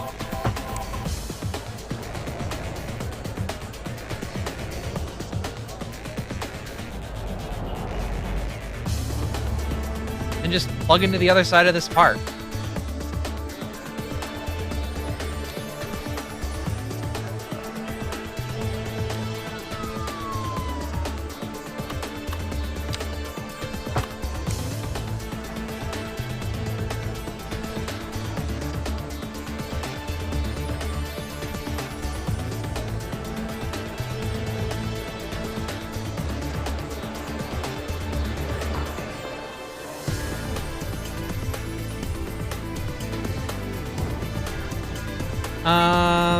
Do they even use this though? They don't. Weird.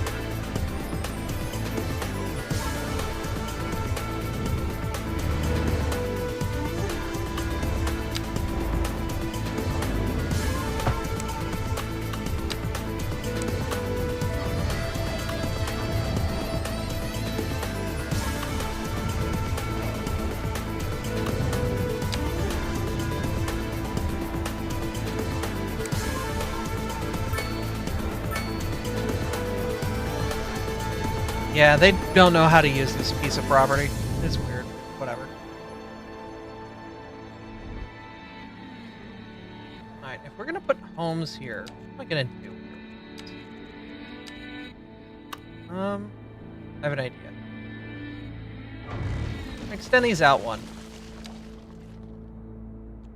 And I'm gonna say there is no zoning along this line.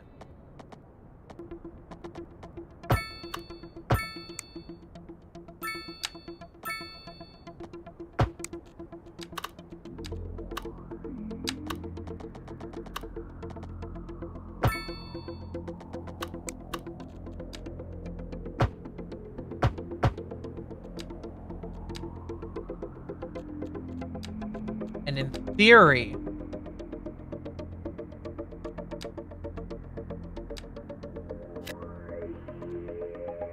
that develops the way I want it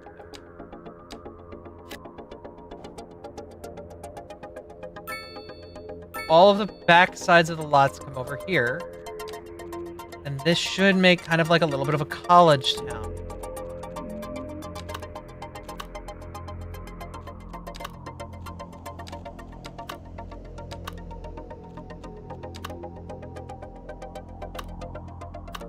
Kind of.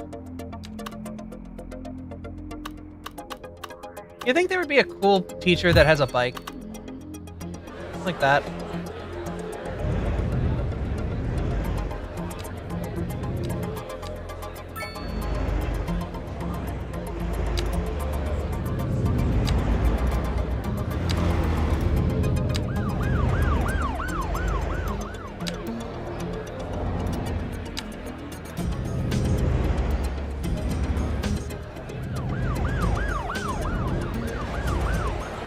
There.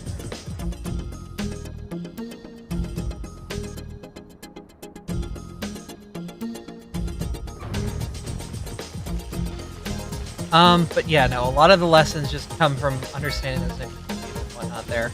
I got distracted again. What else to do?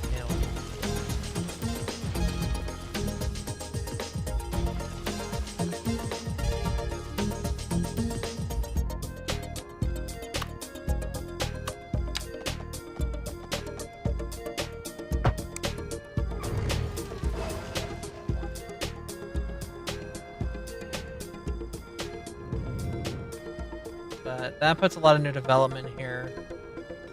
Also going to try to offload some of the pressure that's over here.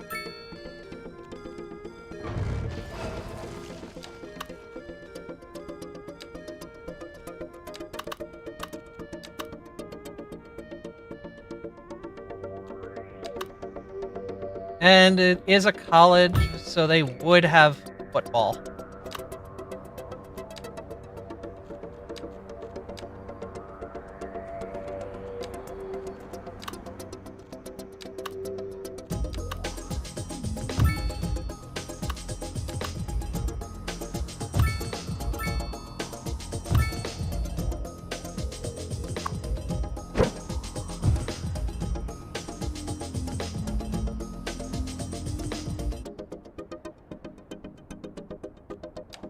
do is we can kind of get stylistic back here. Now this is all just beautification, you know, like little ways to kind of like make things pretty.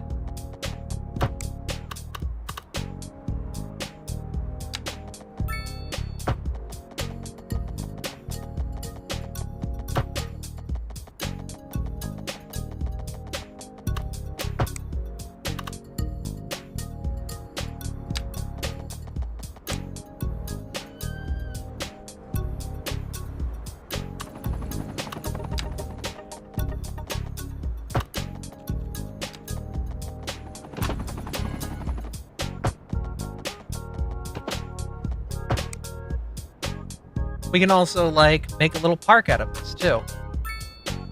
Like here.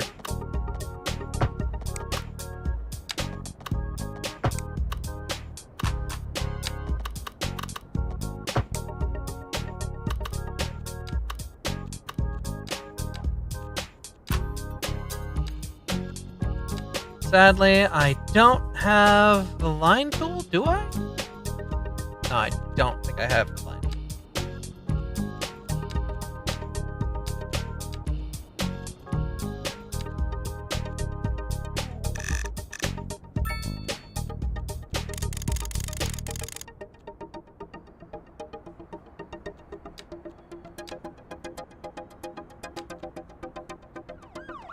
What are you snapping to? Don't snap.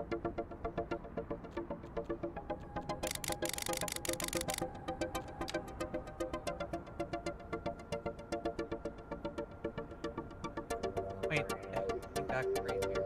No.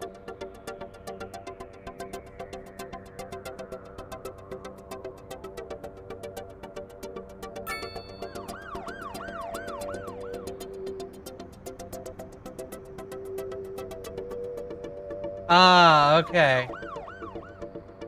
They're session jacking. Alright, alright.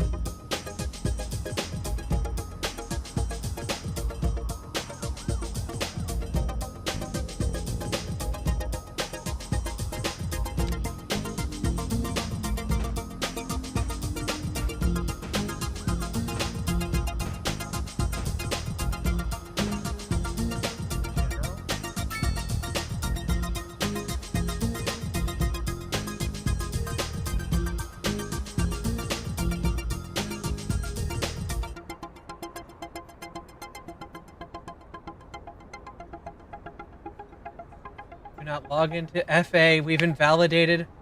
The FA Twitter is compromised? Oh my god.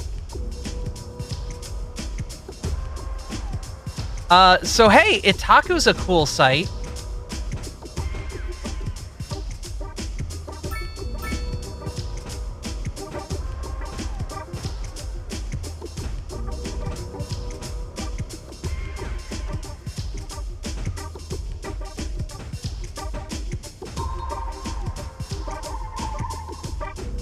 Yeah.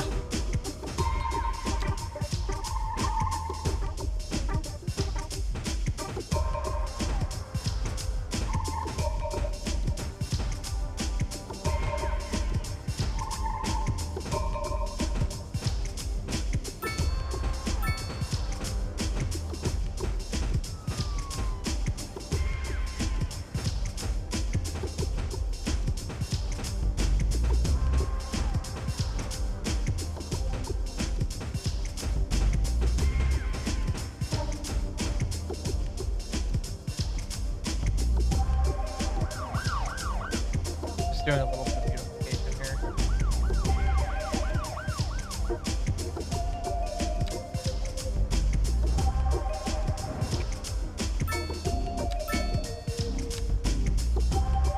But yeah, you can do a lot more beautification here. I'm just kind of keeping it simple so that way this little area here seems better. Yeah.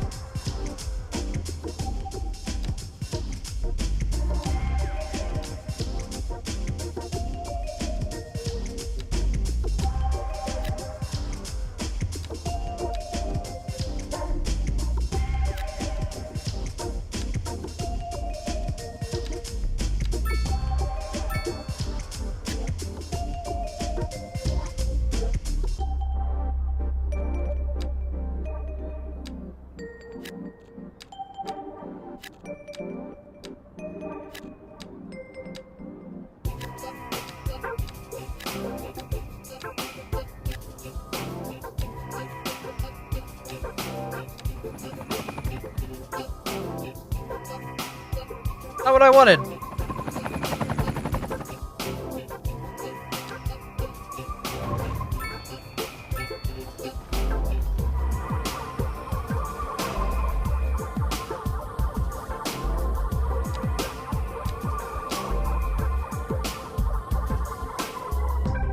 Just gonna paint some trees along this road to kind of add some artificial sound barriering.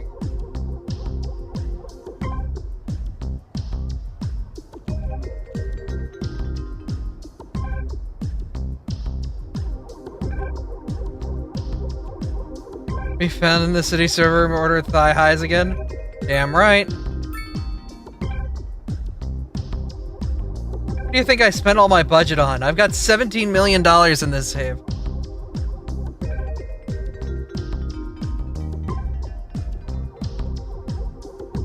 Game.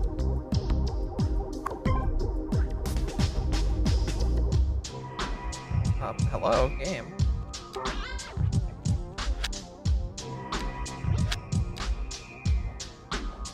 Weird, bottom bar is like, can I have 17 million? God, I wish I could take it out of this game and give it to my friend.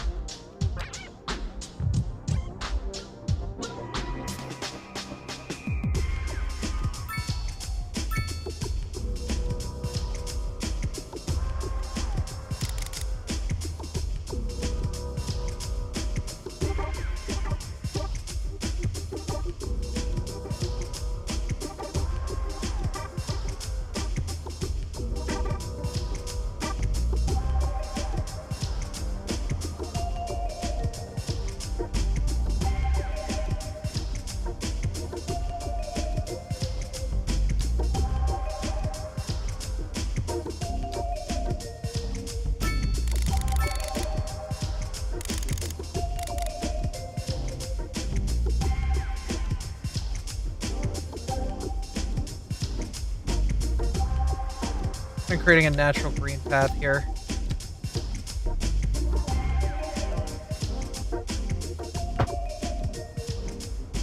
And then putting one on the other side. That'll help a bit.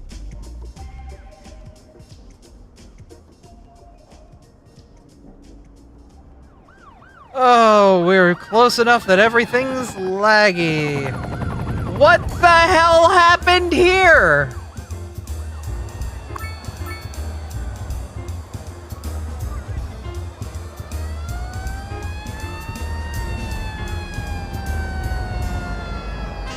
What the hell happened?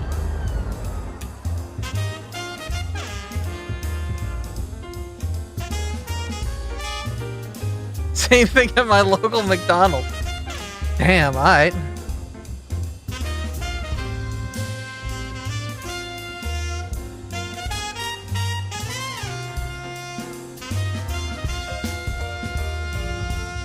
Bro, they ran out of McDonald's Sprite and this is what happened?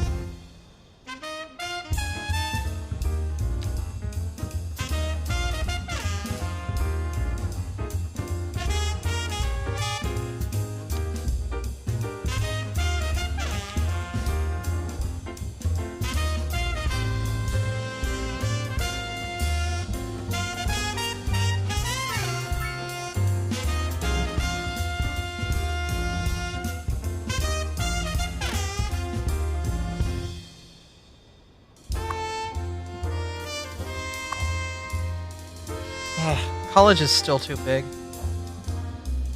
So the ice cream machine's broken midsummer. Not wrong there. This still hasn't drained. Fuck the people that live here, I guess. Ugh.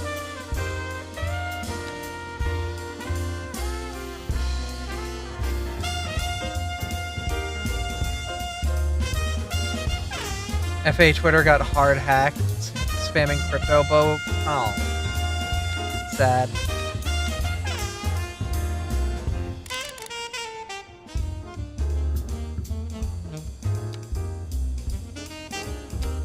It has been a difficult time for them, man. We wish them the best, but fuck, man.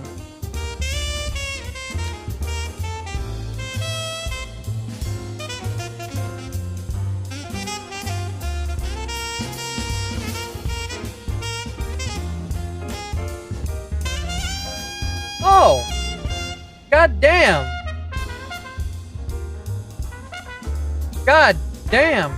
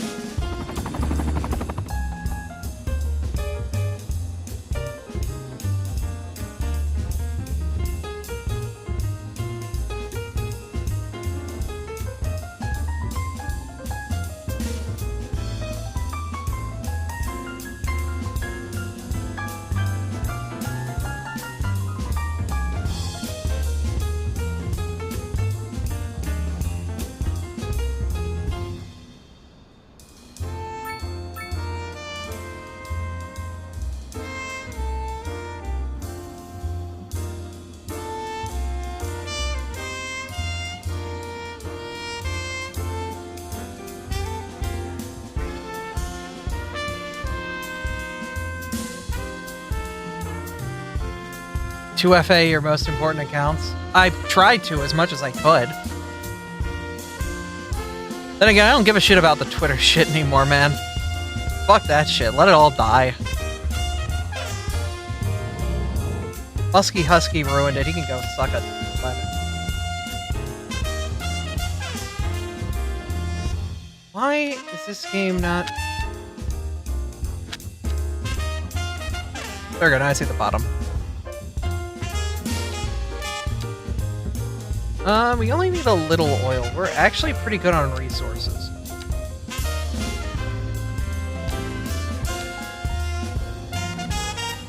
Yeah, we have 43 million in the bank.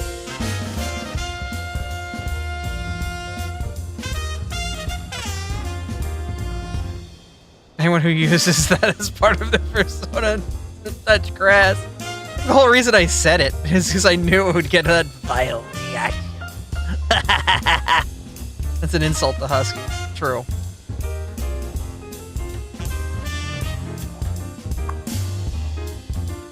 Huskies are just loud.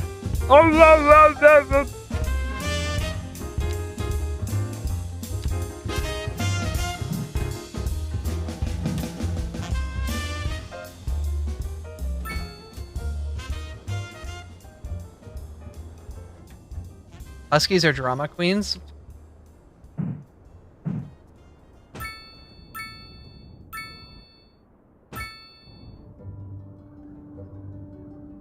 More of a cat person anyway. I mean, yeah, if you like cats, yeah. I'm a cat person. At least that's what I keep comparing Abby to, besides Fox. Like it's a kind of a fox, kind of a cat. I don't know. Alright, college needs internet. They've got internet now.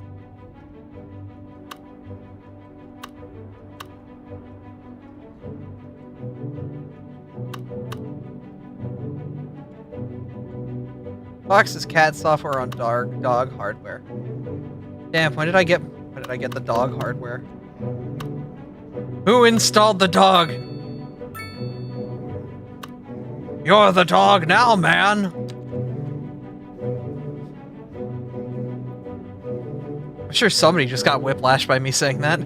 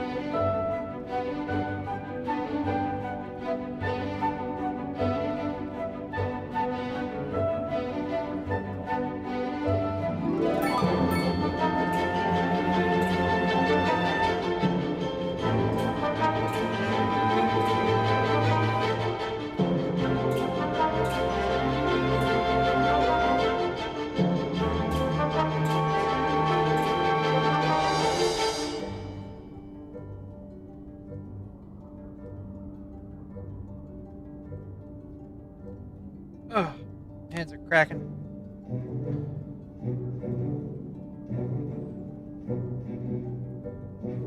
I'm also cat person versus a preference and as a furry. I know! I drew your badge. Just have to figure out how to get it to you. We'll figure it out eventually. I honestly kind of want to go back and redo the badges that I did for the first badge Zeldathon 8 months ago, because I know I'm better. I know I could do them better, but it's also like, people like those badges. And I'm like, alright, well, next time it comes around, I can make you another one. Much more art then. Hey, that's good to hear.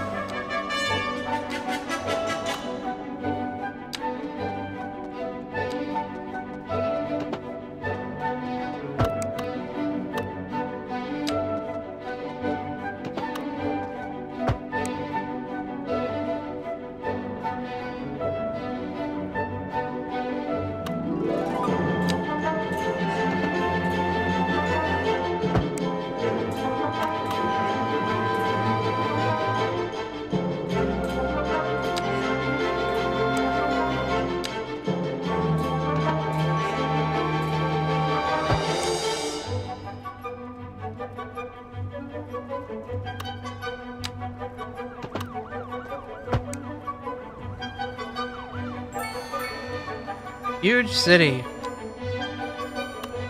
Not like I complain for another one. Yeah, I know. I know a lot of you dorks would love the badge you have, but I'm also just like, I don't know. Strive for perfection.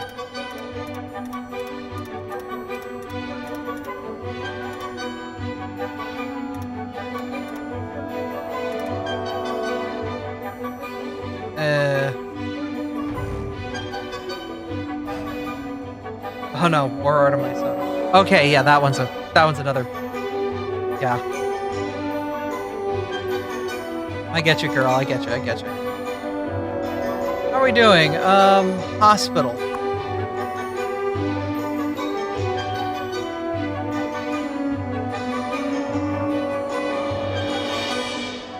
Is it just an old people wave? Do I just need to let the simulation run so it, like, evens out how many old people are out there? Let it run for, like, 5 years in the background today.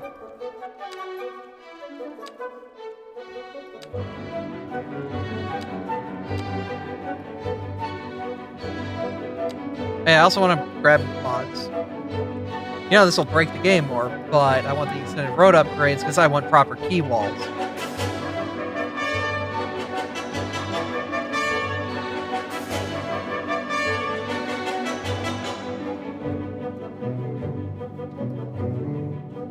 Line tool.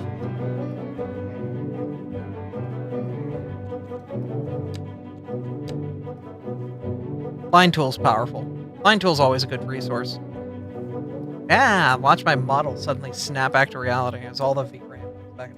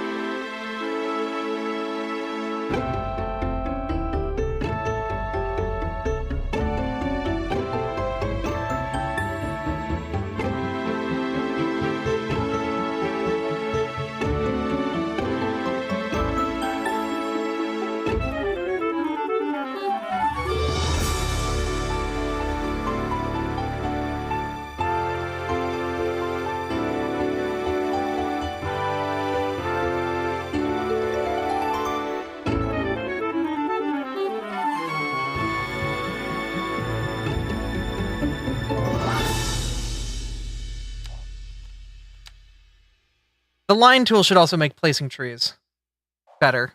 Oh, Neo, thank you for coming by and hanging out. But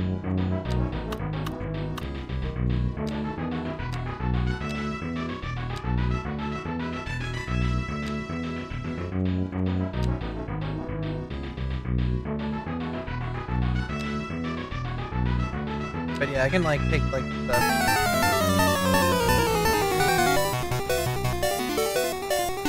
Hi friends! Praise the metal.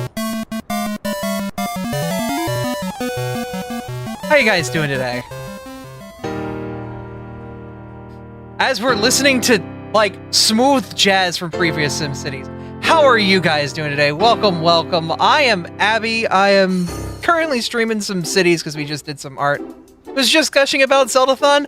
We went back into like the Zeldathon archives and pulled out like old videos of like playing D&D. Nice, nice. I've got like 2 Pathfinder games I'm building out in the background, but those are streamed, so I can't stream what happens there because that ruins the surprise for the players.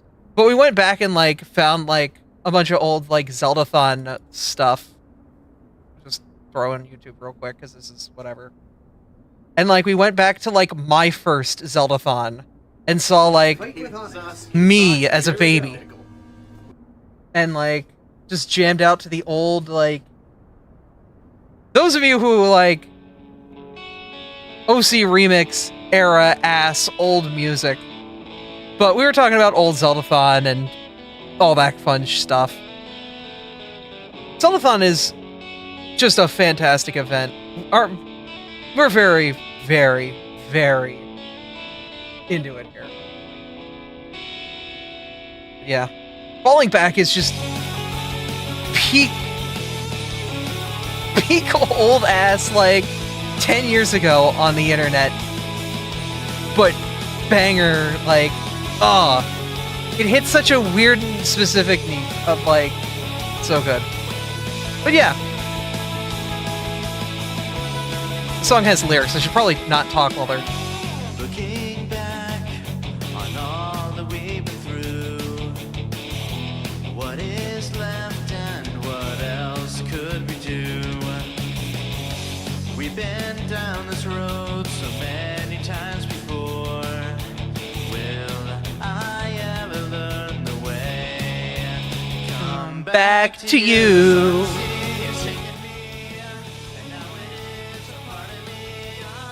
This is classic banger, but yeah. We're kind of just building a city environment as well. Because we drew some art earlier.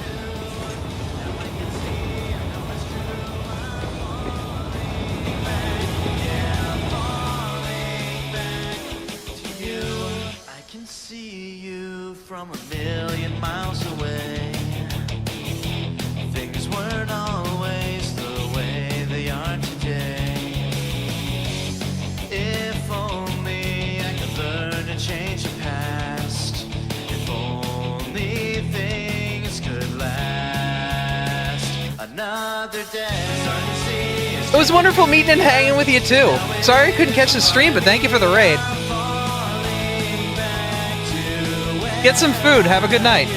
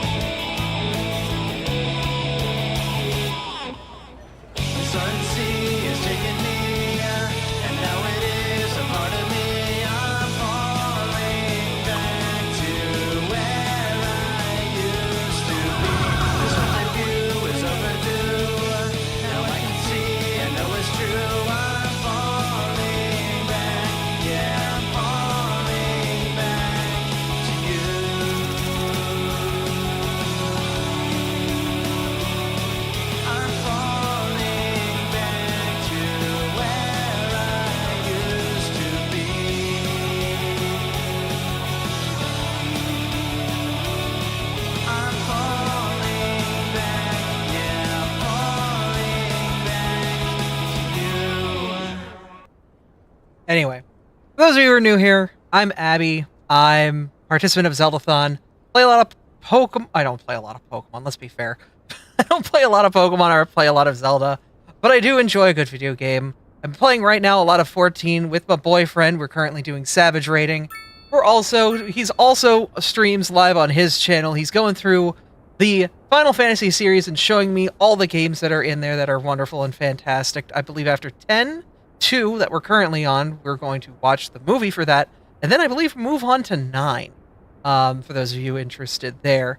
As for other stuff that I do, on Friday nights I stream my Pathfinder game. We also do Kart Night, where we race a free karting game that anybody can download and join in on.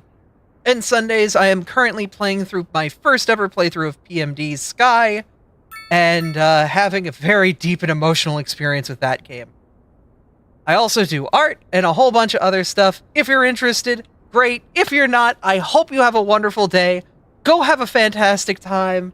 And if you stick around, we'd love to have you. And if it's not your cup of tea, have a great night anyway. But thank you all for being here, and thank you all for sticking around and being part of this. We're currently just playing one of my lovely little pastime games, which is, of course, Cities. Oh, you found the old version of the Thunder Scots. Oh, I gotta. 8 years ago. God damn.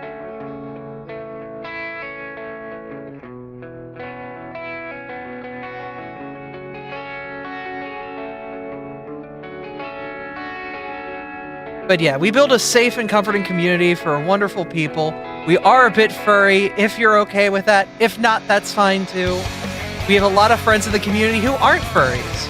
And it's also a trans-positive community, because I'm trans. Yay!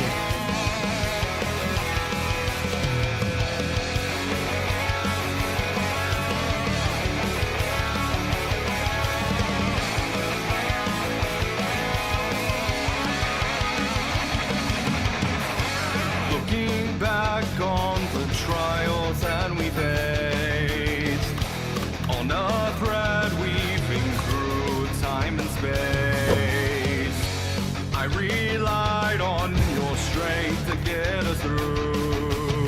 Will I ever find a way to come back to you? Certainty is taking me, and now it is a part of me. I'm falling back to where I used to be. Didn't choose what we went through, but now I fear it may be true. I'm falling back, yeah, falling back to you.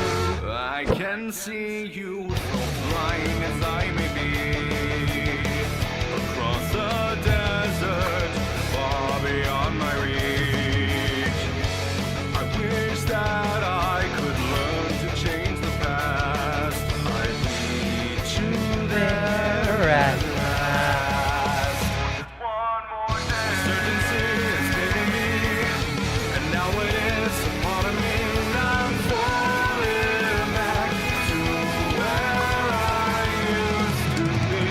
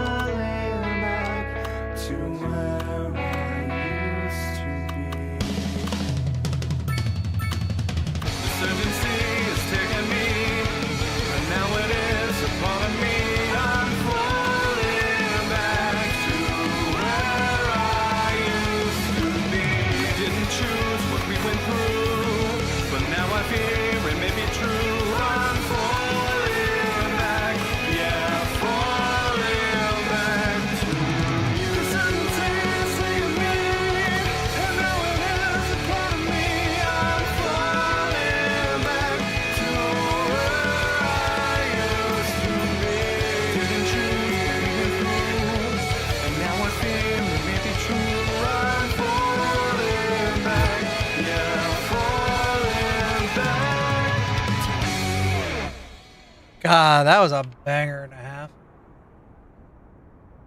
Yeah. Fun times. Alright. Game is chugging. I still don't know what... Okay. So, this game's been weird. Don't make a girl cry while she's cooking. It's not safe. A lot of us are old Zeldathon heads in here, so a lot of us have fond memories of, like, these songs and these moments. But, obviously, a lot of you guys are new to Zeldathon, and that means you guys have wonderful opportunities to make more acquaintances, and more wonderful memories, and more fantastic moments. How long have I had this save? I started it before I left Zeldathon, like a week beforehand. This isn't all that developed.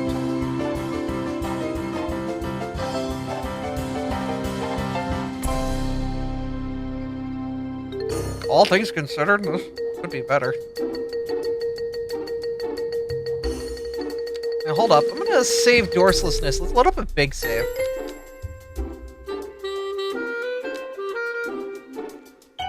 Population. What's my biggest? Is it Otterton? That's from...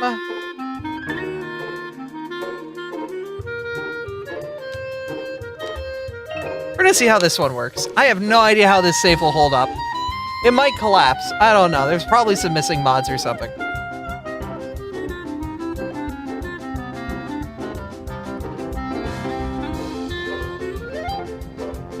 Yeah.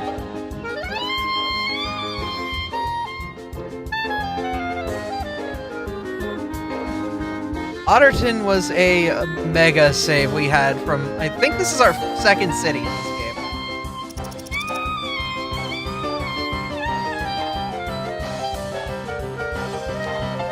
How am I... No, I shouldn't be making money. Okay, that's right. There's the tile up.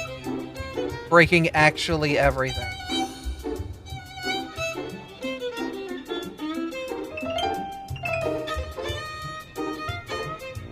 But Otterton is this massive save that we had from forever ago. Like, it's got massive farming communities.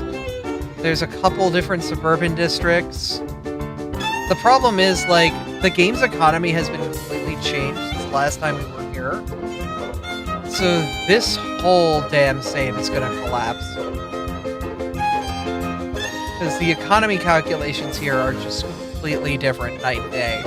And you can tell my computer's struggling under this. That's the problem. The game is still horribly put together. I kind of just want to load up Cities 1 every now and then and be like, damn, this is what the game should be running at, you know?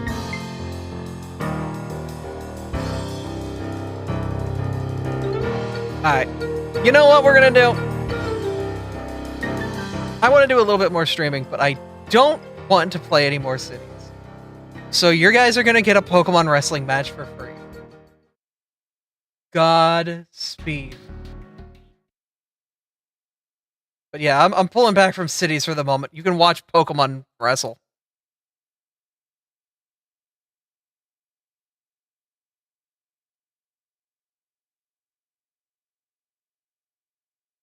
Have you ever watched Pokemon wrestle like this? Oh my god, the game is minimized. It's such a weird resolution right now. Why is John Cena small? What if trains? No, I don't have time to dig into that. Gary, okay! Right. Alright, let me fix this.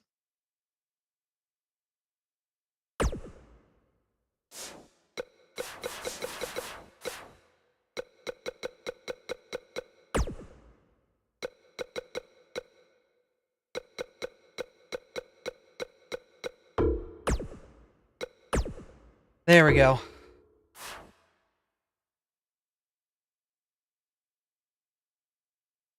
He's small because you can't see him. Gotcha. Alright, kids. We're gonna do a wrestling match, just for you guys. For all the new people here, we do have a little bit of craziness in now and then. So here, let's just do good old, do a Royal Rumble. Let's do a 10-man Rumble. And I need match options. And let's just change our participants. You can already see it's off the rails. Yeah, we'll throw me in there. I am not throwing I'm not throwing myself in there against the Big Show. I will die.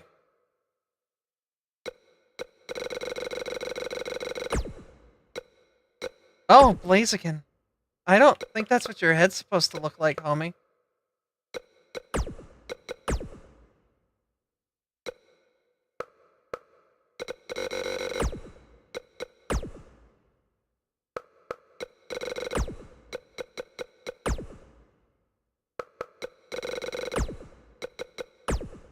James is gonna delete everybody. I'm sorry, that's just how it is. Throw a boyfriend in there. Yeah. Hey, we're just talking about Mewtwo.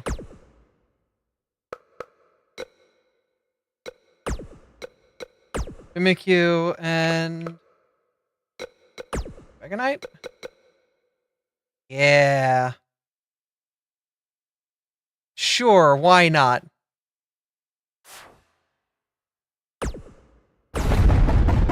You guys have to deal with what I'm about to do. Where did music go? Prediction for the winner? We'll wait until there's like 5 left, because it's going to be too chaotic to try to track all of them. But we'll give you guys a prediction, something fun to start with. How about that?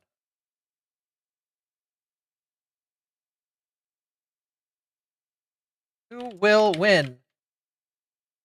We'll get the prediction ready for like the end, and then we'll make it a 30-second kind of like quick thing.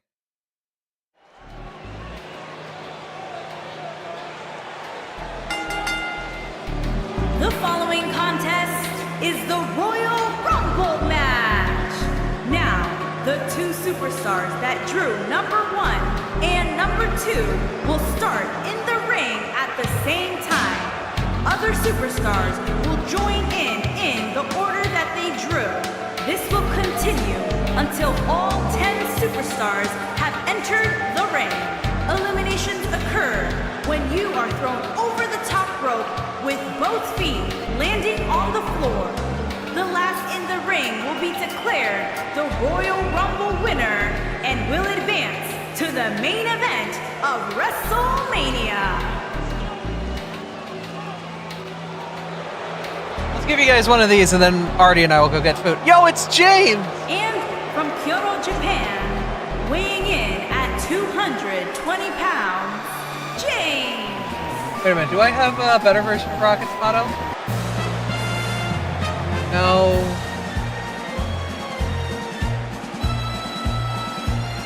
I don't have it, do I?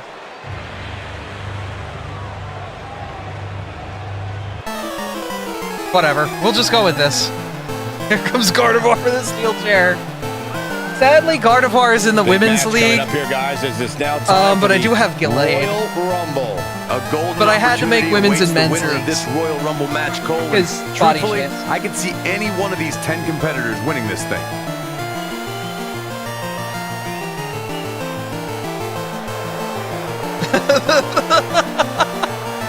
I mean, to be fair, it wouldn't be difficult for me to change Gardevoir into a male wrestler. I would just have to do some hex editing. I could do it. Alright, who's next?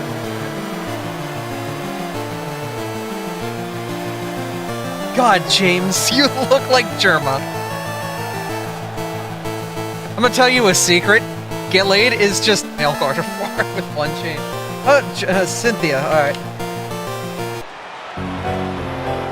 Oh, boyfriend's here!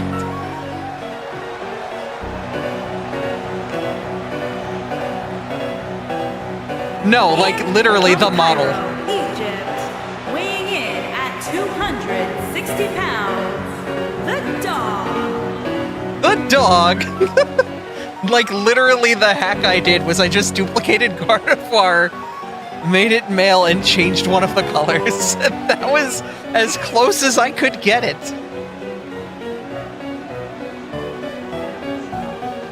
It was very sloppy, and if I could go back, I would. We got 10 of WWE's top superstars ready to battle here in the Royal Rumble match. Oh man, I can only imagine what it must feel like to walk to the ring as one of the first 2 entrants. It's obviously not what you want. I kiss that heading into every a match night, like this. tongue and all.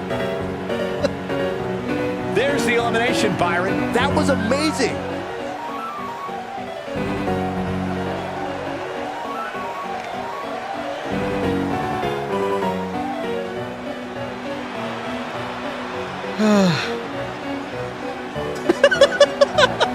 Spam your ex Artemis emotes now in chat.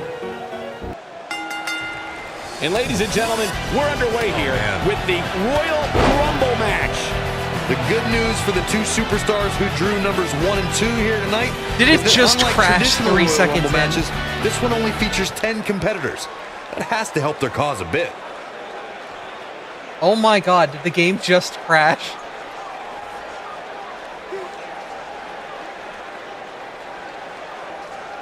I love this stupid fucking app.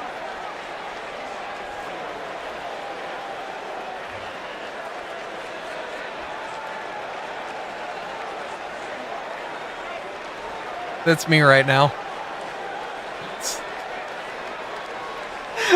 That's me right now.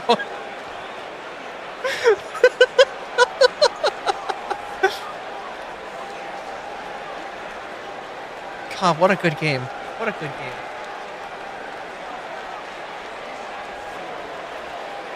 I have to oh my god. The app is hard frozen in a way that Alt F4ing doesn't kill it. Oh my god. God, game of the year. And alright, man.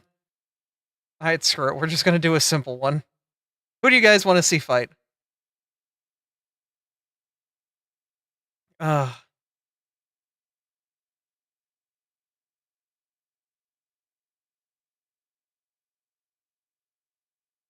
Actually, changing Carnivore from male to female, should be difficult, but the problem is, yeah, it's hex editor and it's also body-specific clothing.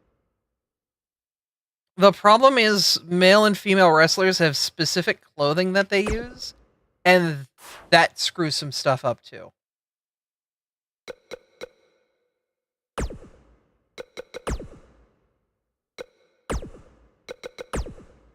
But, yeah. We do have Gardevoir, though. But it is literally, like, just a different shirt, and we have Gallade. We had to make a women's league, though, because I wanted to have, like, women characters. I wanted to have drama. This was before I was out as trans, so I was in the men's league. And I always get my ass handed to me.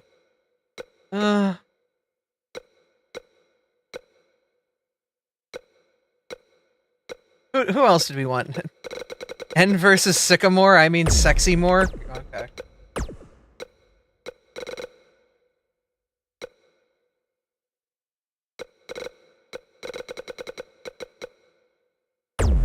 Do I want Sycamore here? Oh my god, you're so much more intimidating in that one. No, I want Kukui.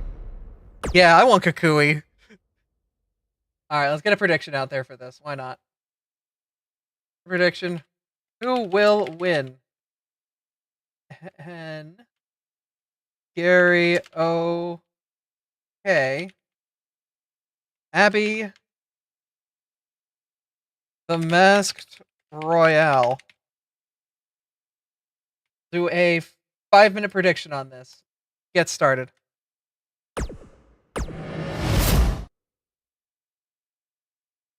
One Pokemon, 3 men. Godspeed.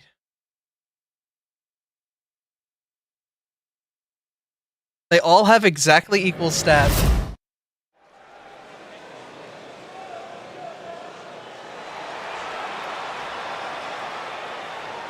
I have no idea what order they come out in. I'm gonna say Gary Oak. Oh my god, Gary Oak.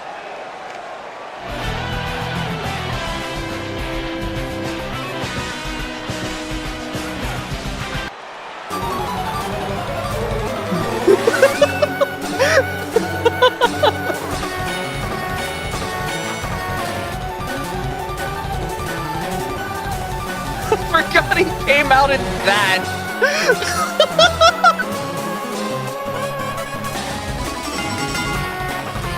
The following contest is a 4-man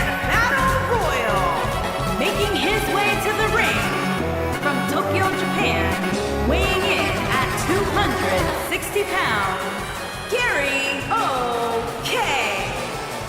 Gary, okay.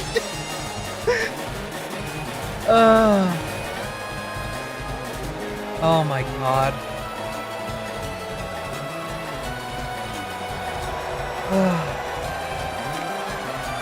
Then after that, I think it's me. I have to speak before entering the ring, I know, right?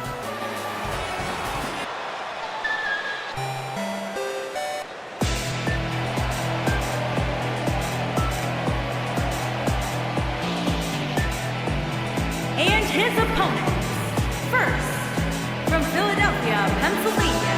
Yeah, weighing in I might have at doxed myself. 176 pounds. Guys, I hope you're ready because it's now time for fatal four-way action. And this one should be General exciting, Michael, Wild especially Thing Adam. considering all the different I couldn't give styles myself we'll a better have at play title. here tonight.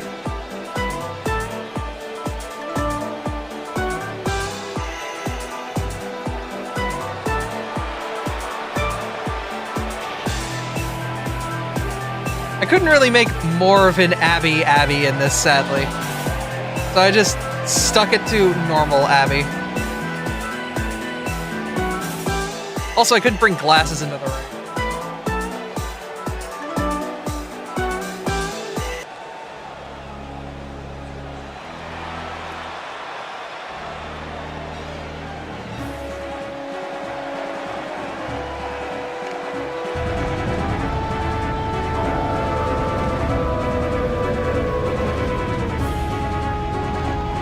Teleport him out of existence like a terminal montage video. God.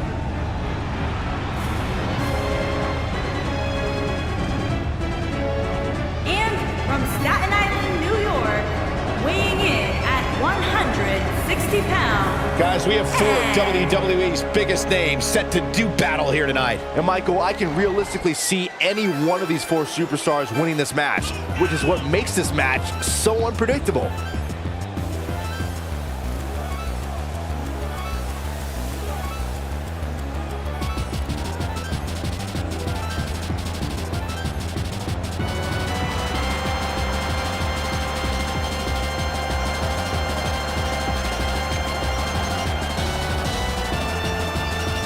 God. Yeah, no, I had to give them all Twitter handles. It was great.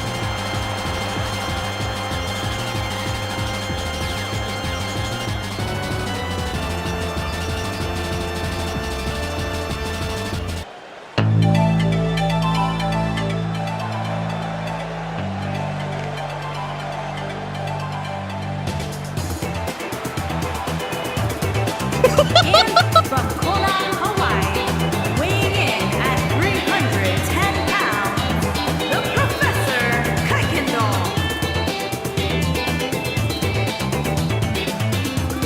Hello. Hope this doesn't crash. A big-time fatal four-way match coming up here, guys. Which means, believe it or not, we're going to be sending away three of these superstars with a loss here tonight.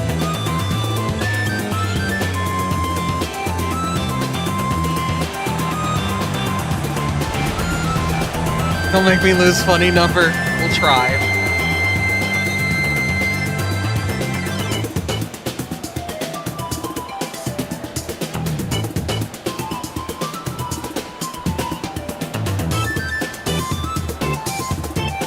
One of the aspects to this type of match which makes it so interesting is that it can lead to the formation of unlikely alliances. Just another thing to have to worry Me and about when you're Kukui competing just against kind three of other watching superstars Gary get all at the his same ass time. handed to him.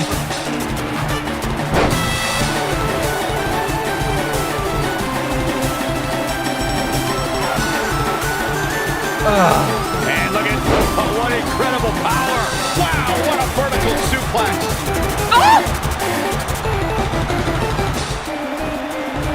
This might be it! Oh my! That took no time at all! Oh, my backbreaker! Well, a lot of people just lost points. He's starting to stagger a bit. Ouch! Shot not one, but three guys looking to destroy him here tonight.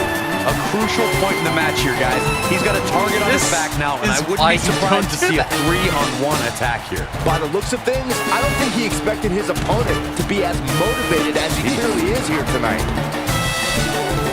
Hey, don't worry. If the game crashes, you get your points back. Using the elbow as a weapon.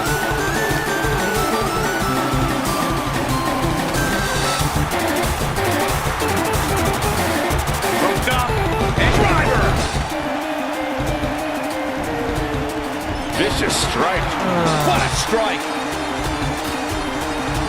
He's not looking like himself here. Don't be surprised if he shrugs it off and comes back more motivated than ever. He seemed more motivated than ever heading into this match, which makes me think he still has plenty of fight left in him. Oh, look at this, locked in. Submission move here. It's the same face defense as Pikachu. It's fine. Oh, what a slam! That hurt! He's taking some offense. Oh, man. He looks to be a little surprised right now. At this point, it's still anybody's match, Cole, but he's got to be careful not to take too much more punishment here if he wants to be the one walking away with the win. Corey, tell me, just how much strength does carrying your opponent around like this take? Let's put it this way, Cole. Saxton would never be able to do it. Not have insurance. Beautiful technique. Spinning kick to the gut. He's stumbling some now. He came into this match looking for a fight, and it looks like he found one. I'm really disappointed in what we're seeing from him here tonight. Heading in, I really thought he had a chance of winning this fatal four-way match. Now, I'm not so sure about that. This is where we find out who the better man is, and at this point, it could very well be either one of these guys. That's how close this thing is.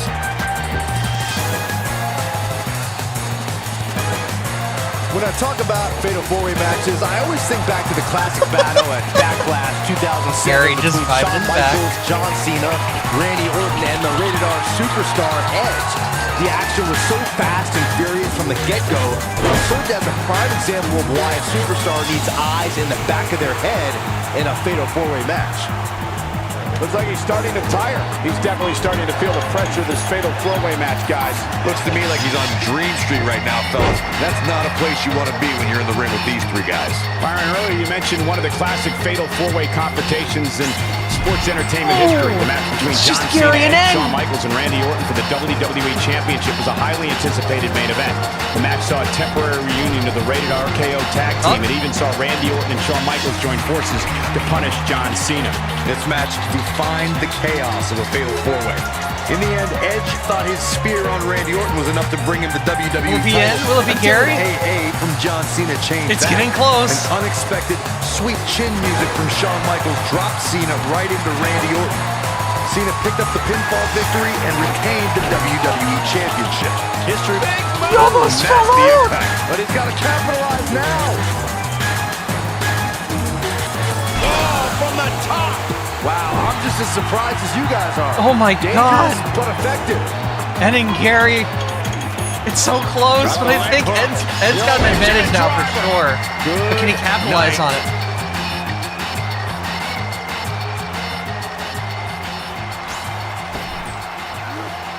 At some point, the referee may want to think about stopping this one before somebody gets seriously injured. It's Ed! Got it! Big victory in the fatal four-way. These superstars put on quite a show. Here's another look.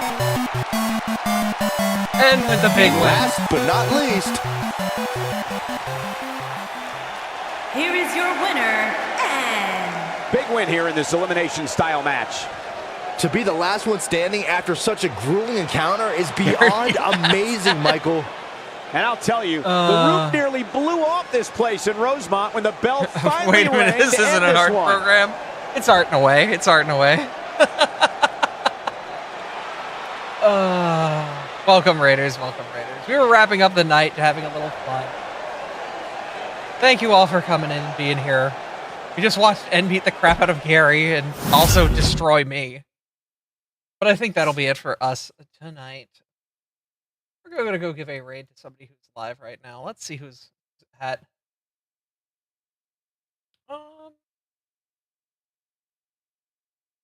Who can we give some love to? Who's current live.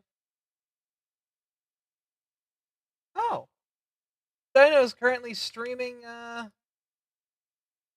Zeldathon teardown, but it looks like nobody's.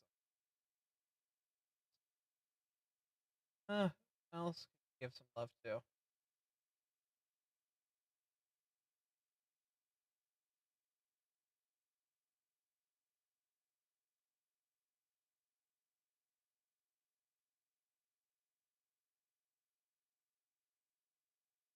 We are going to give some love to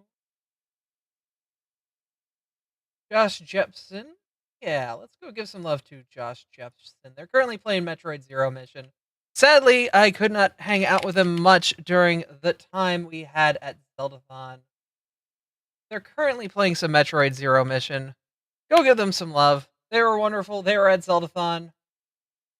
But thank you all for coming out and watching. Look around thank you all further? for being here, and thank you again for being a part Is there of the more up stream. there? I don't even It's know. always awesome having you here, whether you're jumping. new, I'm whether jumping. you're old, or whether you're anybody anywhere else. Just Oh, have that's a where I good time. landed. Okay, cool. Have a good Works for one. me. Stay wonderful. We'll see you guys next time. Later, friends. Anyway, get hit by a car.